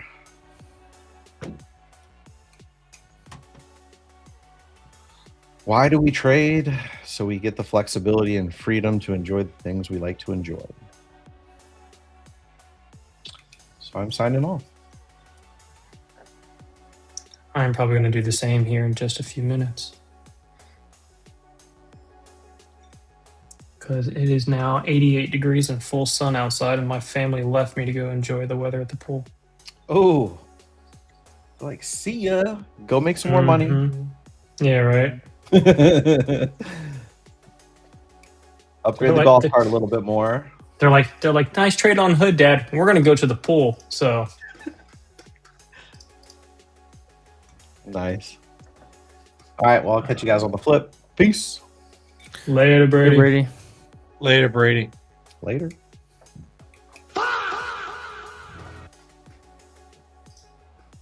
SoFi's in the daily gap over 17.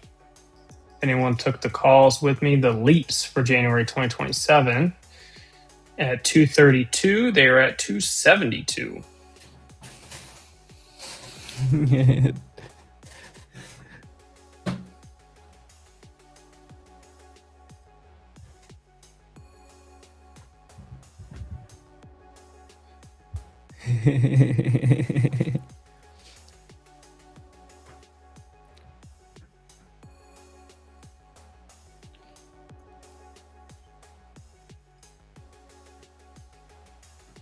Look at that. Look at I just text you guys. Brother. Holy shit. M's having a week with this whole snorkel. Dude, that last night was rough. And I got it all back, and then I've made a bunch of money over the top of that.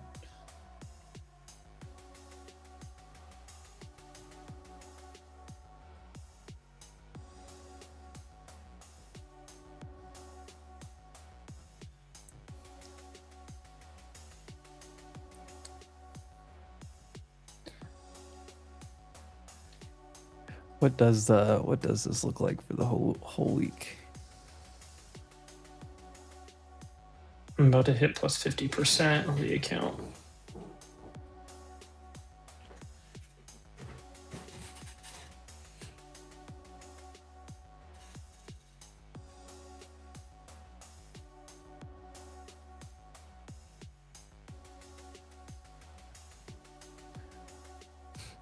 Well, you put the whole week together. It looks a little different, huh?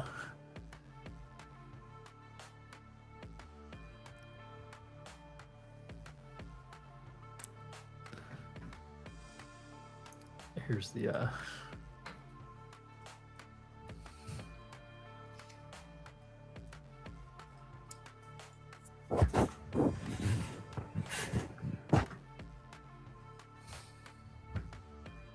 Oh, another one. Oh, that's the whole week. oh, nice.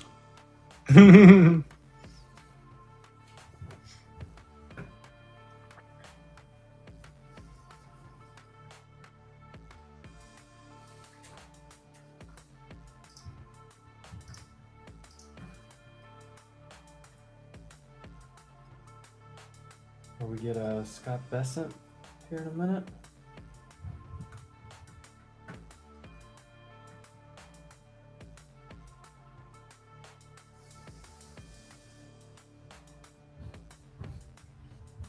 The good news is I'm up more than the payout that I even took.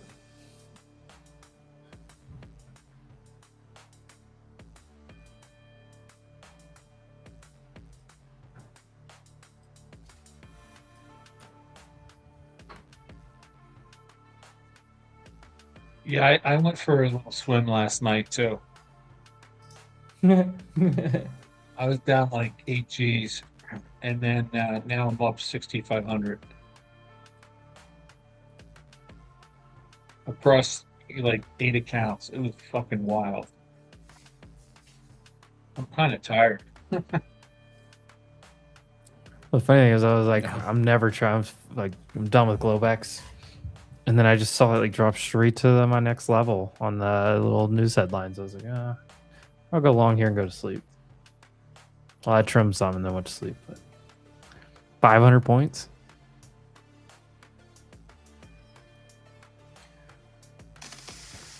Yeah, that is some trade. Awesome.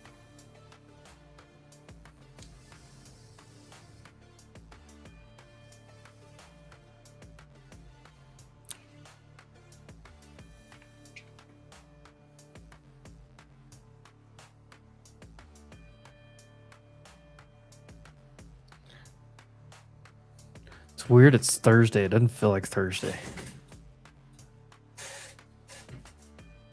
That's fire too, by the way, Casey. I just saw that. Oh, the P&L? Yeah, the trend. That's- What do you call it? What is that P&L? Was that from Weeble? Yeah, that's Weeble's trend analysis. You can either do money and percentage, but yeah, that's the Which the account is 10K. it? The 10K account? Yeah, the swing count. It just So you it's started that, and I saw you crushing it on that thing. dude, this is the best challenge. As I was talking with Jordan and Knots this morning on Spaces, this is the best challenge account that I've ever done because I'm notorious for the first week or so. I go like minus 25% on the account because I always start off with a bunch of losing trades before I double the account. And this one has just been on a move and just crossed up 50% on the account within the last like week and a half.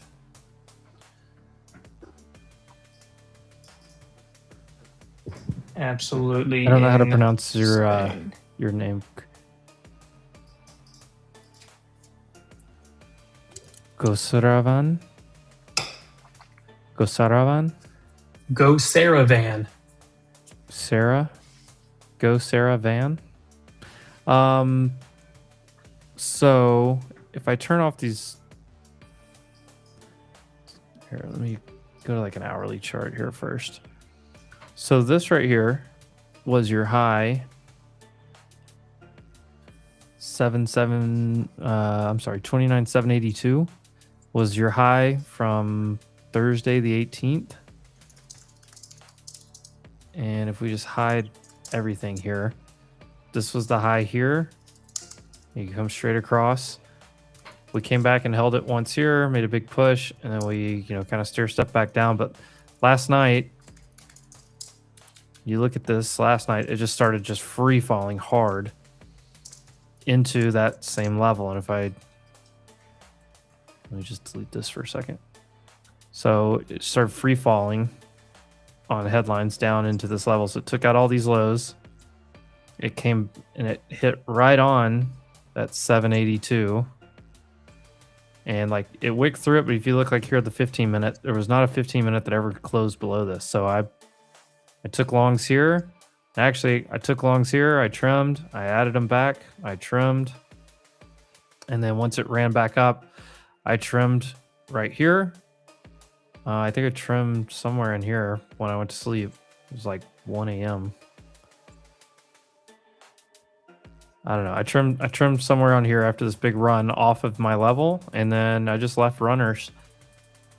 I had one other trim that I took right back up here.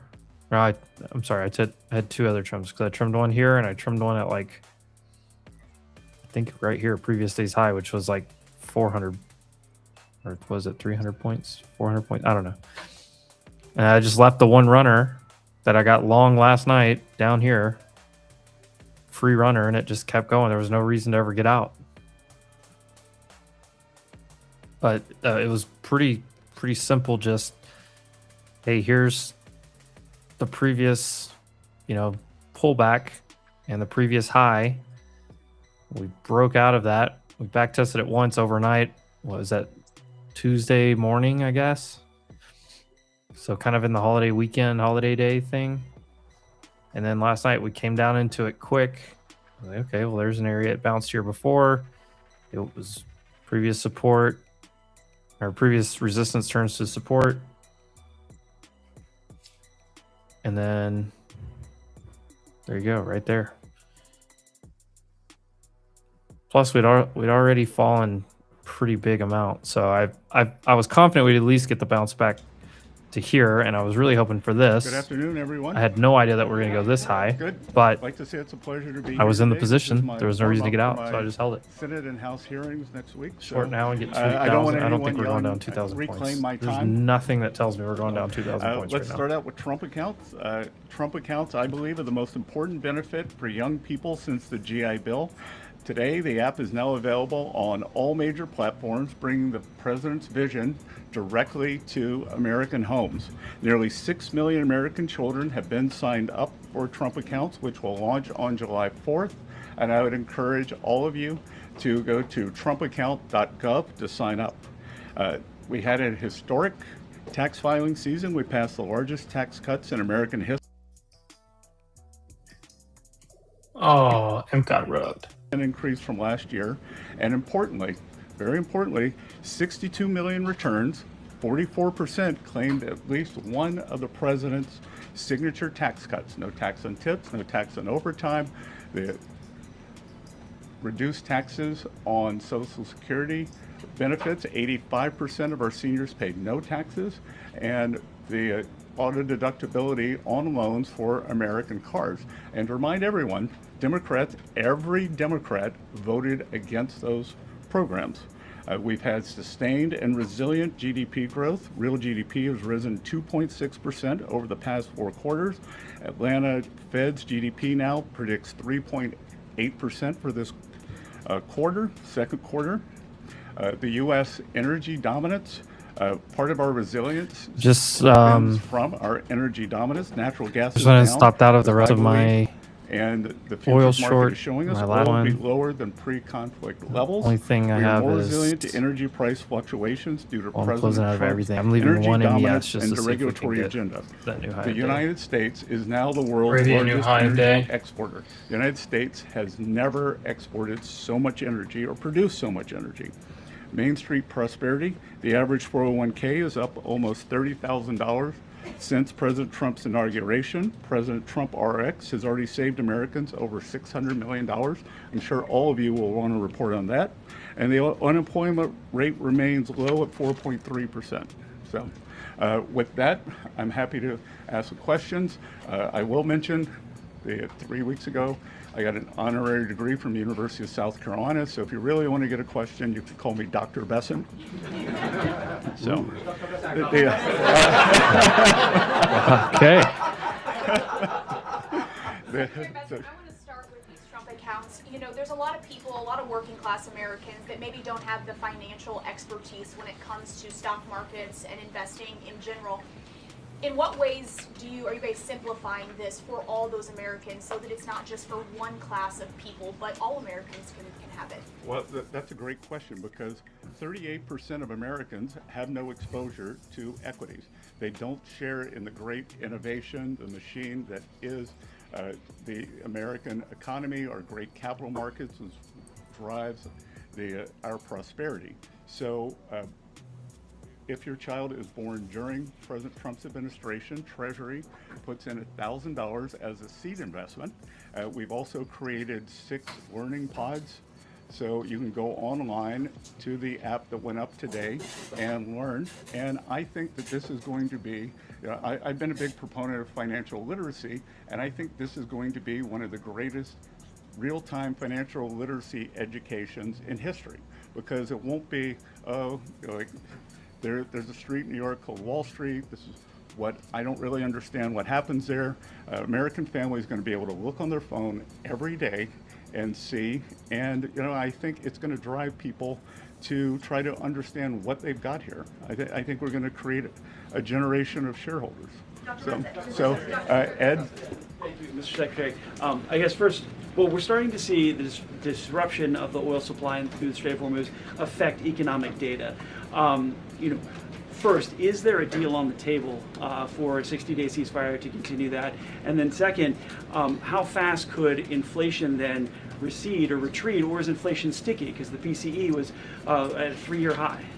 Well, first of all, PCE today, month over month, was 0.2, which was, we're looking at decimal points, but the estimate was 0.3. So 1 month doesn't a trend make. And what we've seen is actually oil prices are down about 10% in May. There are almost 2,000 ships waiting to come out of the Gulf.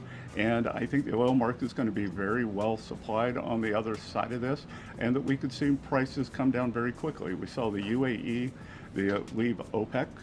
So I would expect on the other side of this that gasoline prices will follow. On the table? Sorry? Is there an agreement with Iran on the table? The teams have been going back and forth, and President Trump has made it video very clear, retraced that talked move. about it at the cabinet meeting, that he has several red lines, and Iran has to turn over their highly enriched uranium. They cannot pursue a nuclear weapon, and the Strait of Hormuz, back to your question on energy, has to free transit. Navigation of the seas has to be free and open as it was before. So he's not going to take a bad deal. He's going to make a great deal for the American people. So, Peter, Thank you, Dr. Besson. Yep. How long until we see your signature next to President Trump's face on a $250 bill? Well, again, as Treasury Secretary, I have 2 mandates for U.S. currency. At present, no living person can be on U.S. currency, and the currency must say, "In God we trust." So right now there is proposed legislation in front of the House, in front of the Senate, to change the first requirement so that a living person, Donald J. Trump, could be on a $250 bill. So it's all in the hands of the, it's all up on Capitol Hill. So at Treasury, we prepare things in advance. So we have prepared in advance that if the legislation is passed, but we will stick to the law. Something that came up yesterday also at the cabinet meeting. President Trump said, Oman will behave just like everybody else, or we will have to blow them up. Are you guys back there in the West Wing making plans for a new war with Oman? Again, I think the president wanted to punctuate freedom of navigation in the strait. I had a call with the Omani ambassador this morning, and he assured me that there were no plans for tolling the strait. As he said, our countries have had 200 years of good relations. He wants to have another 200 more. And I told him that this was a non-starter, and he did not want to risk either the Omani individuals or Omani financial institutions getting sanctioned. Thank you, Mr. Secretary. Is it in the U.S. interest to waive some sanctions on Iran or to unfreeze some of their assets before Iran has made concrete promises about getting rid of their nuclear program? I'm not going to preview the deal, but I would think that the things would go very slowly in terms of that. So we'll see. Just to follow up on that, because it's our understanding that the U.S. has committed to discussing the matter of sanctions relief during this negotiation period. So just to be clear, is sanctions relief for Iran on the table? Again, it is a multifaceted agreement, and nothing is going to be on the table until we see the Strait of Hormuz open and the Iranians agree that they have to turn over the highly enriched uranium and that they can't have a nuclear program. And to be clear here, that this administration, President Trump, has done something that no other administration is able to do. We have gotten the Iranians to talk about their nuclear program and to perhaps commit to not having one. That has never happened before. It had been off the table. So I think when you look at the results of the kinetic action of our economic pressure, it has worked to bring them to the table and have a discussion on this. Mr. Secretary, I just want to follow up. You said that the teams have been going back and forth, but can you confirm whether or not a tentative agreement has been reached in these negotiations with Iran? Again, everything depends on what the president wants to do, and President Trump is not going to make a bad deal for the American people, for the U.S., and he was very clear at the cabinet meeting on the yesterday what he wants. Secretary, Kara from Lindell TV. I'm sorry, did I steal his question? Because I'm not that person. No, it's you. Okay, thank you so much. Thank you for taking my question, Kara from Lindell TV. I really wanted to get your thoughts on digital currency. A lot of our viewers are increasingly worried that digital currency could one day be used to track people's spending or limit personal freedom. What's your philosophy on that, and what safeguards is the Treasury and this administration putting in place to make sure new digital payment systems protect Americans' privacy and freedoms in the future? Well, so this administration has been very clear. There will be no central bank digital currency, which I think would be the first step toward tracking. So we have taken that off the table. We've passed stablecoin legislation with bipartisan, and the ClearEdge Act is now up on the hill, and I think it has bipartisan support. And the most important thing we can do is to make digital assets come into the United States, make the U.S. the home.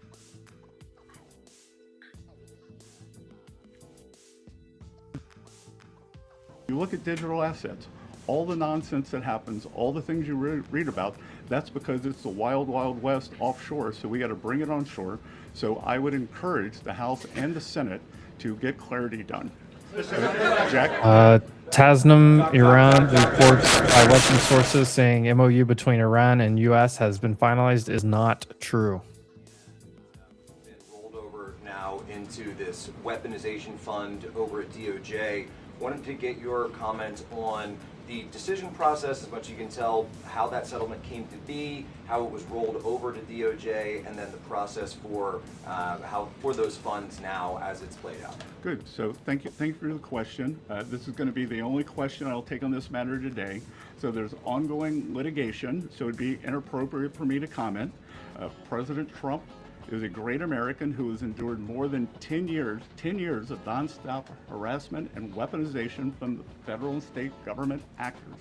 A bad actor. Kevin was waiting on that all day long. More than 4 hours now. Kevin wants tax this, returns, including the Trump family, all the employees, and that's how we got here now. No American should be targeted for political reasons, and every citizen deserves fair treatment and full protection of the law. The Department of Justice represented Treasury and the IRS in this matter, and I'm going to have to refer any questions to Acting Attorney General Todd Blanche.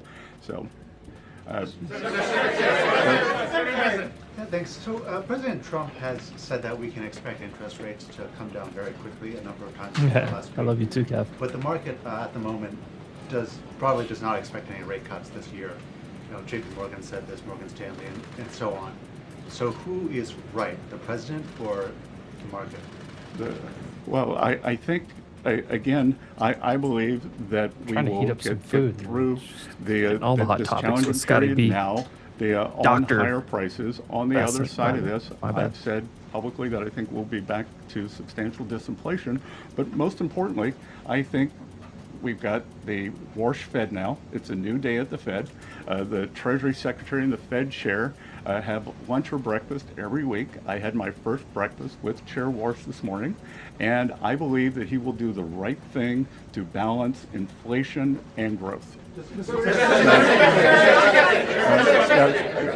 Secretary, thank you, Secretary Besson. I hope you were calling on me. Yes. So I'd like to ask you if you could provide a little more detail on what you're doing to shut down Iran's airlines, and also on sanctions relief. A senior administration official briefed reporters over the weekend that sanctions relief will be commensurate with nuclear concessions.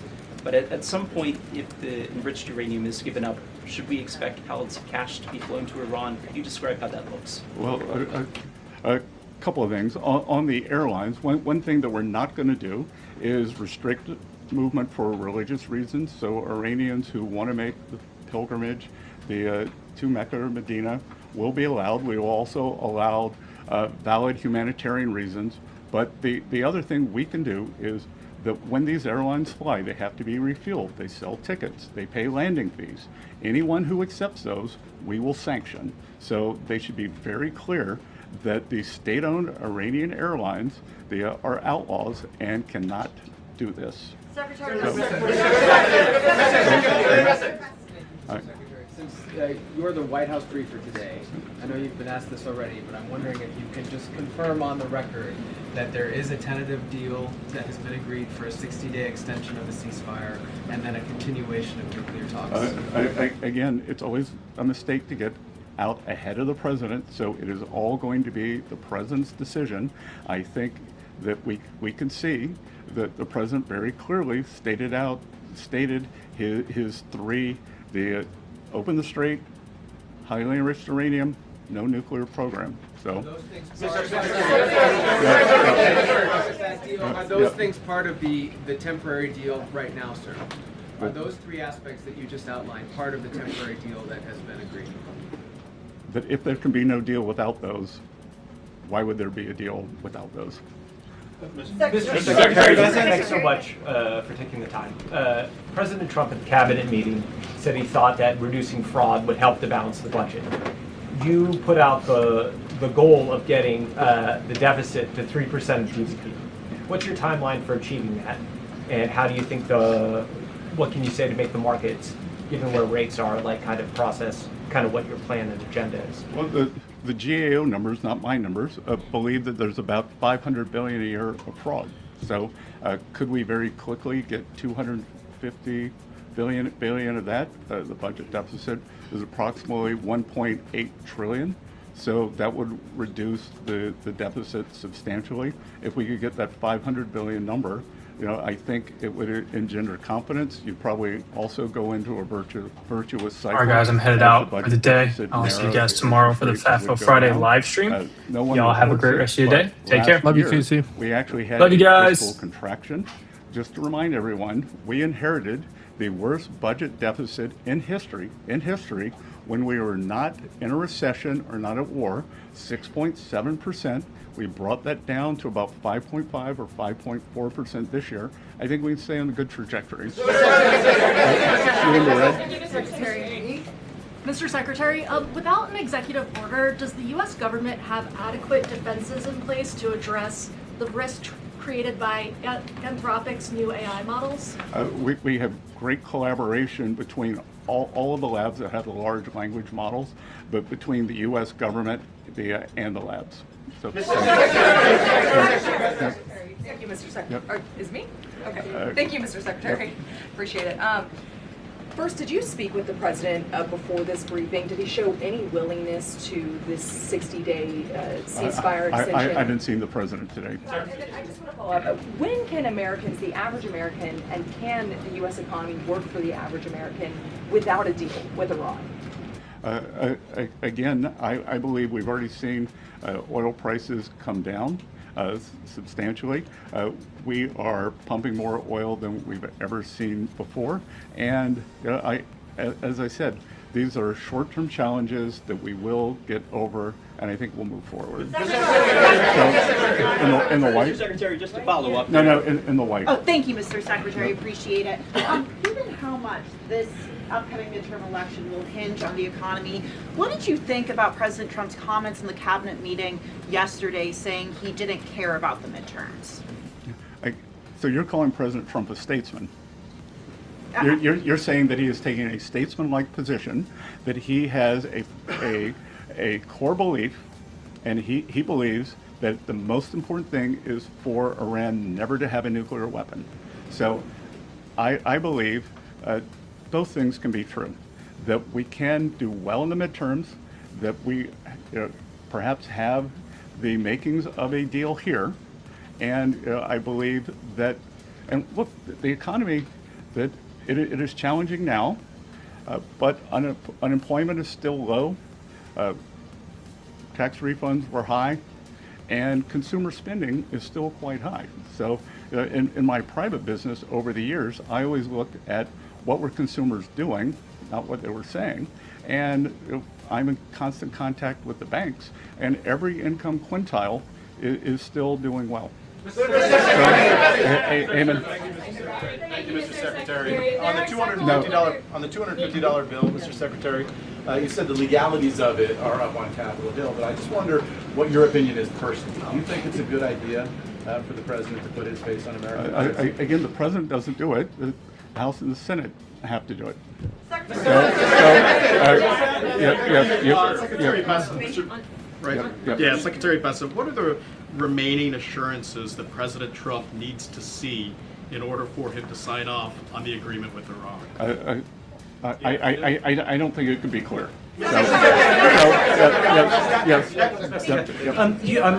You're following in the footsteps at the podium there of Secretary Rubio and Vice President Vance. There's been quite They're a lot of talk extending about options trading into after hours Does your for some options contracts. CBOE.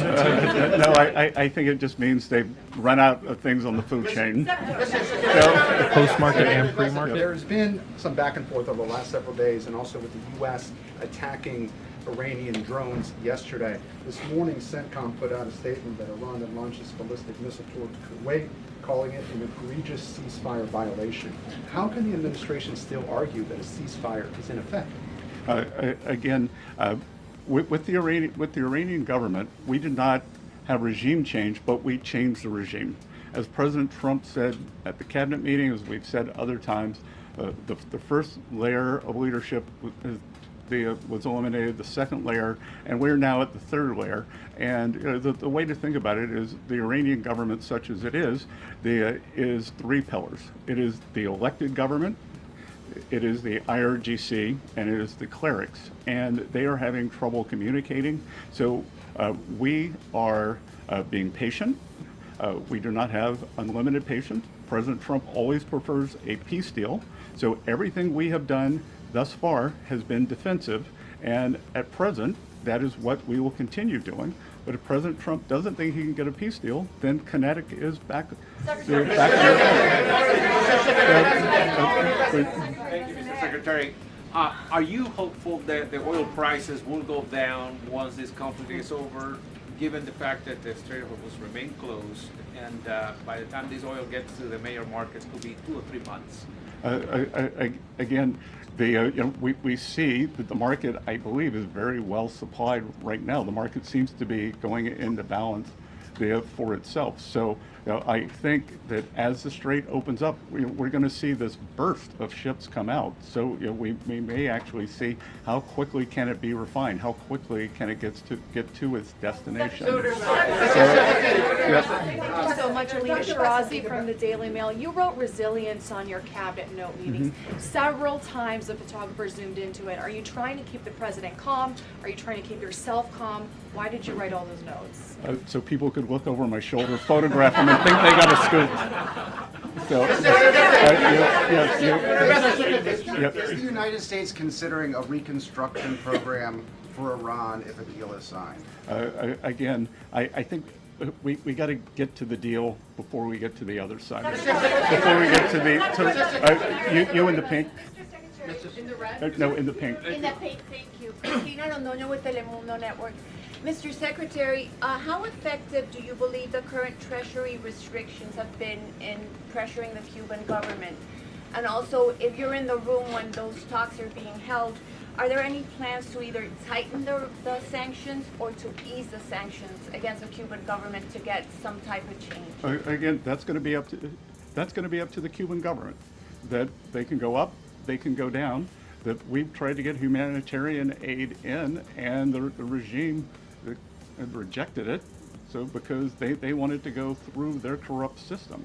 So they could go up, they could go down. It's carrot and stick. Secretary Rubio doing a fantastic job of managing this process, and we at Treasury are working with him. So, in the red. Reagan Reese with the Daily Caller. I want to ask you about Antifa. In October, the Treasury Department started working with the FBI to investigate who's funding Antifa. Can you give us an update on that investigation? How close are you guys to finding out who's funding Antifa? It is ongoing. We made substantial progress, and I think in the weeks and months ahead, we're going to have a lot to report.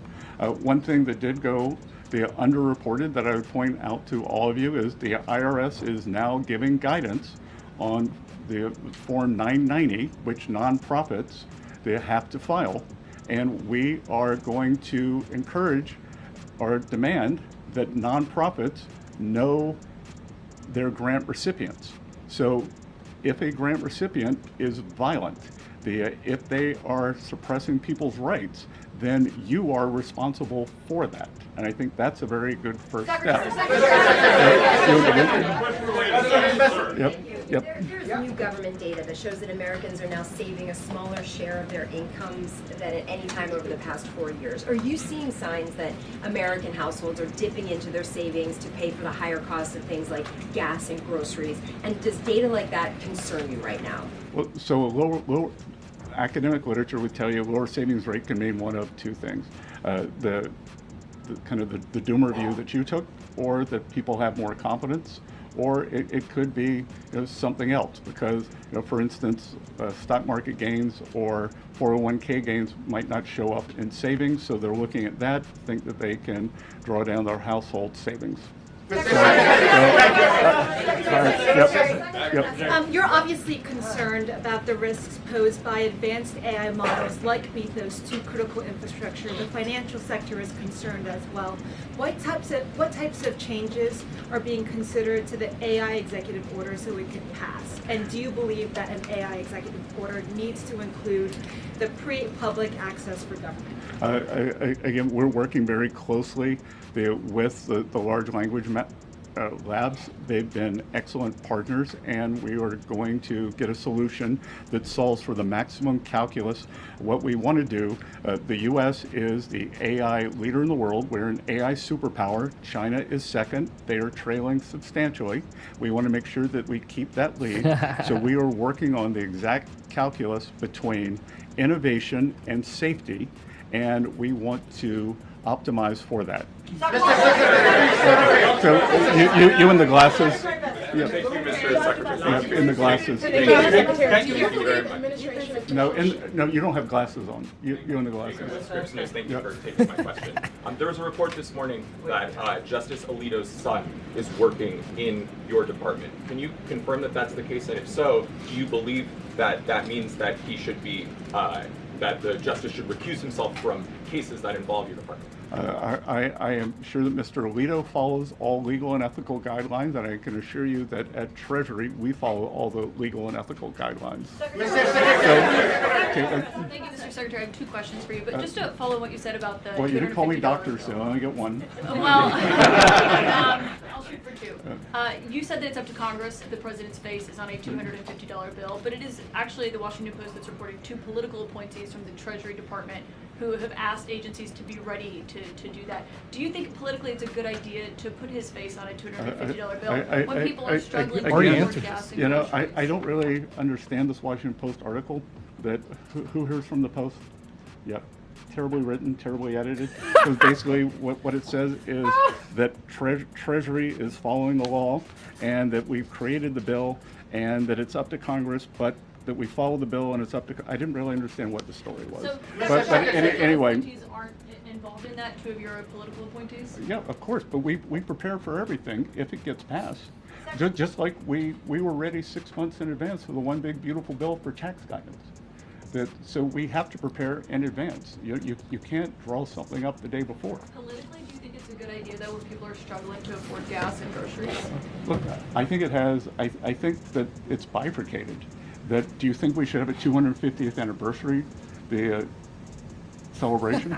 Well, that's happening anyway. But putting the president's face on a $250 bill is a choice. But Caitlin, it's not happening anyway. It's happening because it's being funded by private citizens, by the federal government, by state governments, by municipal governments to celebrate our country. And I don't think that there's anything untoward about having the President of the United States, the person who was President of the United States, on the 250th anniversary bill. Apex, it's code Wolf. X, everywhere else code Wolf.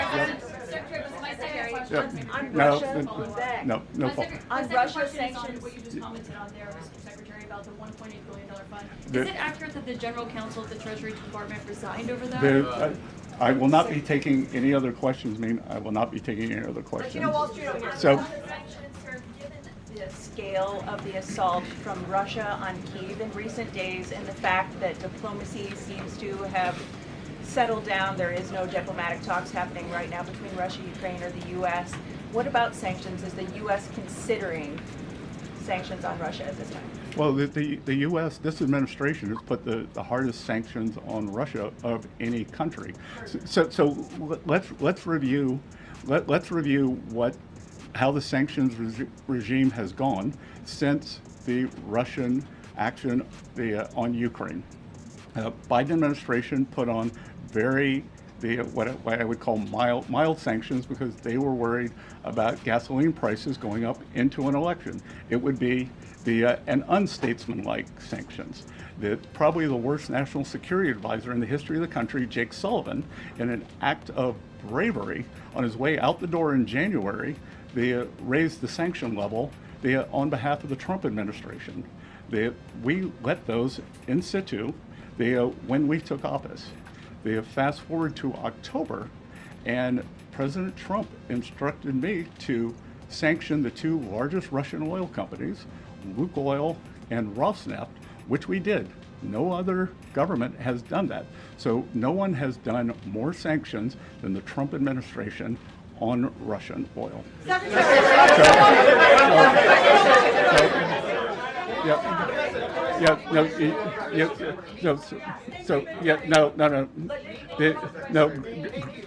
Here, who wants to own this? Gray hair. No, gray hair. No, you don't have gray hair. Well, maybe you do.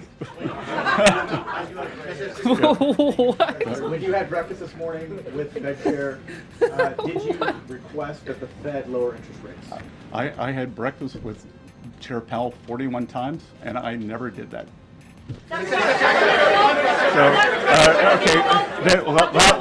Last question. Thanks, sir. Governor Gavin Newsom has floated this idea of a 100% state tax on Californians who receive money from President Trump's anti-weaponization fund. Your response to the governor's call for 100%? There's no cure for stupid. Okay. Thank you all.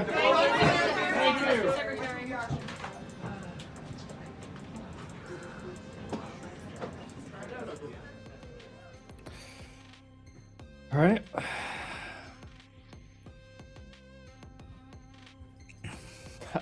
like Bessent. Honestly, between Bessent and Rubio, Bessent and Rubio should do those every day.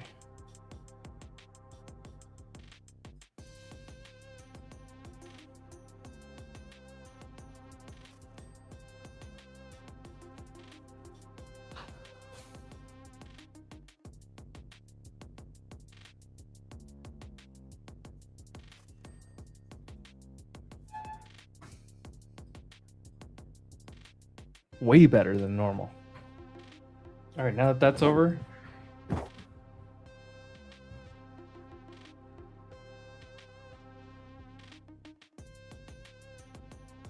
why is this still?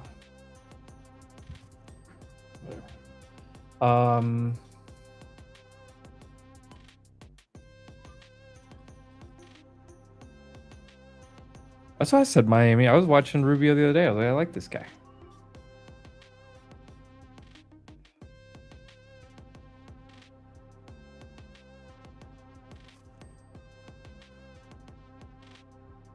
Like, even if you're like decently biased for one party or the other, like you can admit like Rubio's probably one of the best people we have, just public figure right now. Vance isn't bad. I mean, I get maybe you dislike some stuff, but as far as just like how he carries himself and does stuff, but whatever. I liked when Rubio did it. I really like Bessent. The way he just did that, he felt like I don't know, like yeah, like your, I don't know if you're like grandfather, but he felt like like a grandpa just talking all nicely to you. It's really smart. Dr. Bessent.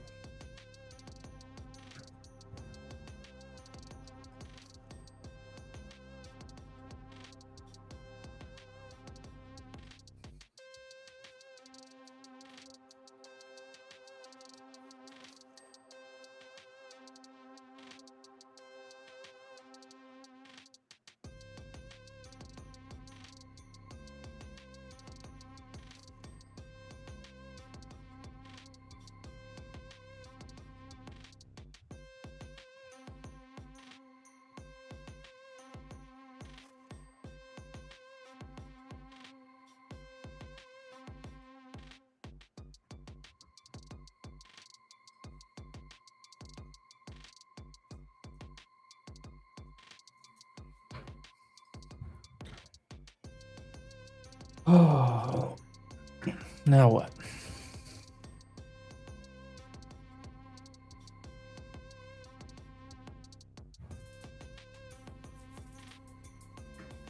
Thoughts on APLD?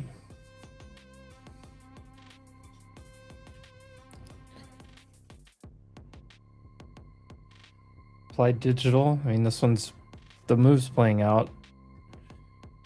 This was your dip buy. I mean, if you're an all-time high buyer, you're an all-time high buyer, but you just had an up move, 2 inside bars, and then yesterday at the low off of the 9 EMA. If you were aggressive, you're an aggressive buyer, you would have bought yesterday. You don't buy today.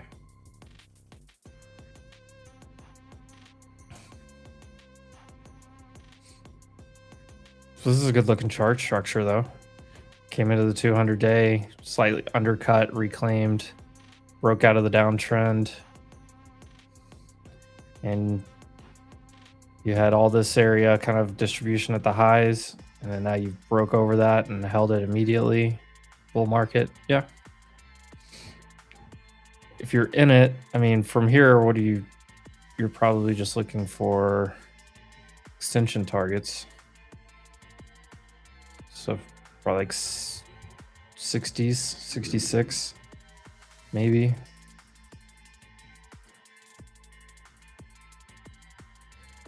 Yeah, without knowing anything about the fundamentals or anything else around the business, just from the chart perspective, it's a good chart. I'd probably look for like mid 60s next.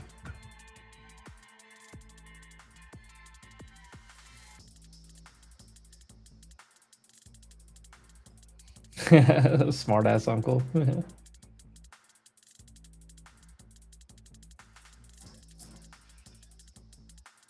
I'll take a look around all the names here in just a second. I'm just catching up with the chat here. OUST. Ouster. I mean, what are we talking about? This thing's up like crazy.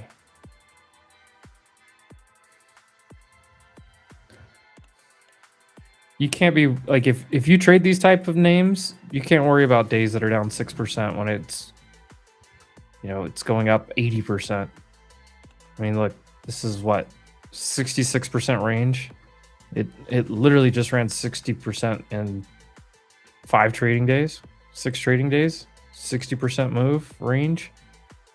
You pull back. I mean, even if you pulled back to here, you're still fine. These are just, I mean, if you're a trend follower, you just let the EMAs catch back up, be a trend follower. Look left, look where it's trying to hold. Previous not all-time highs, but this is back in October. Chart's got a lot of work to do though. Yeah, 49s are probably your next spot. 49. These highs back here from 2022.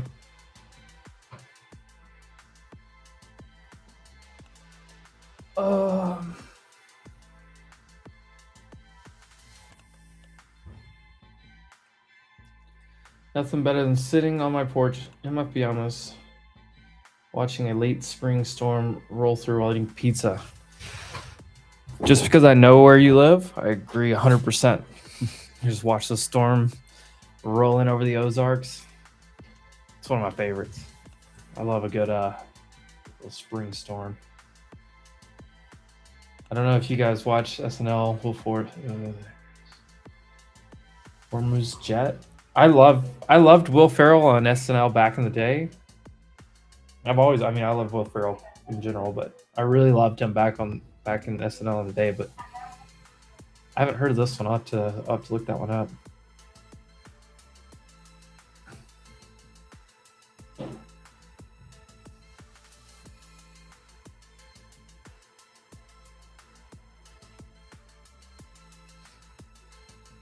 Joby chart, no fundamentals. Well, Joby didn't have fundamentals because they don't make money. You can see where we drew it. So let's go back and look left on Joby. This box represents the IPO kind of when it IPO'd, which is a key thing that I look at in recent IPOs, especially from back in 2021. You can do this on Palantir, you can do it on Robinhood, you can do it on SoFi, a lot of names. It's a pretty key area. As you can tell, it was rejecting it here, rejected it pretty hard back in 2023, rejected it pretty hard here beginning of last year, and then now has come through it. When it gapped down the other day, it gapped underneath it and was fighting with it and then worked its way back up into it. So you can see rejected exactly at the high there, came back down. This is a beautiful example. So you have, you know, an overall decent looking chart here. You have it in a sector that people really like, that people are excited about, people are willing to invest and speculate on. You had a huge move. You had people screaming bull flag, bull flag, bull flag. Well, it was a bullshit flag. Fell apart, which happens just as many times as bull flag breaks out. But huge gap down back here. And then you can see here, it's kind of, I mean, if you've ever studied Wyckoff, but this is, you know, this is classic. You come down and you can see heavy accumulation, or manipulation downside as they call it, reclaim. So you reclaimed all of this consolidation. You push back up, you hit resistance, which the box is there because we just looked at that. And then from there, you came back down and you're going to look at a beautiful view of these EMAs. So 921 EMA, 20 simple, and see how like compressed these things were. And then when you got the big move out of here, now watch how it starts interacting with these EMAs. So those are a guide, right? Nothing concrete, but they're a guide. And you see it held the lows from the consolidation perfectly right basically $10. It's the entire point of control for this entire last 4 months, and now it's pushed above that, and it's getting a breakout. It's in a big gap on the daily. You have the 200-day above you, 1288, and then you have $13 is all these lows that it's going to run back into. But when you see, and here's another view. So if you look at the volume profile over here, you'll see this huge gap right here. And notice, like, once you get over that, notice how quick this candle is moving through it. So once you start breaking out into that, there's just a bunch of hot air here. So price can move quickly through this area. So this is a great look to get continuation. Now, you also have the entire like drone, everything drone related is, I know they're doing eVTOLs or whatever, but everything kind of in that whole area, defense, aerospace, drone, whatever, all of that is running like crazy today. But, just in general, the whole sector is. So there's that. I like this Joby chart to finish, but what you really need to see is, can you get above 13, 12 to 1350 probably, and hold. Maybe you run to 1420 and come back in, and then you need to hold, and that would be the reclaim of this balance up here that you have on the daily.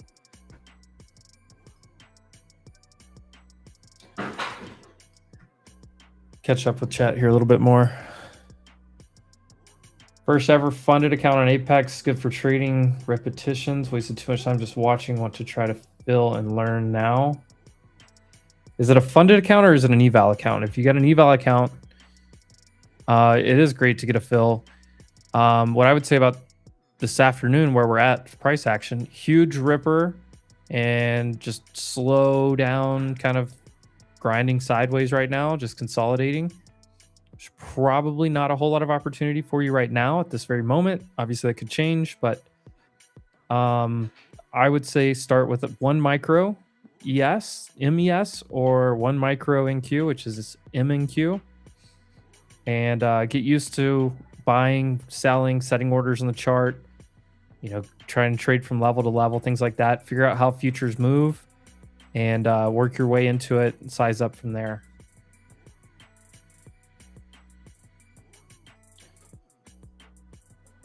Ooh, I did forget that we have earnings this afternoon.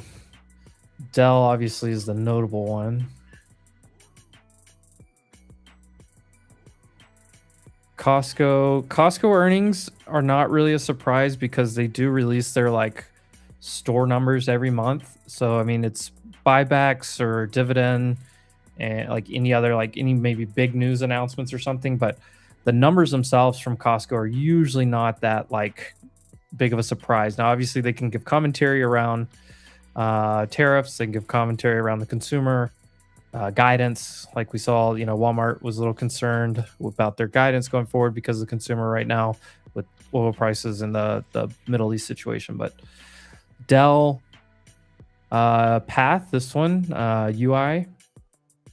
This is an interesting one a lot of people like, so we'll see what that one has to say. MongoDB was ripping today based off of Snowflake yesterday.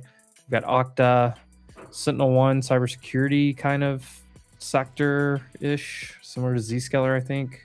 I mean, different but similar. I don't care about Autodesk. Maybe somebody does. I know somebody looks at the Asana. I've heard these names. Ambarella. I've heard these names talked about recently, but they're not any of the big ones. But it'll be interesting. Dell. Yeah, I love Will Ferrell. What's wrong with Will Ferrell?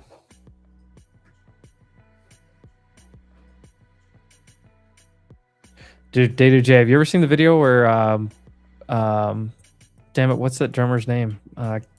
Chris, I can't think of his name. But him and Will Ferrell are side by side. I think they were on like Jimmy Fallon or something one night. It was actually pretty crazy.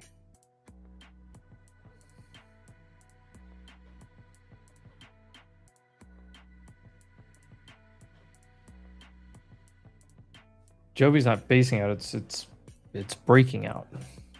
breaking out of a big consolidation into a daily gap fill.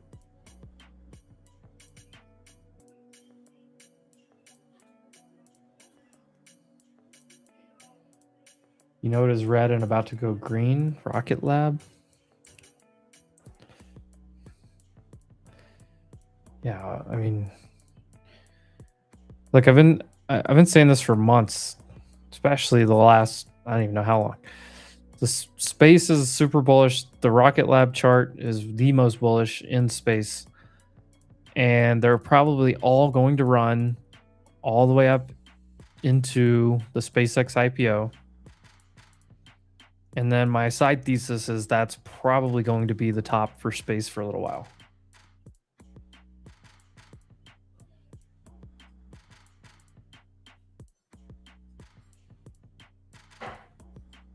Is M&Q a short if we retest 440 to 448 zone?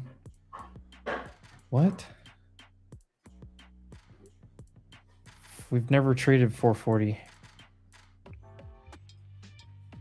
Can't retest a zone that you've never been in. Hey Jordan, I'm not sure if I understand this this one from you. Target 040.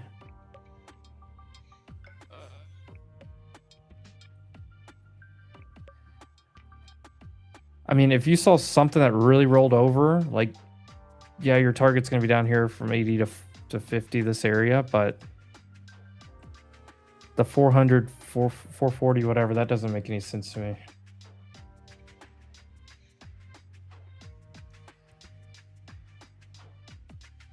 I'm never gonna pick a level to short off of at all-time highs. It's just not gonna happen.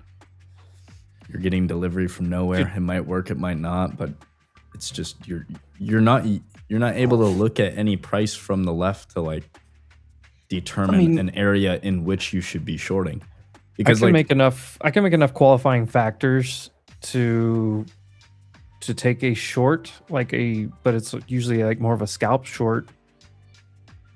Like if you fly on like a news headline, you get super overextended on the 5, 15, 30-minute time frames and you hit extension targets. Like, okay, I can try a short there. But that's all it is. And it's not like hey, I'm going to short this all the way back down to the middle of the range or something. Like you have no price action to go off of, like you're saying. Yeah. I just think it's tough.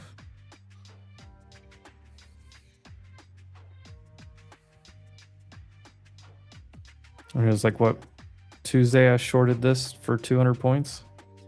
I mean, yeah, I shorted Tuesday and I shorted yesterday, but I was also pretty quick with it. And I mean, I caught some nice moves, but like they weren't, like overall, the market ended up going higher. I was just out before it ended up going higher. You have to program yourself to look for dip buys in this type of market. It's meaning 340. Where's 340? Oh, 340. The high, basically. At that point, I think we bust highs and then it's next leg up. Yeah, I mean, personally, if anything, I think you're looking for a little bit higher than that at least, and you're gonna go test out this wick from the other day. I would just say, why would you default to wanting to look for a short? If anything, I would want to look where can I buy this thing for a long? Back off of 200.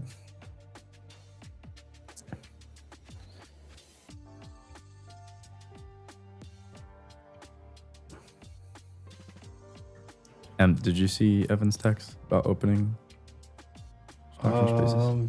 Great. I think you might need to open it real quick. Yeah, no, it's perfect. Perfect. Just wanted to remind you.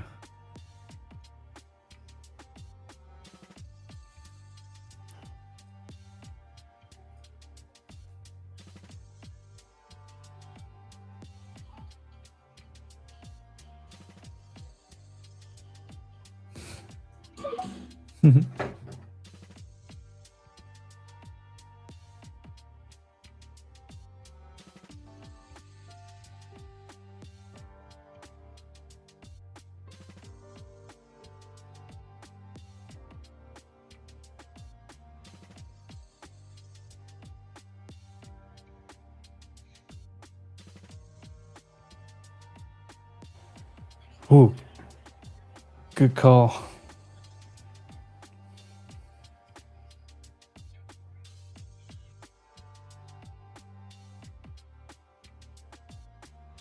Dude, you could not have nailed that timing any better. I just looked down and it was 3 o'clock, and I just saw that text, and you hadn't answered yet, so I was like, maybe. Well, I should I answered him, but I didn't.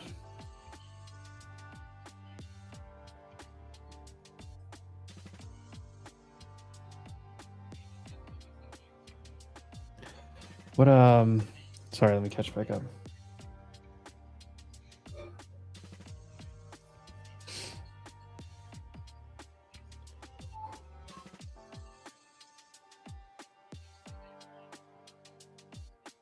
Chad Smith, I was close. All right, I'm just catching back up. I may have missed some of you guys' comments. If I missed it, just send it again. I do want to take a look around the market here as we just hit power hour. Nvidia had that big move here and is holding IB high, basically previous day's high, trying to fade back into it, but still sitting above it, still closing candles up here. Google sitting on top of IB high. IB is initial balance for those that aren't aware. Apple's nothing. Microsoft's still sideways at the highs, very strong. Amazon's been ripping, new high of day, beautiful. What does Amazon look like on the daily? This daily looks really good on Amazon too. Look at that. Yep. There you go. I like that. Meta is been actually weak today, but it had a huge afternoon yesterday. So when you think about what's the context here, if you just look at today, you're like, well, Meta didn't do anything. Today's kind of weak, but you're like, oh wait, it ripped like went up almost 5% yesterday. Be all right. Broadcom.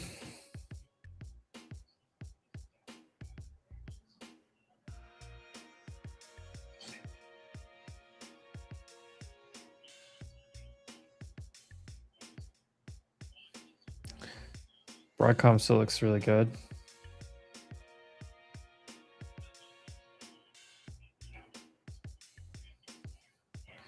Tesla consolidating at the highs. Yeah, everything's fine here.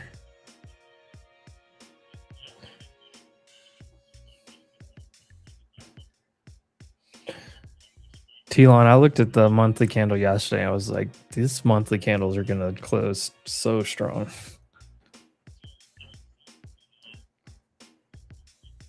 Software up almost 3% today on IGV. SMH is up nice.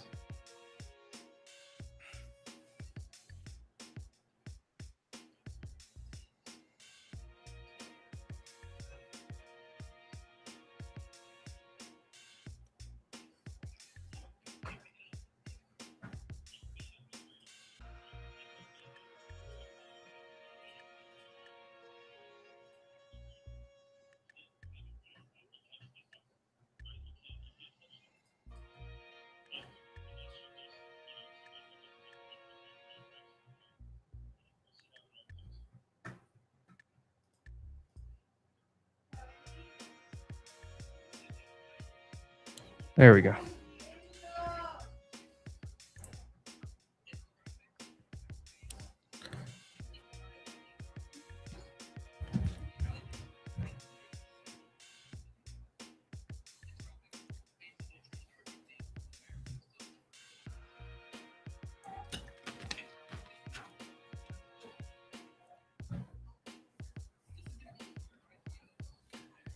EXON.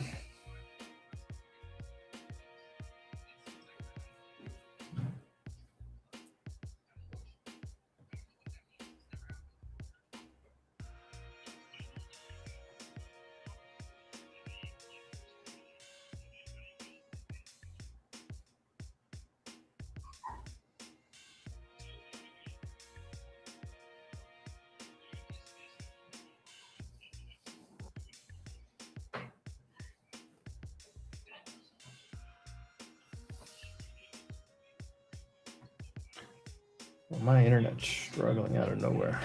There we go.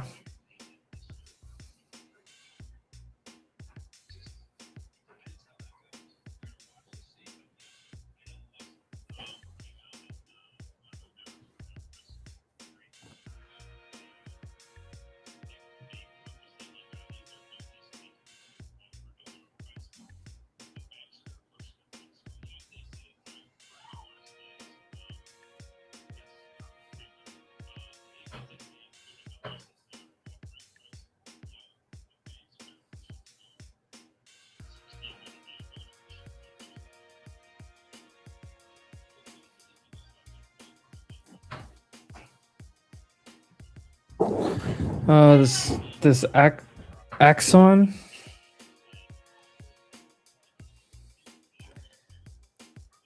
So it's in a downtrend for almost a year. I don't know enough about the rest of this company, but this Axon is in a downtrend. Is this software or something? Or aerospace and defense? I mean, nice consolidation here that it's breaking out of. Maybe it has a catalyst to do so, but it's still in the downtrend. My internet's just struggling. What's going on here?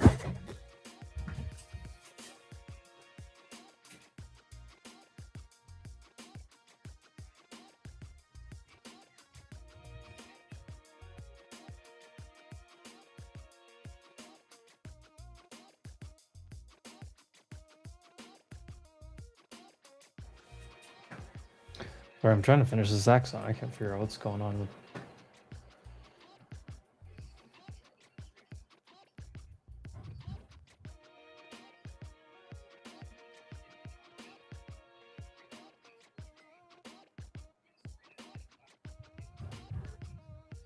Yeah, you got to get through this downtrend. That one's clear as day.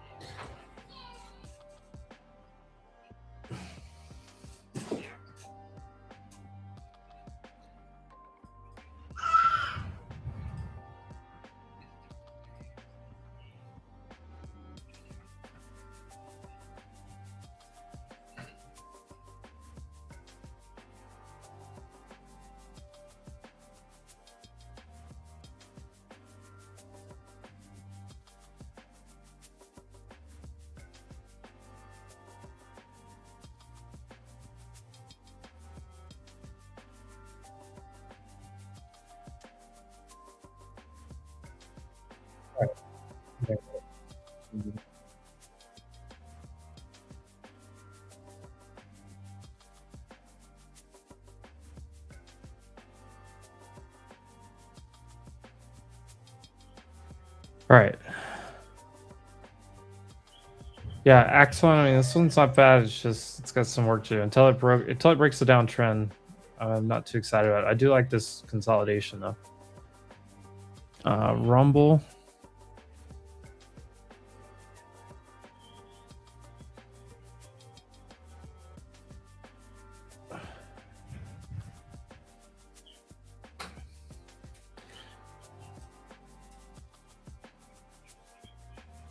Here's an example of something that did break out of a big downtrend. And now you have, you had lower lows and you had all lower highs.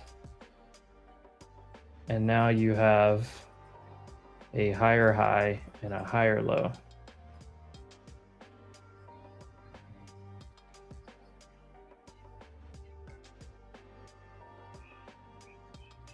So Rumble looks okay.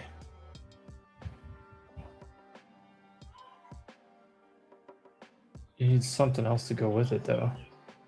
They're not even, yeah, they're not profitable. They're pre-revenue. I'm not going to be the one to ask a lot on some of these pre-revenue things. Solar, Sunrun, solar names have been doing pretty well. I mean, Sunrun, this thing is sell over 20 bucks, buy at 11. I mean, literally just rinse and repeat.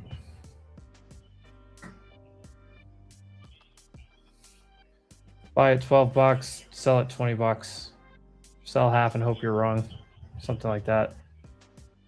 Maybe solar comes back, maybe not. I mean, we know energy is going to be important. Is it going to be solar? Probably not with this administration, but maybe. And then Enphase is over here making a crazy move.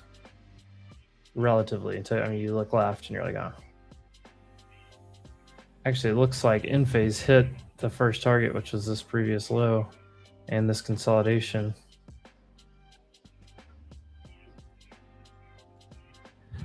It's a heck of a move, though. Stock almost doubled. It is interesting that Sunrun's lagging so much compared to, I mean, look, the whole ETF has been going crazy. Solar, Sunrun's not. Tells me there's something wrong without even knowing the story. That just tells me there's something wrong.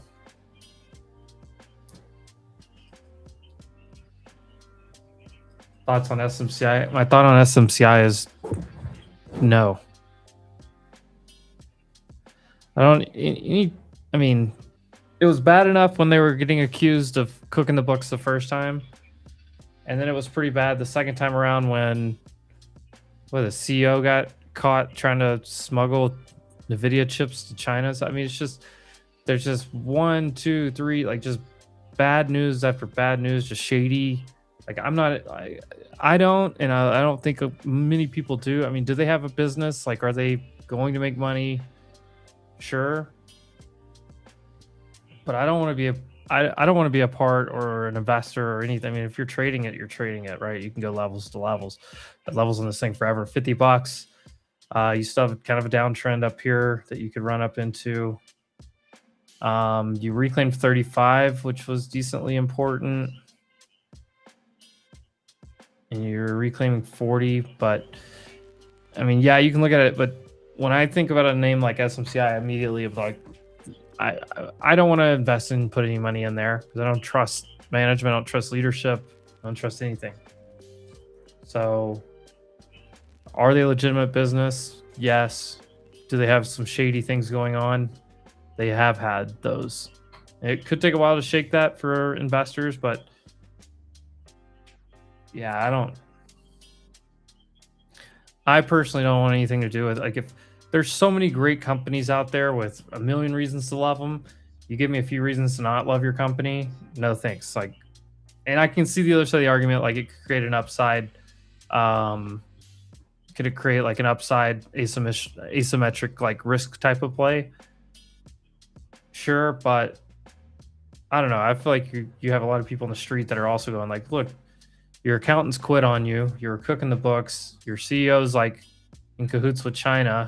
How do you know he's not going to get in more trouble? Whatever that whole story was a while back. It's just all I remember. I can't remember every detail, but yeah, I don't know, not something for me. You know what I mean? Like, yeah, you could take a trade. Sure. You can trade anything. You can trade Dogecoin if you want. Trade anything. You go trade soybeans. Like, if it's a chart, you can trade it, but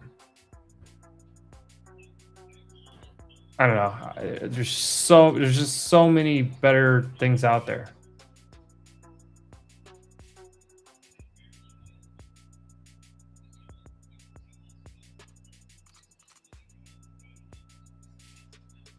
It's like I don't know.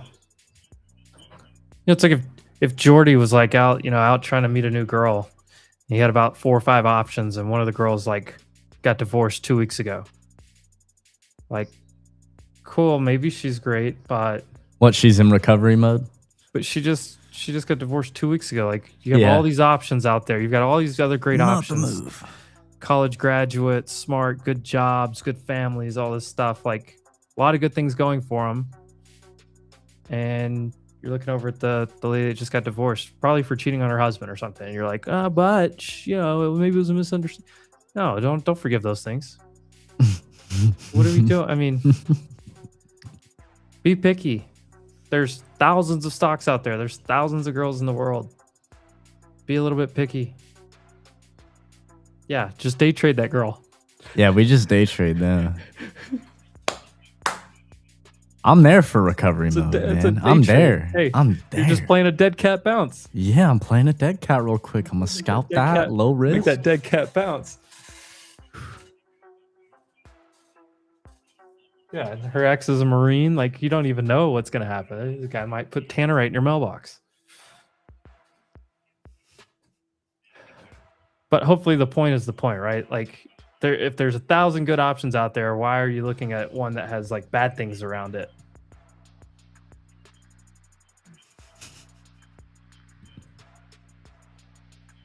All right.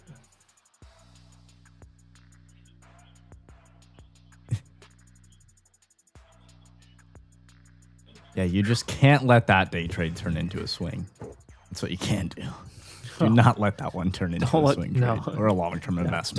Don't get assigned those shares. No. Do not No, no, no, exercise no, that no. options contract. No, no. All right. Moving on. What are we doing?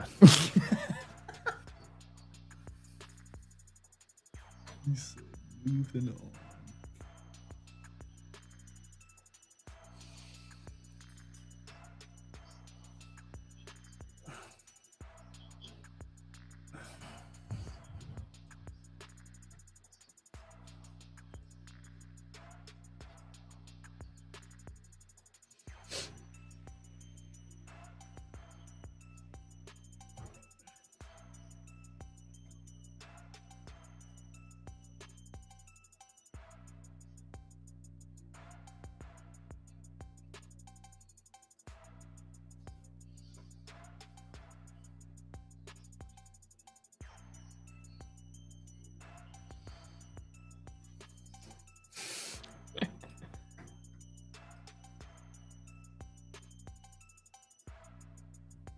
A lot of short interest, huh? Oh, let's go. Heavy D just celebrating like he should be. Sitting here at the clubhouse having a Captain and Coke. Let's go. Dude, if I woke up and I had a bunch of snow options, I would have locked in a bunch of profit and walked straight out the door. With no chance I would have traded the rest of the day. Kind of like I had a really big morning this morning. Well, overnight into this morning. I'm not doing anything. I'm just hanging out.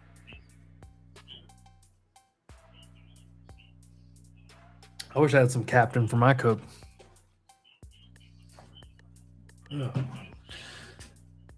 Let's go. Thanks, Kurt. My boy getting lit. He said I hit market sell at 9:30. Hell yeah.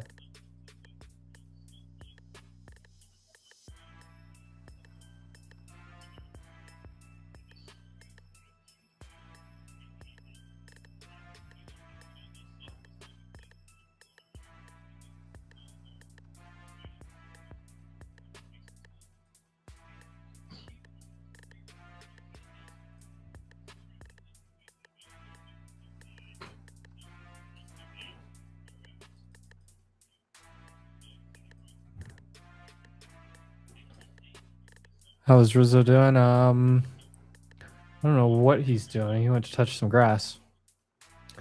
He is down a lot of money though. A lot.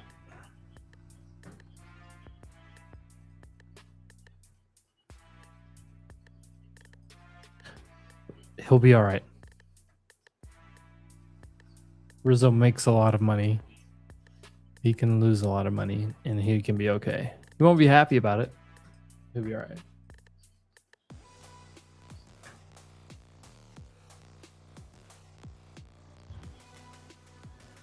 The paint is bone dry at this point now, and the grass, I just looked outside, the grass is growing. I could actually see the grass growing faster than what this movement's been.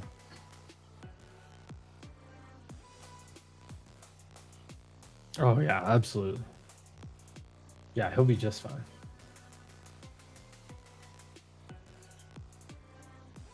Touch grass, touch grass. If you happen to set fire to grass, that's your own prerogative. And the funny thing is, Rizzo's so transparent, he tells you more about how much he lost than he tells you about how much he made. It's actually kind of funny. He'll talk about how much he's down or how much he lost. He rarely, he posts points, like total points that he's made more than he posts like actual P&L.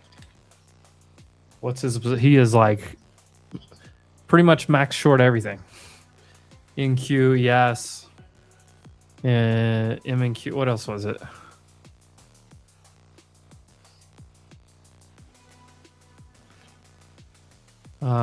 In Q, yes. M and Q. And he's long oil.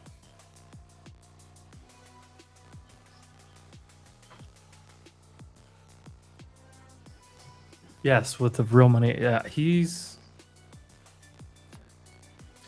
down a house right now in real money.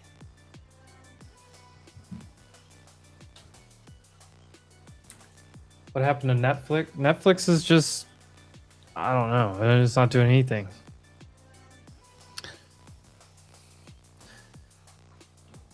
It's kind of a weird look to it, honestly.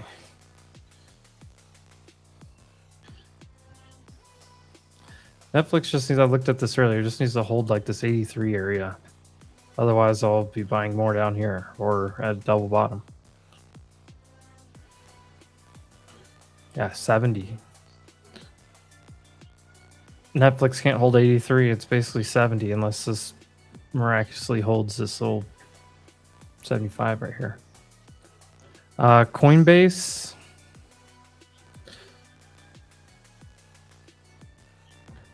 Coinbase has done this a few times. Every time it looks like it's going to just die. Gets a big bounce. Looks like it's going to die. It's a big bounce. Looks like it was going to die. Big bounce. Bounce. But this is what's wrong with Coinbase right here. What does that look like to you guys? I can draw this multiple ways. I could draw it this way right here.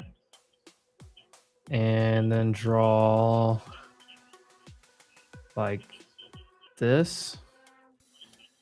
Somebody tell me what this little pattern's called here.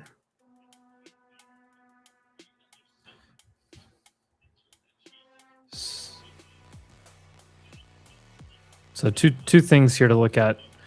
Here, let's do this. If I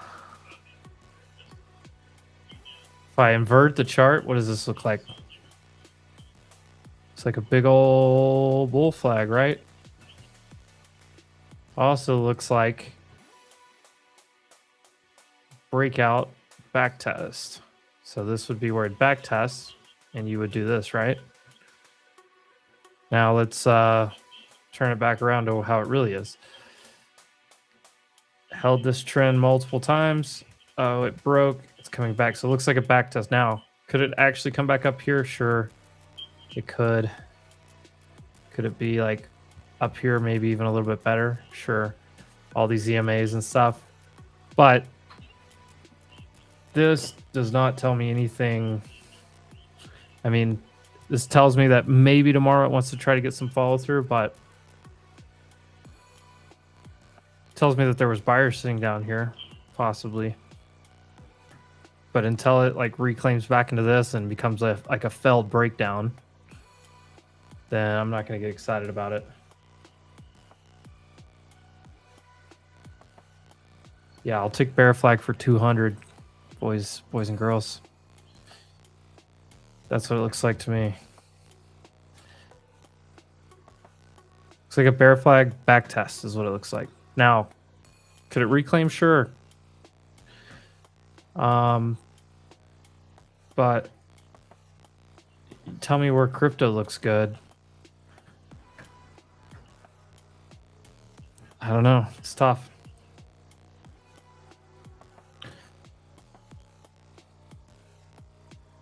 Circle getting saved off that gap fill today.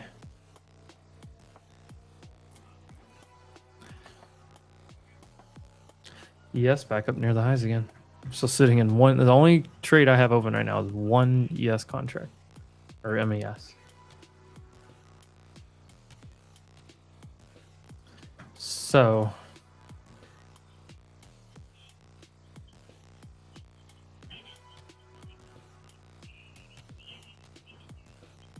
I love this, dolls. I love it. This is one thing that I talk about all the time. It's one thing that I do, that I change, that works for me. I'm up, already won the day. We already had great moves on the day. So you had both great opportunities today. And not only did you have great opportunities, you had amazing, like you won. Like you had results. You had amazing results. You had great opportunities today across the market. Oh, my headphone died.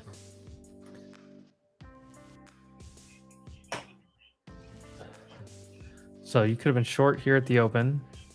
Whatever, you could have been long from down here, I guess, if you wanted to be. But after this ripper, if you bought this back test and got long, you rode it. You had a great opportunity for that. There was opportunities last night. I mean, this was a day full of opportunities up until about noon. And there really hasn't been much since then. But when you get this type of movement in the market, what normally happens next, guys? Consolidation. Big moves usually follow some type of consolidation. Like here's another example. Big move up, consolidation. Big move up, this whole afternoon, consolidation. There's one of these that was like a big move down. It was the same thing. Here's another one. Big move up, consolidated all afternoon. And then look, not only did you have a huge move up here, the next day you consolidated.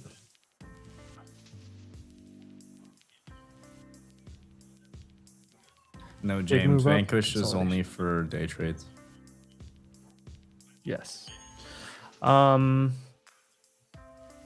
I love what Dolls is saying here because it's like, hey, a lot happened in the market today. There was a lot of great moves. I made money. I won the day. I don't need to take any 50-50 coin flip trades to, you know, oh, what I'm trying to make an extra $100 and you start spiraling, you lose $200-300. $700 is more than most people make in a day. Take it, put it in your pocket, and go home.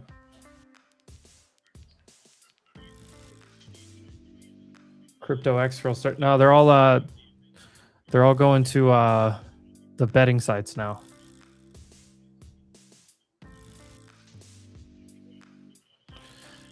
Have to get a new high of day on. Yes, let's do it.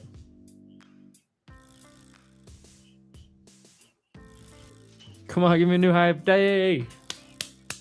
Let's just finish this off.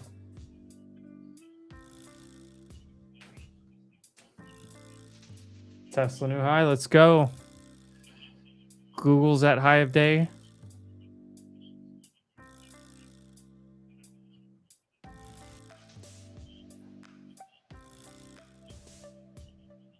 Perfect time to mow yards, yeah. And yeah, James, you got your answer from Jordan there. Day trading only. If you're looking to swing trade on a prop firm, Vest is about the only way to kind of do that. Just kind of like a leverage equity play.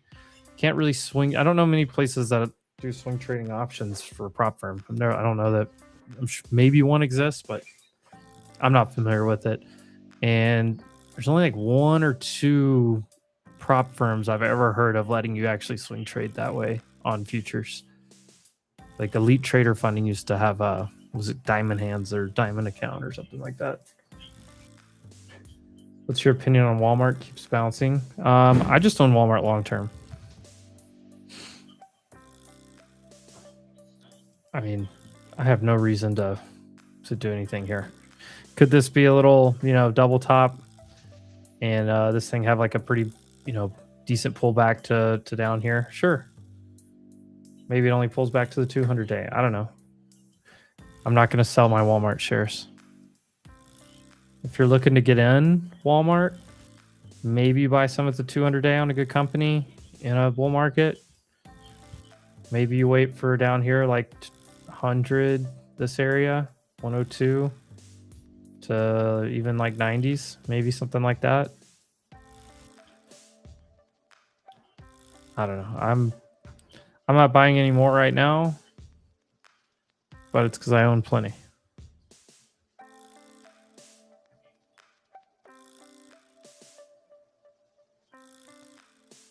I'm Canadian, so it's $1,000. $700. Hey, bro, I just spent $700 on tea time with cart and caddy. Well, okay. You got your own caddy, brother. You deserve to pay $700 for that. I can't say I've ever had anybody caddy for me. I always run a cart though. I will not walk a golf course. That is not enjoyable. I will always run a cart or borrow a cart from a friend. Something. You need a cup holder. Yeah. When you're playing golf. Well, Come they on. actually have. So when I was a kid, and here's why I will never play without it. My dad was like an old school, like love of the game type of golf guy. And like, when I was 14, 15, 16, all the way through there, like I'd go play golf with him sometimes. And we had the little like, he would let me use, the little like bag carrier with the wheels.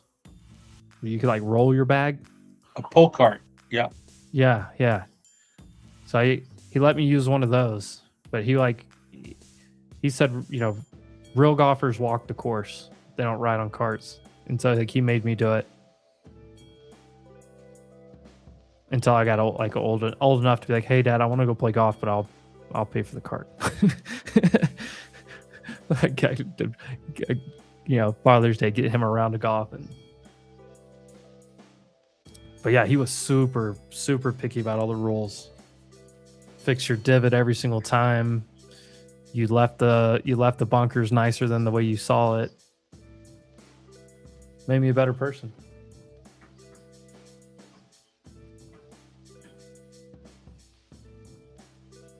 Shout out to my dad.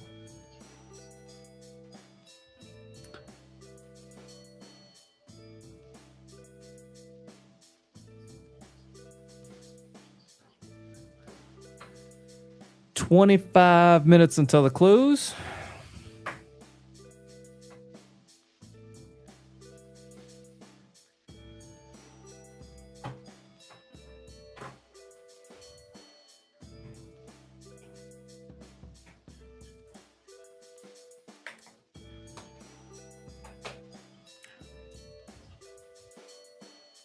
Oh, but what I remembered, Frank, was like, yeah, you need a cup holder. But I remember I had a cup holder for that little pull cart thing, and it went like beside your bag, and it like had it was like on a little like pivot, so like you could put anything in there, and as long as you weren't like just slinging the thing around, like when you leaned it down to walk, it would tilt, would just like stay straight up and down with gravity. But it was not fun. You couldn't bring a cooler. Just every 3 holes you'd stop at the water cooler. Old school golf. Now I need to be on I gotta be on a cart with a cooler, or I don't even want to go.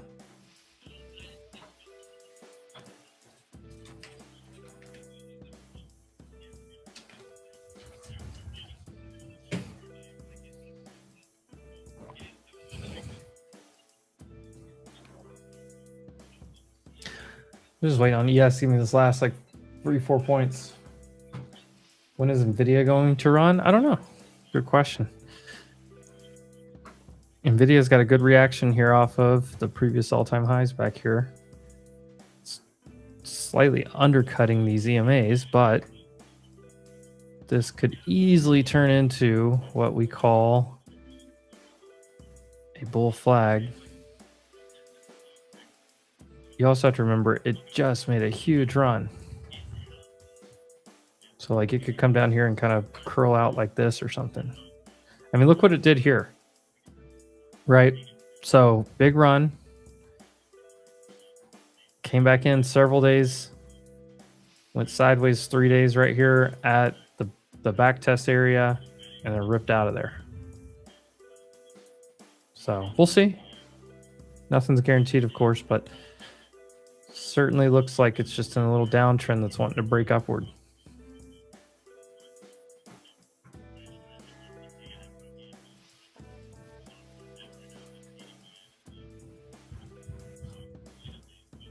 What is SOC doing? Sable offshore?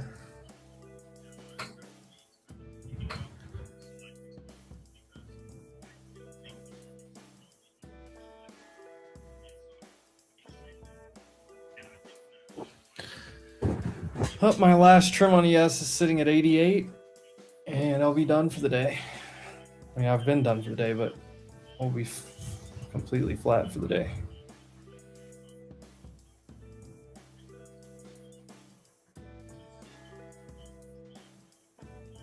New high of day on SPY, new high on Google. Q's isn't quite there. Robinhood's up 10%. Good Lord.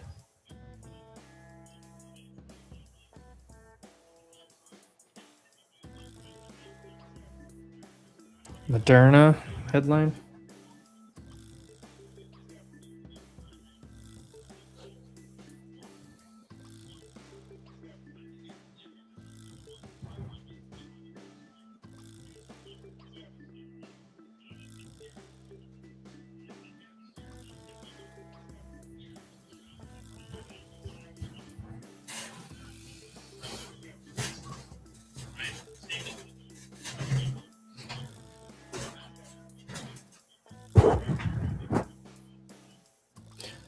Why is everyone buying Nebius calls?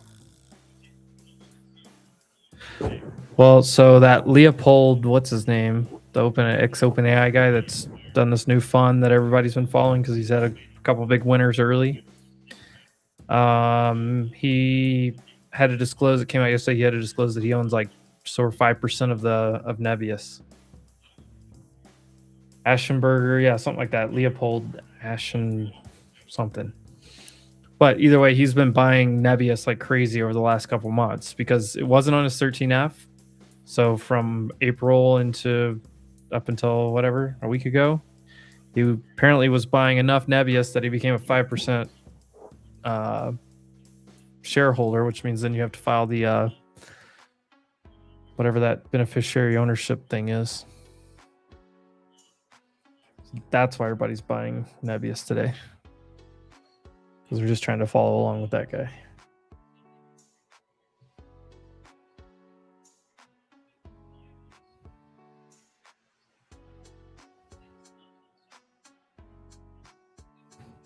Who tagged me in case he trades?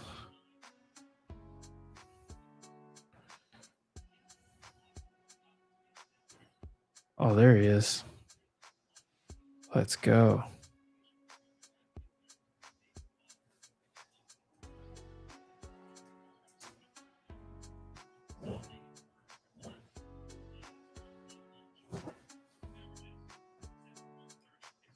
Wonder how much he gets paid. Oh, Sam, let me DM you the link.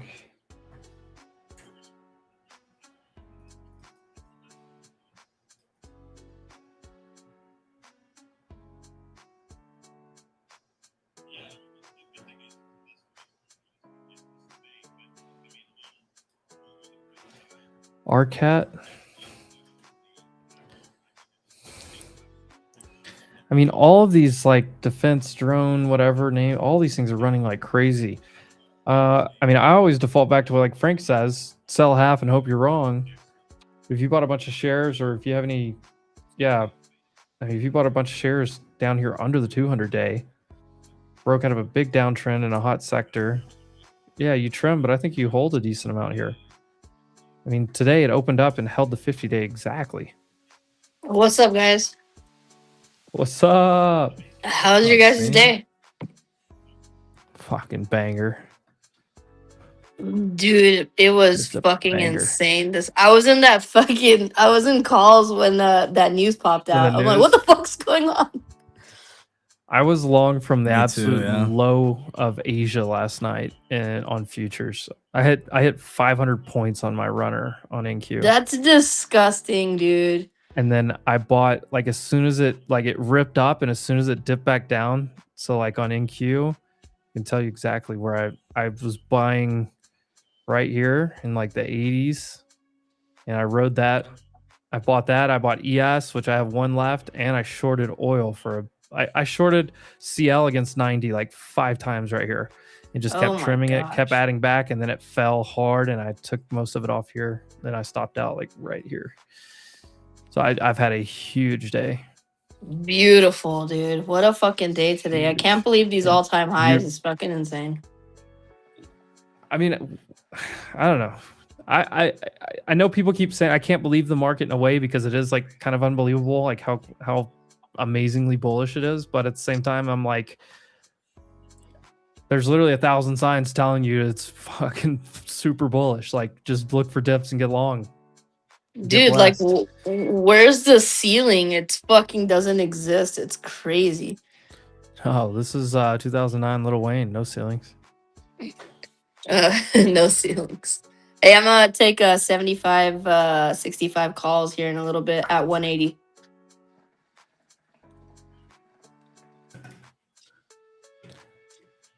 Let's go. Let me pull up SPX.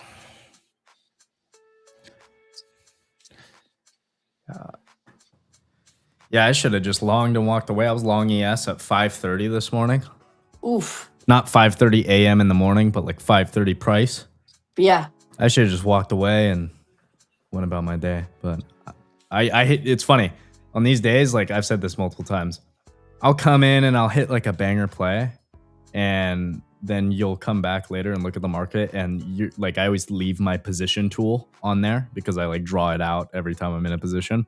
Yeah. And you just see how microscopic like my position looks compared to how much we moved. I'm just like, damn, Insane. it is crazy. Those of you that know, we've been talking about the New York event a lot.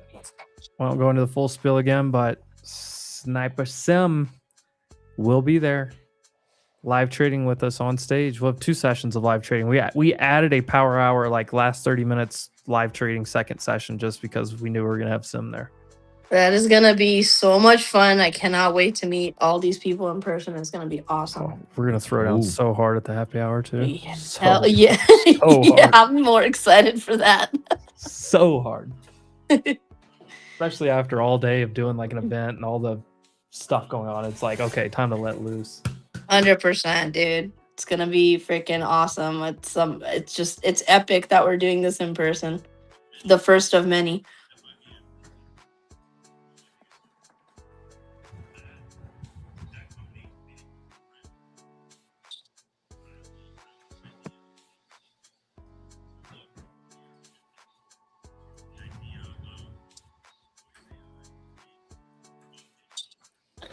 ASML has a headline, Nikon to try to take them on with low cost architecture equipment or something for chip building.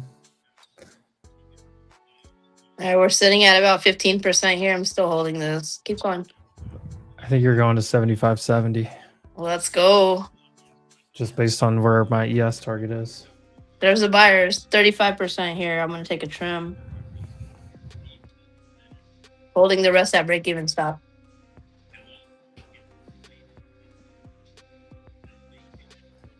Boris says we have a poly market going for you getting drunk and punching someone in NYC. Look, Sim's feisty, but she's also knows how to have a good time.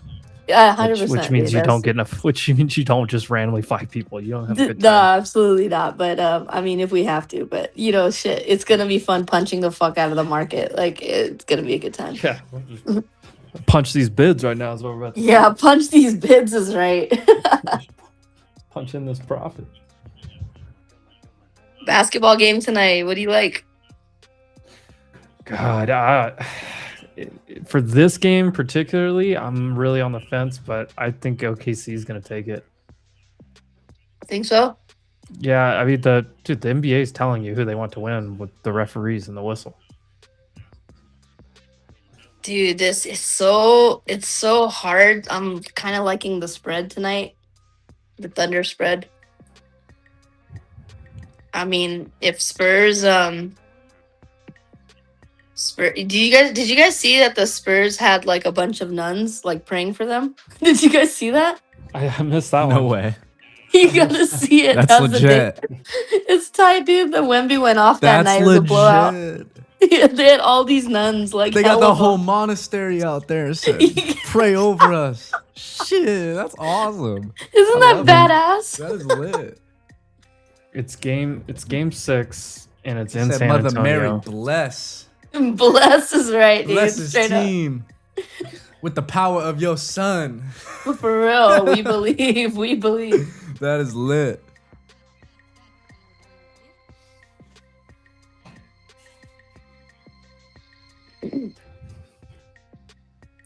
Look, if you're a Knicks fan, you want the Spurs to win tonight because you want this game to go 7 tough games so that you're more rested because you swept, and then you can play a more tired team from the West. It's the only chance the Knicks have.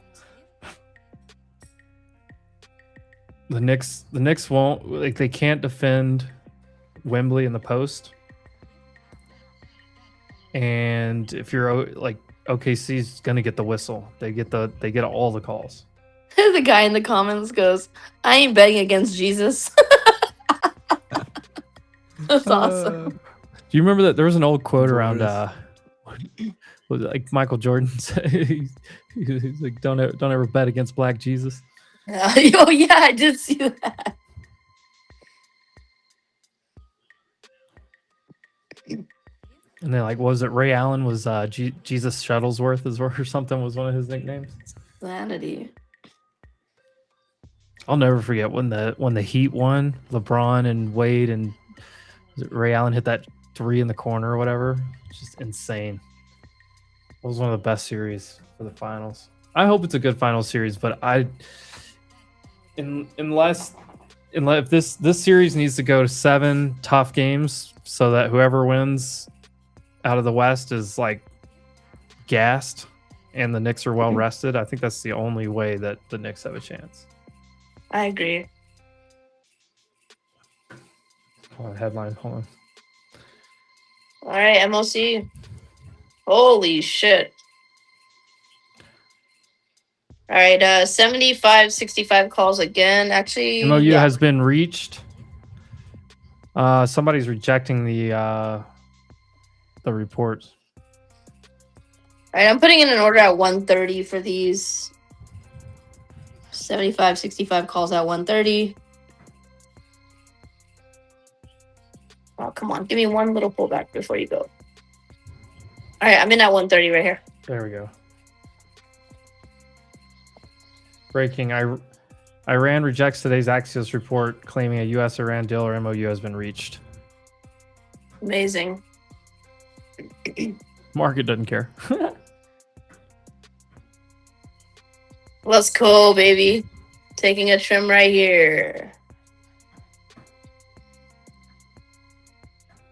Sweet. 130 to 180.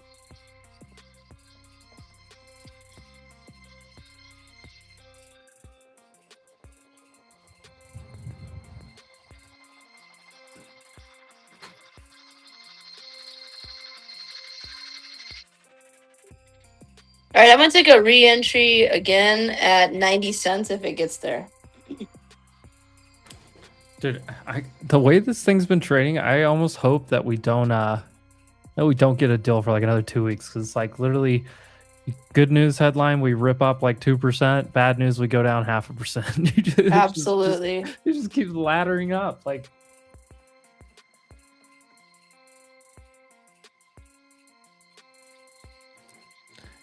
it's not market manipulation, Jesse. It's market speculation. I have an order in at 90 cents for the 75.65 call again. Let's see if it gets there.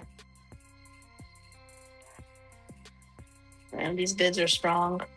Knicks will distract opponents with Kylie's booty. Oh. Look, Karl Anthony Towns, I just hate that guy. He looks like he has diarrhea when he runs.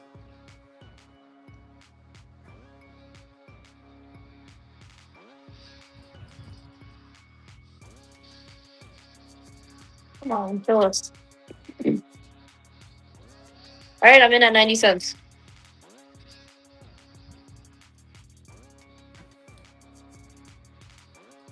Let's go. Give me 100%. Pop, pop, pop, pop. MOC just came out. Sell side.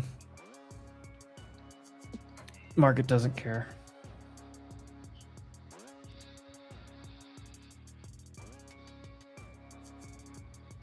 From a Minnesota fan, FCAT. Yeah. 100% right here. I'm going to go ahead and take a trim, and I'm holding the rest into the close. This Let's thing looks go. Like it's going to go. This is badass.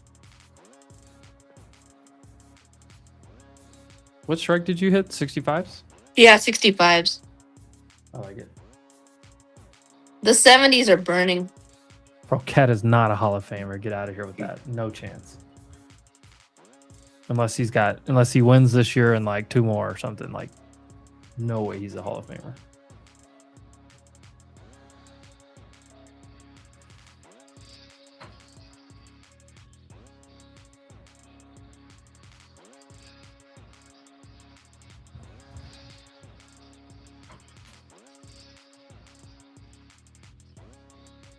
Best trade Minnesota did was getting rid of him.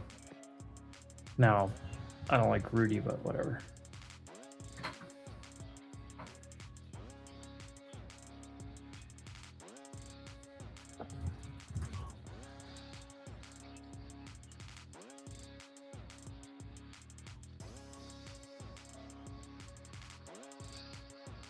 All right, I'm in more at 90 cents right here.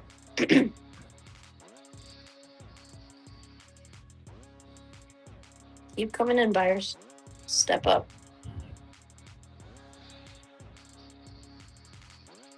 20% still holding. Keep going. I don't like that last 15-minute candle.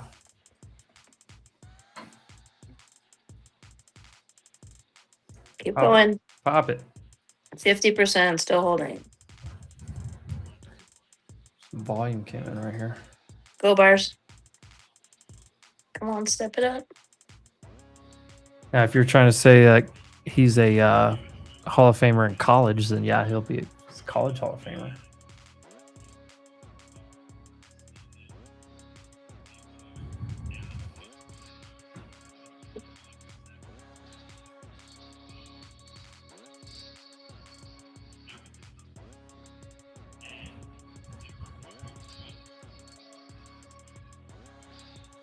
Get Dell earnings right after the close as well. Did you see the news, Sim, that their CBO is going to expand options trading to pre-market and after hours? Hey, I was reading about that. Is that, do you know, is there like a definitive date? I can pull up the information that I have on it. I didn't read the full report. Yeah, for sure. If you have it. CBOE just received SEC approval to launch extended trading hours for options on July 13th, 2026. About 20 stocks, including Mag 7 names, Apple, Microsoft, NVIDIA, blah, blah, blah. Have to have at least 50 billion in market cap and 150,000 contracts minimum, 10 million plus shares in daily average trading volume. They also plan to launch 23/5 equities trading. Oh, wow. So it's going to basically equity is going to start trading like futures.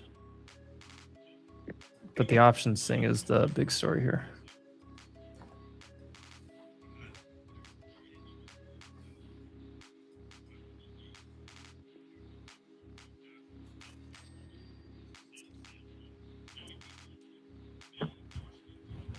Look, Cat is borderline Hall of Fame.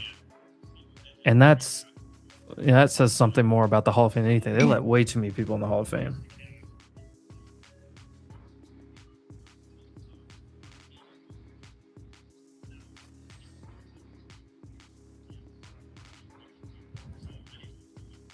All right, his volume's coming in. Let's see what it wants to do. Come on, get one little push. One push. One pop over 0.7, and it's really nice. There it is. Come on, keep going. Speed up.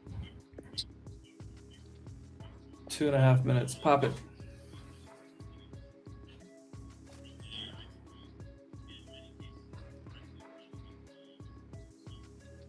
Keep pushing. Back in profit. 15%.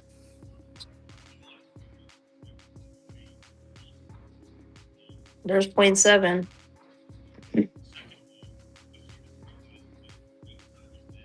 Two minutes.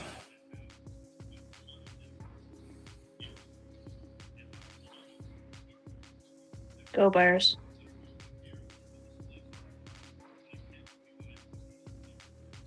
Come on, pop it into the close. 30% still holding.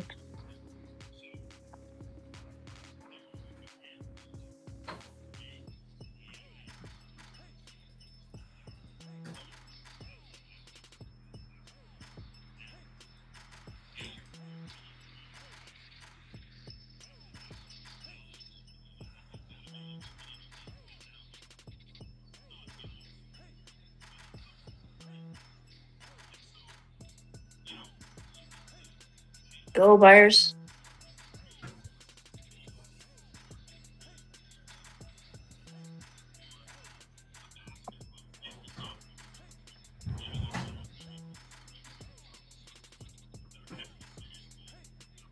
Push, push, push, push, push.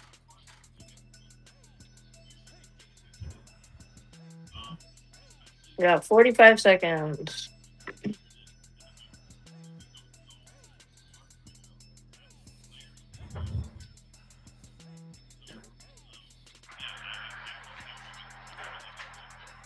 $30 remaining in the New York session. There's a report that Iran attacked some strategic targets or something.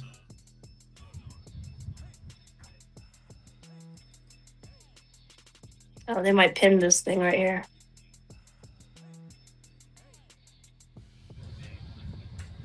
And they're pinning the price.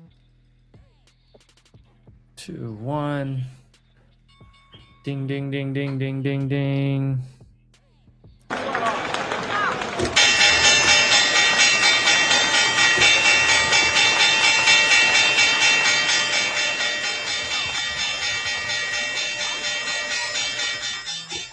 Pencils down. Pencils down. Yes. Pencils down. Am I sniffing anything for tonight? If honestly, after last night, I kind of want to stay away from Globex. Yeah, you should take a break. Yeah. Take a break. Yeah, but if we get a dip buy, and there's a few levels that I have to work off of for dip buys, but I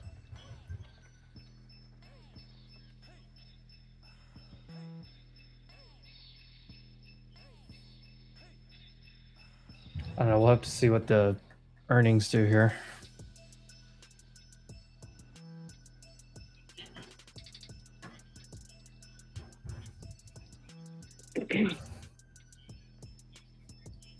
Autodesk just reported.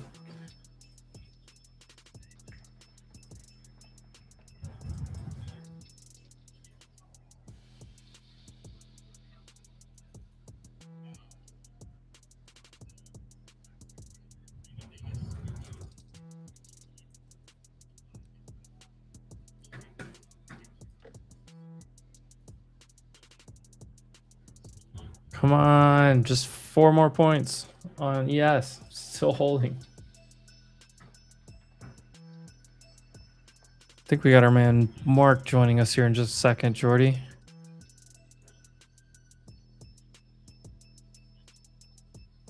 Cool.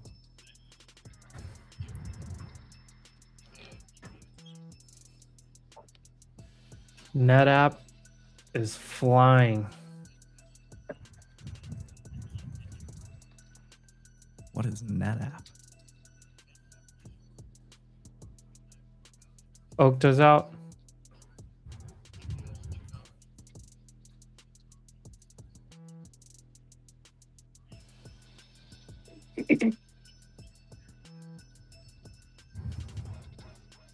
Okta double beat. Mostly flat.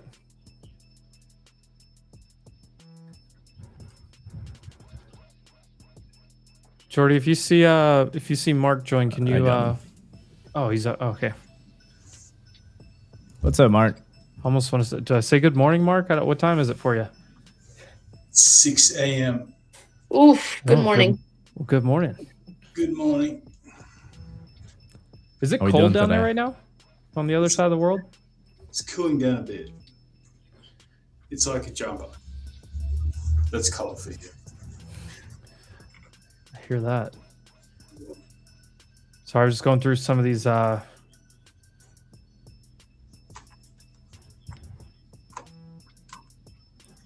getting messages that I need to go help with stocks on Spaces. All right, chat. Do what you gotta do. I'm gonna keep watching this on the side though. I have to pop off of here. Mark, great to see you again. I had like 3 questions ready for you, but I've got to go help with a different show. Jordy's gonna take us home here. Jordy, if you get the screen share, if you can do that. I'm gonna keep watching. If I got a question, I'll type it in the chat. Sounds good. No worries. Let me get this up there. How we doing, Mark? Yeah, it's good. It's like a different universe watching this market in the States because our market's getting killed right now. The Australian market? Yeah, we've got a government that's introduced some crazy tax changes. So, yeah, there's a lot of tax-driven selling.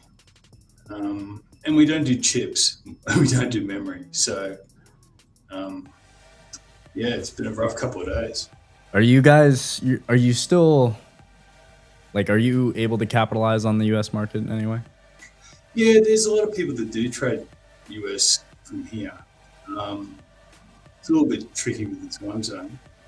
But, you know, when it comes to trading activity in the local market, most of it's resource focused.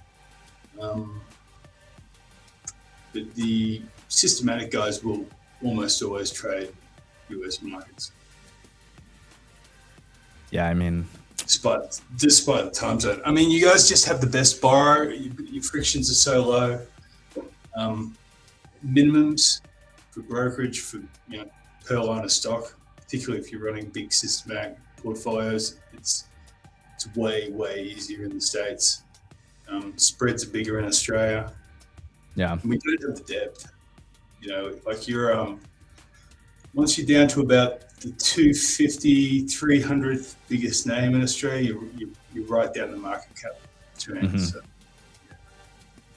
Yeah, well, walk me through what's been going on PairSync. I know we talked about it a few days ago or last week, and introduced the audience to it a bit with the pairs trading that you guys are doing. So, for the audience, we're going to be talking a bit about that, talking about PairSync with Mark here. Some interesting trades that they're taking with these pair trades. I don't really fully understand it, to be honest. I'm such a futures trader. I don't really get it, but walk me through it a bit again, and walk me through how you guys are doing these pairs trades. You can at all, if at any time you want to share your screen too, just let me know. Yeah. Can well, the high level description.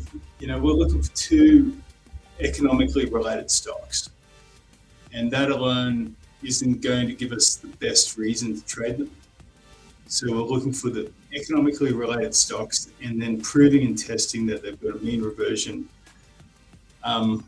style and pattern that we can predict and trade and parameterize around. So it's, the principle is called co-integration, and it gives you a predictable spread, predictable mean, and predictable standard deviation. So the simple way of saying that is it's like a dog on a leash. You know how far the leash goes. Once he gets to the end of the leash, you put the spread on because he's going to come back to you at some stage. So it's a pretty complicated system to run. People are doing it themselves. So what we do is we do most of the work for you. Can I jump my screen on? Which one is it?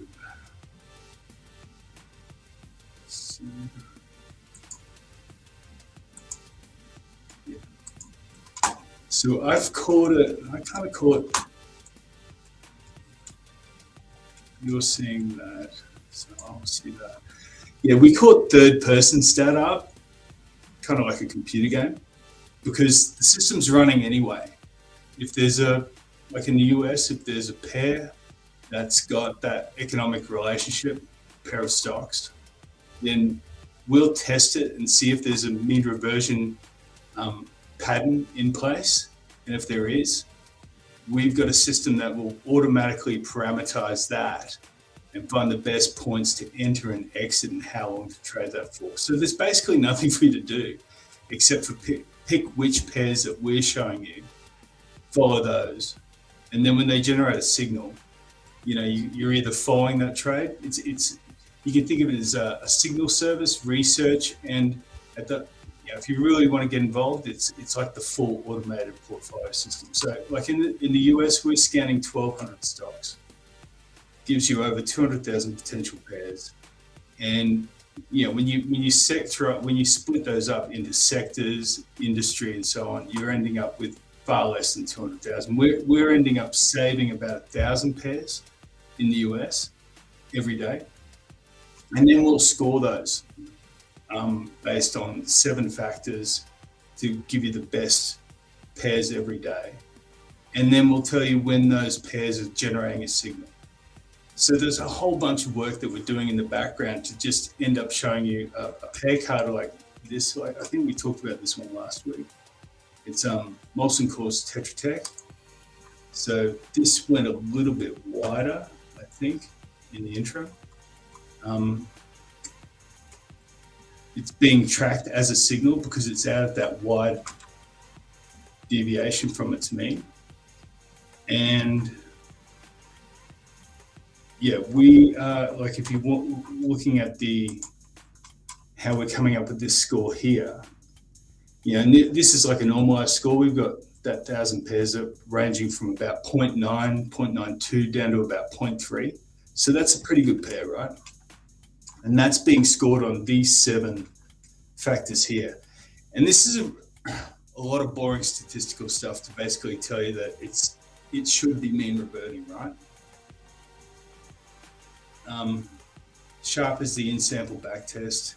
Co-integration p-value, that's kind of like how strong the leash is. Is it ever going to break? The win rate's a bit, take that with a grain of salt because that's the in-sample optimizing win rate, which we set the parameters with. Time efficiency is, look, you don't want to get stuck in a pair and wait for, 3 or 6 months for it to mean revert. We want quick trades, ideally 10 to 20 days. So it's a daily observation strategy. Co-integration stability is kind of like, you can kind of think of it as like a girlfriend. Does she go out with her friends a lot? And does she turn the phone off? Does it always come back? Hedge naturalness, like some of these ratios are a little bit odd. You want to be kind of dollar neutral or close to dollar neutral. Some of them aren't because the system will find the best way to create that stationary spread.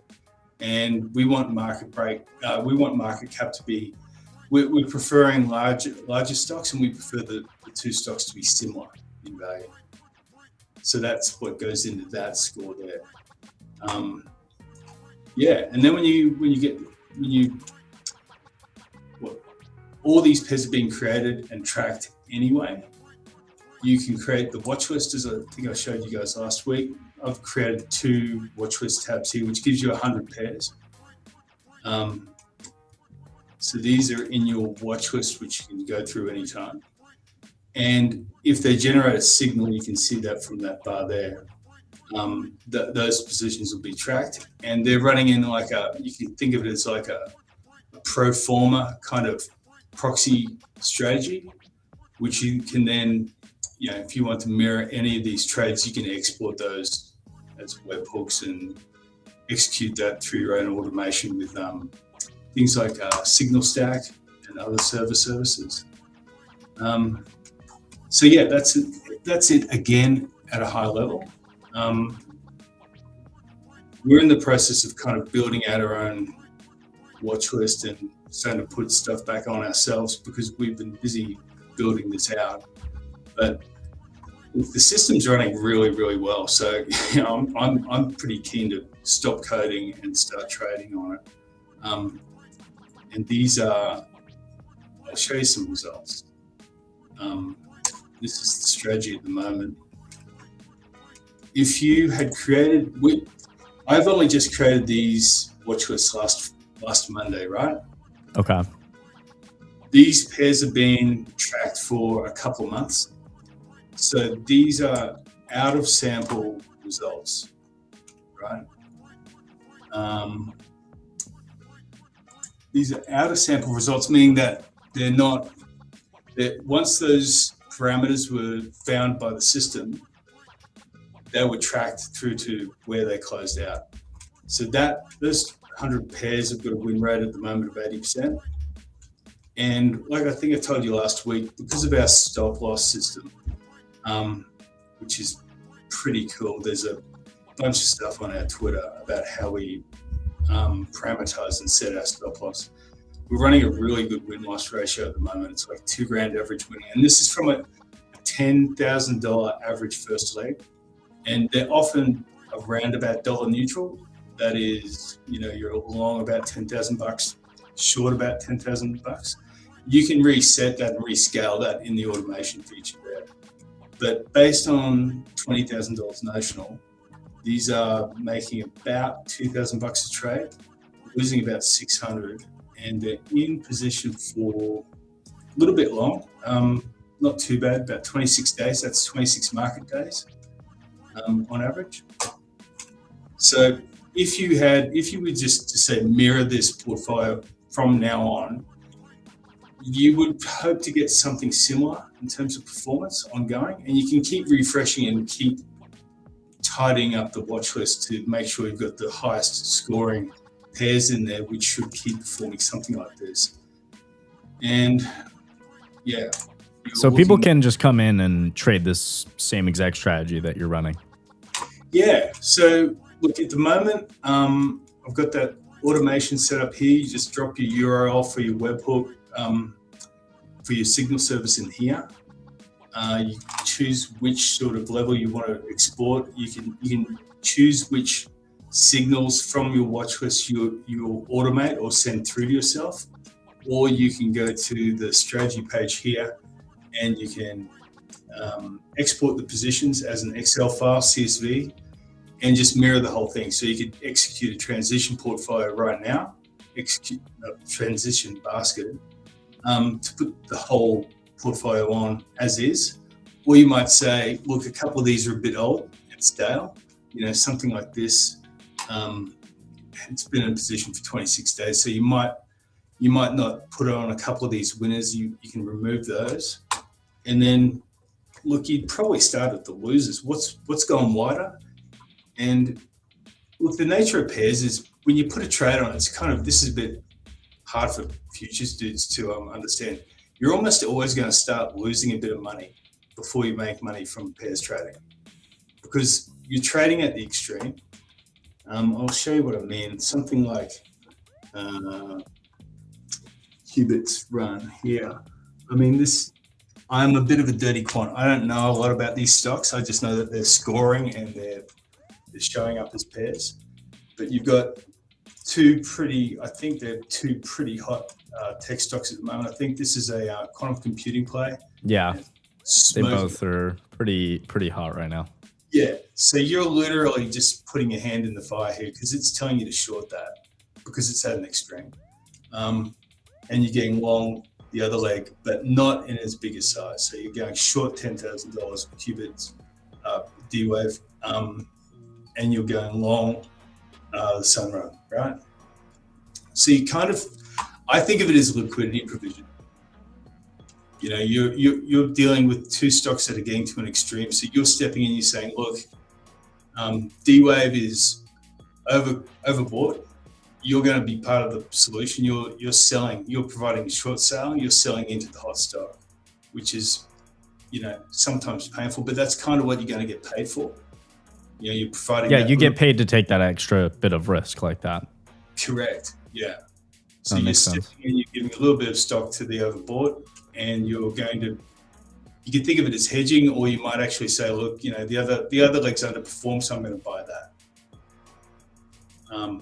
And you can see here, it's not going great at the moment, but you look at this price ratio chart. I mean, if you think of it as like a heartbeat kind of ECG thing, it's pretty obvious that's going to maybe, well, yeah, all things going well, it'll mean revert. We had some good questions from Lord of Wall Street in the chat. He asked, what are the returns and Sharpe ratios? We went over some of the returns, but maybe you could talk about the Sharpe ratios a little bit more there. And then he was wondering, he said, isn't there alpha decay on this strategy since all quant funds are doing pairs trading since years? I don't know if you could break that down as well. Good question. We run sort of two systems running parallel. There's the optimizer, which is continuously alive and finding those best entry and exits. So for this one, like just a vanilla sort of pair, this is the top scoring pair in the US right now. Molson Coors Tetra Tech. The system's found over the last 252 days, the best time to enter is at the 1.9 sigma level on a 100-day MA. And then it fits that around a 4 sigma stop loss. Now, if you've done that, the in sample, and this is the thing, right? It knows the past when it fits this. So this is a perfect back test, which you'd expect, because it's looking back saying, well, what's the best fit for entering and exiting and stopping out and hold period? And if it's found that those parameters, they're the in sample optimized back test, and that's a Sharpe 2.58 for that in sample back test. Now, once it starts running, once it's in a watch list, if that optimizer then trips a signal, like it goes wide and the system goes, okay, well, we're now in play. What it does is it'll freeze these parameters because they're constantly changing, right? Like tomorrow, that might be 1.8 and that might be 2.2. But if there's a signal, it'll freeze everything and say, look, we're going to freeze it, and we're going to say, at the moment, what's it done? It's saying it's entered at 2.17, so it, because of the way the market opened, it might have been wider than the initial target. So it entered a little bit wider at 2.17. So it pushes out the stop to 4.21.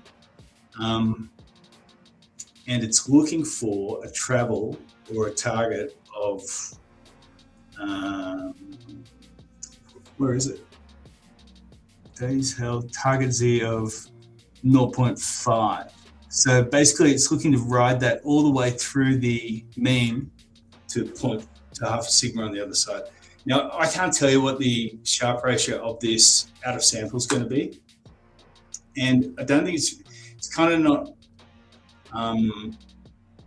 what would you say? It's kind of not. It's not really relevant. It's not authentic for me to say that the strategy's got a Sharpe, because I've created that watch list. These watch lists have been created on Monday, but it's showing you what the out of sample performance of those signals have been over the past two months since I've been tracking it, right? They're not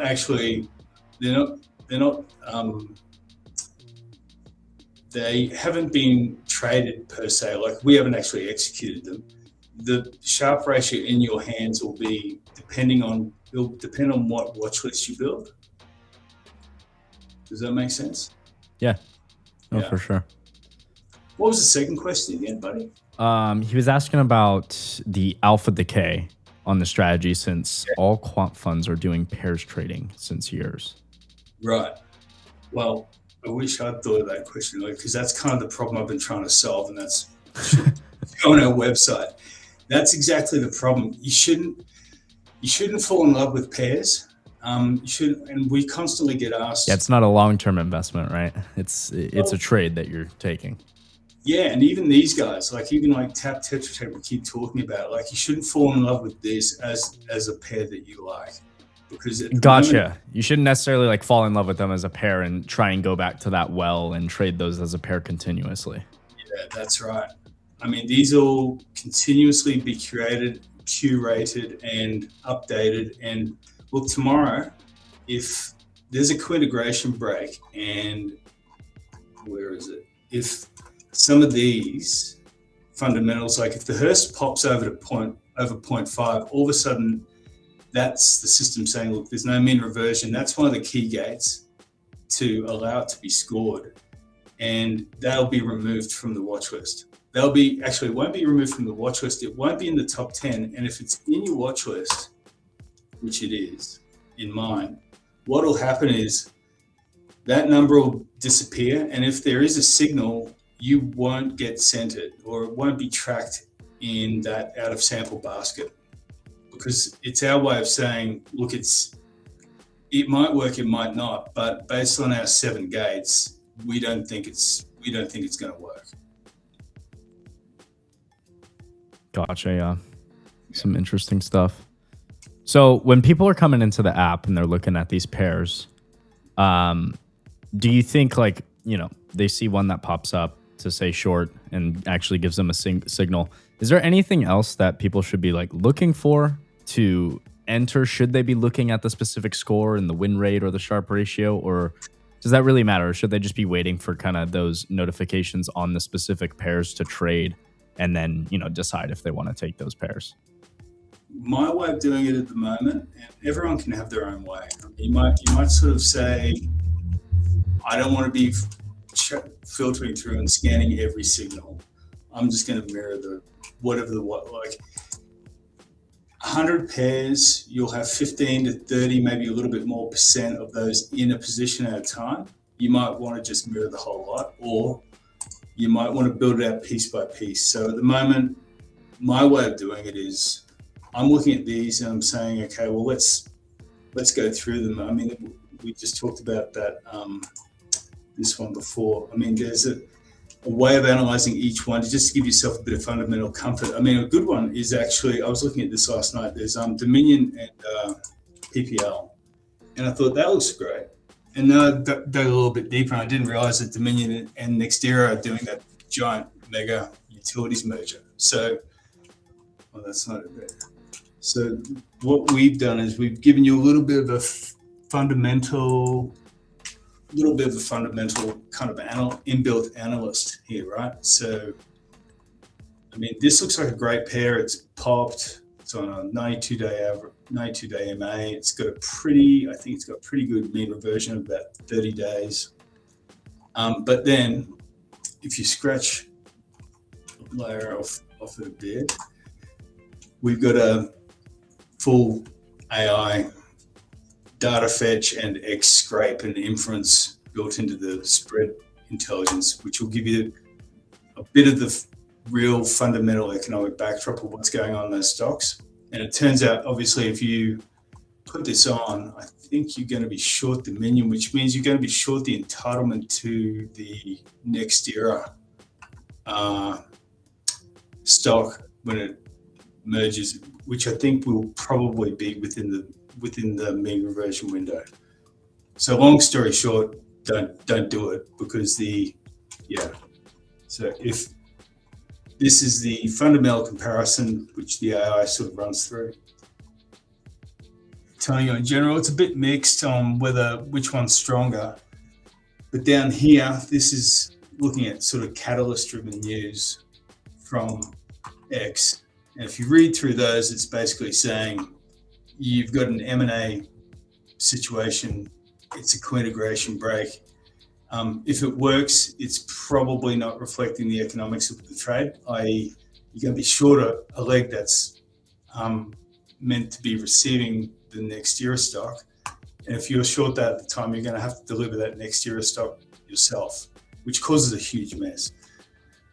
So, yeah, you don't want to be trading pairs over, ideally, not over dividends and corporate actions.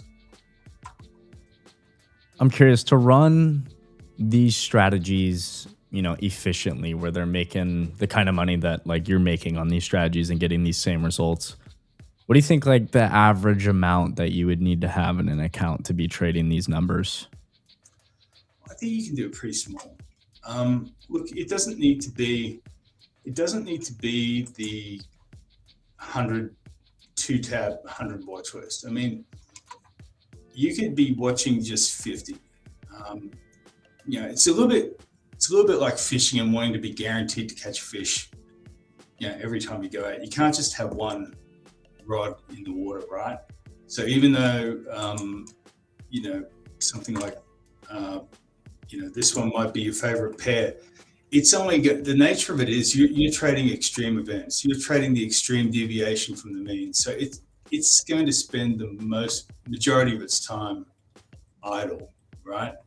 The whole nature of the strategy is you're only stepping in to provide that liquidity at pockets or moments of market stress, either something's oversold or if something's overbought, because that's when you're going to get the faster mean reversion. You don't want to be sitting in there grinding out long. It's not a buy and hold strategy or set and forget. It's you're stepping in at moments of market stress or liquidity stress. So you need to be watching about, in my opinion, at least about 50 pairs, and then you can just be putting on one at a time. Minimum size maybe $1,000 a leg, and look, it depends on the basket that you've managed to put together, but I think these numbers are pretty indicative of what you're going to look at. You're hoping to get something like a 10 to 15% winner on average over around about 20 days.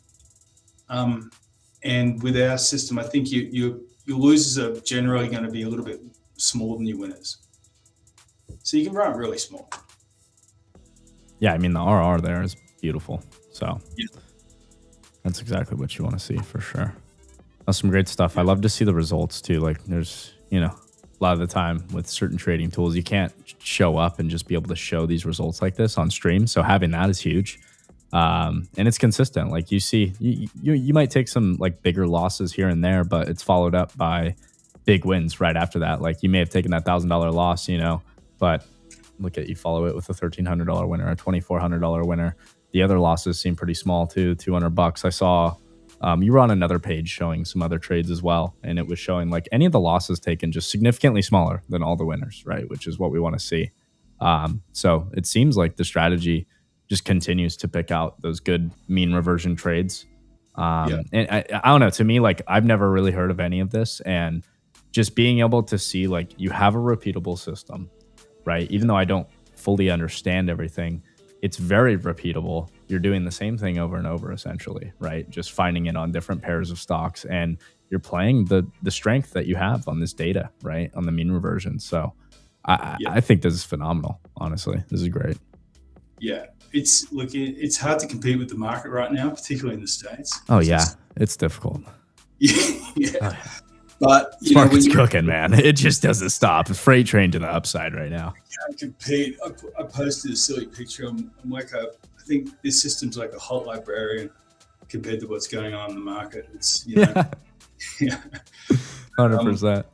Yeah, but yeah, look, I think it is repeatable. I mean, look, I don't want to give people the wrong idea. There are losses, obviously, and you're going to have blowouts.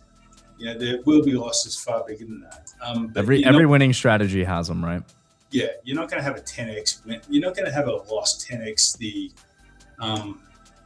average winner, unless you're extraordinarily unlucky. Because you know these stats that we're sort of grinding through, they're giving you a lot of comfort that this has got a bit of a heartbeat that you can predict and that we know the range of. And if we're wrong about it, we find out about pretty quick with the stop. And yeah, that's a 4 sigma stop sounds pretty extreme, but on these MAs that we find, that's the moving average is that we build the spread around a customized based on how fast it mean reverts. And having a stop loss on a strategy like this is a bit of a game changer. Really.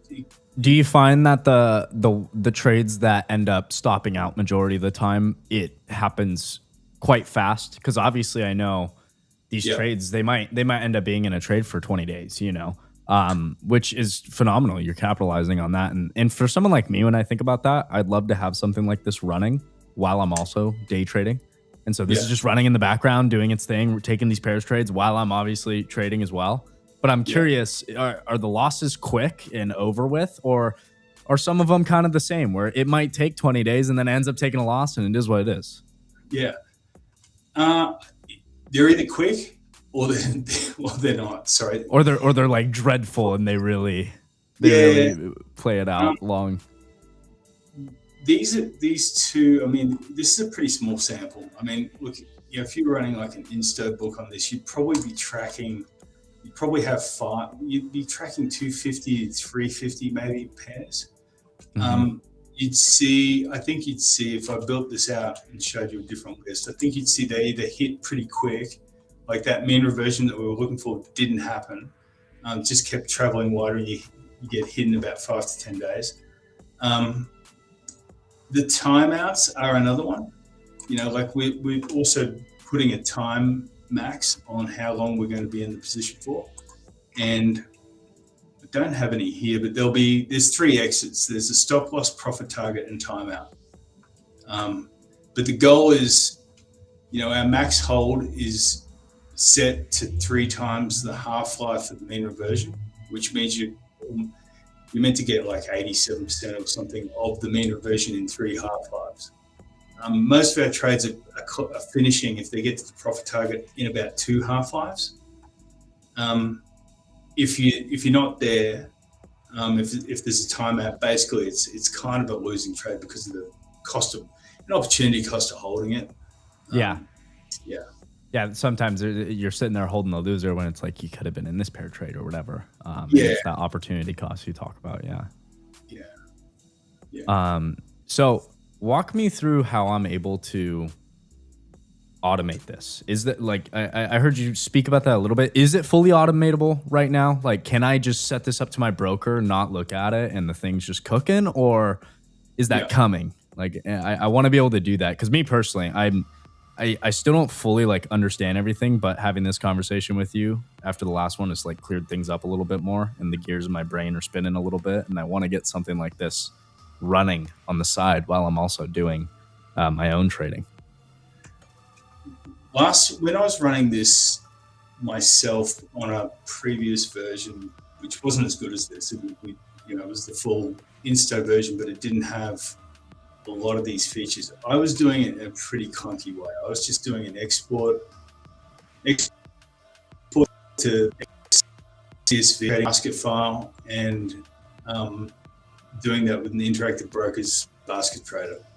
Okay. On a market on open, which is pretty clunky, particularly if you don't know around the basket trader.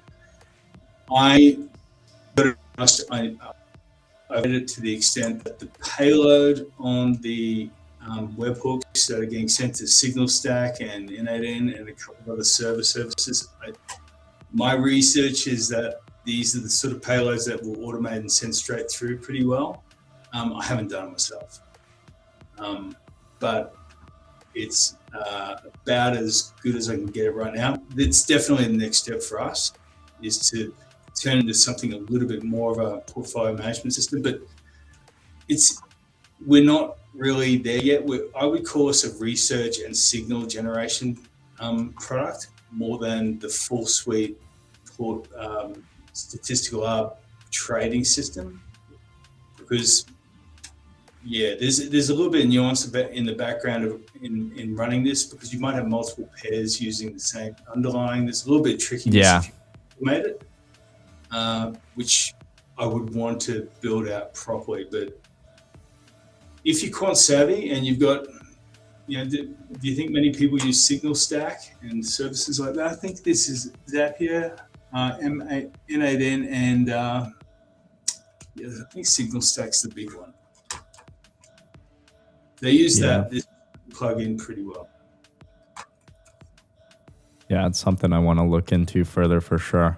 And I already automate a ton of strategies for the future side of things with another company we work with, ClearEdge. I wonder if there's a potential synergy there with you guys to be able to automate it as well. But just something I think about, because obviously I know building your own system that trades is a whole nother business aside from being able to provide this information of the signals. But it's something I definitely look forward to.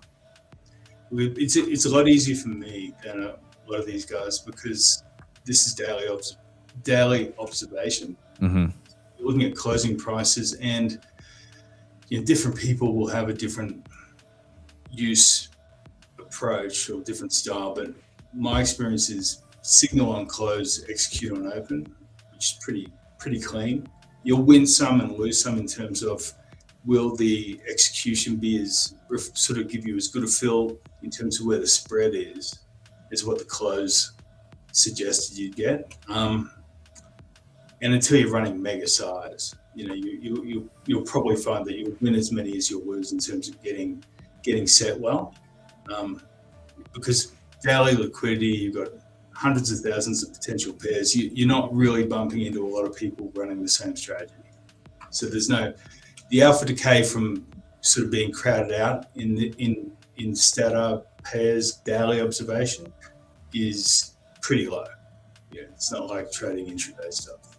Gotcha. That's some really good stuff.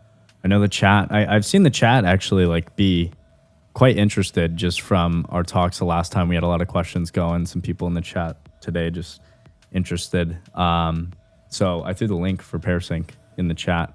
So if you guys want to get on there and try it out and start doing some of these pairs trades, definitely take advantage of it.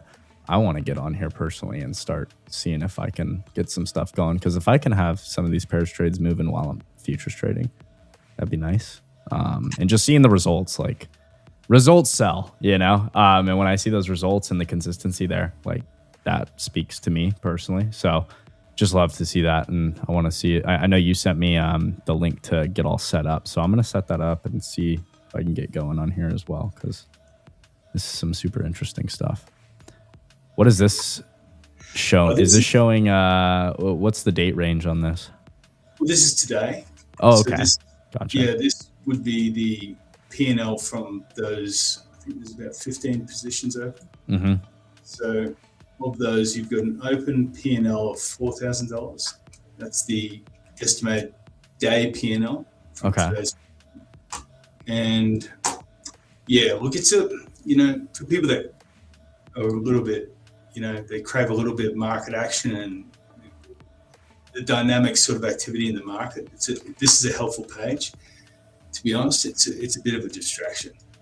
It's you're not going to do anything with the pairs until the system tells you to, unless something goes wildly wrong. Which is kind of what this page is for.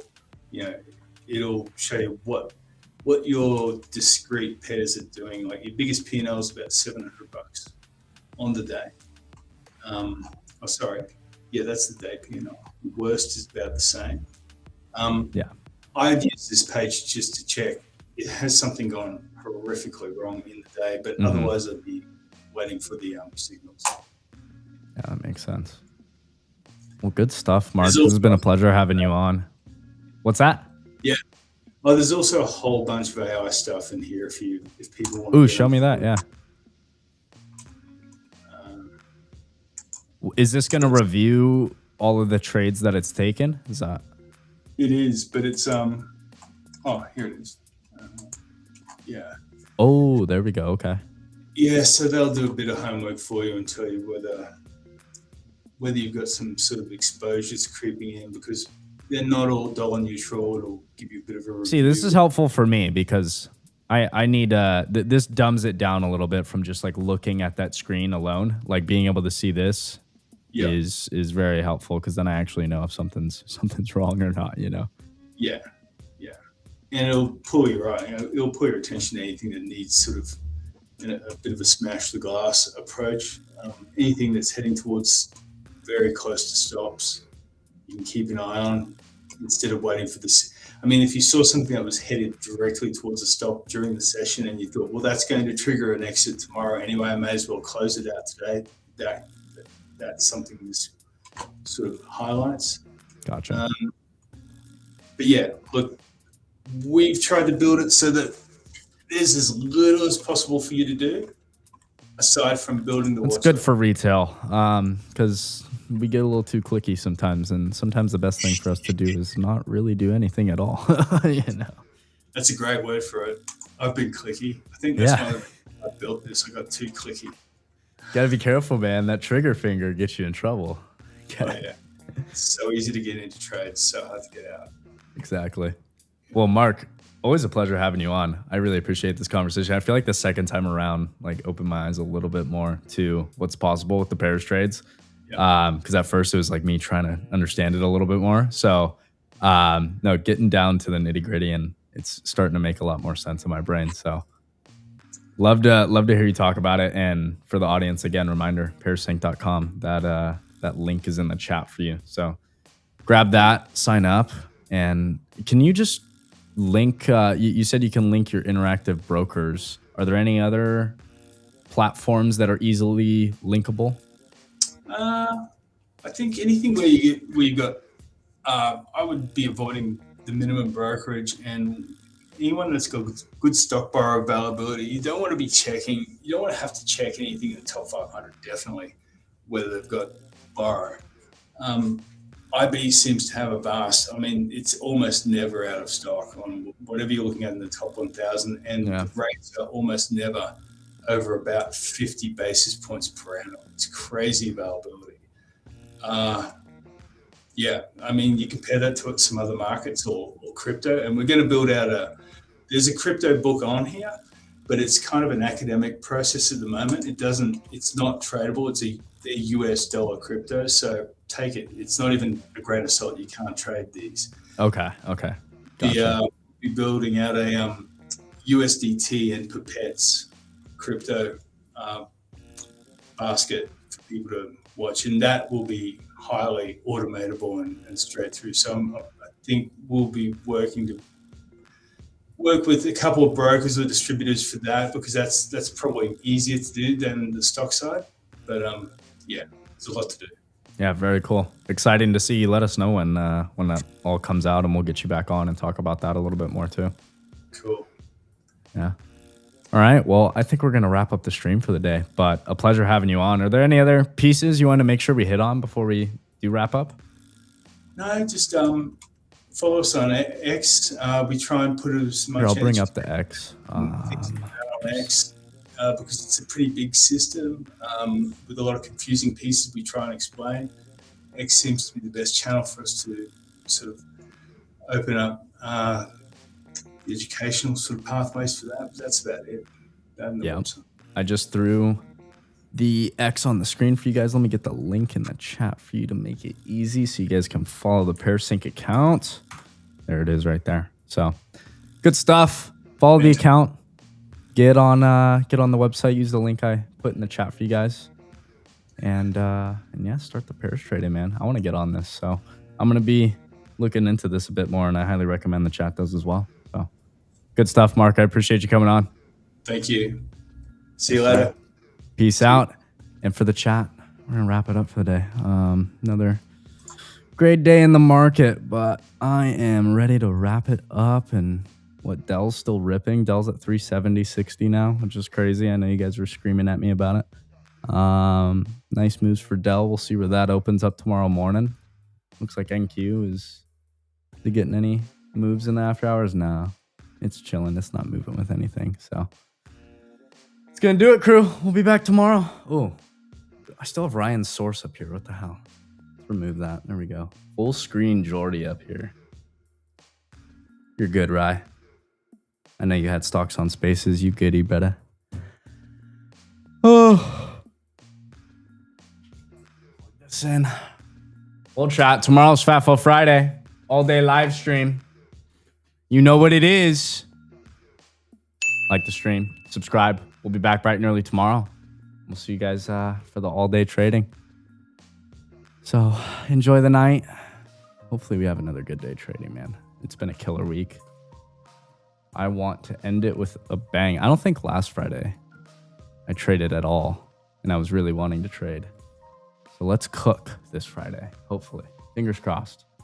We'll see. But peace out, crew. We'll see you tomorrow.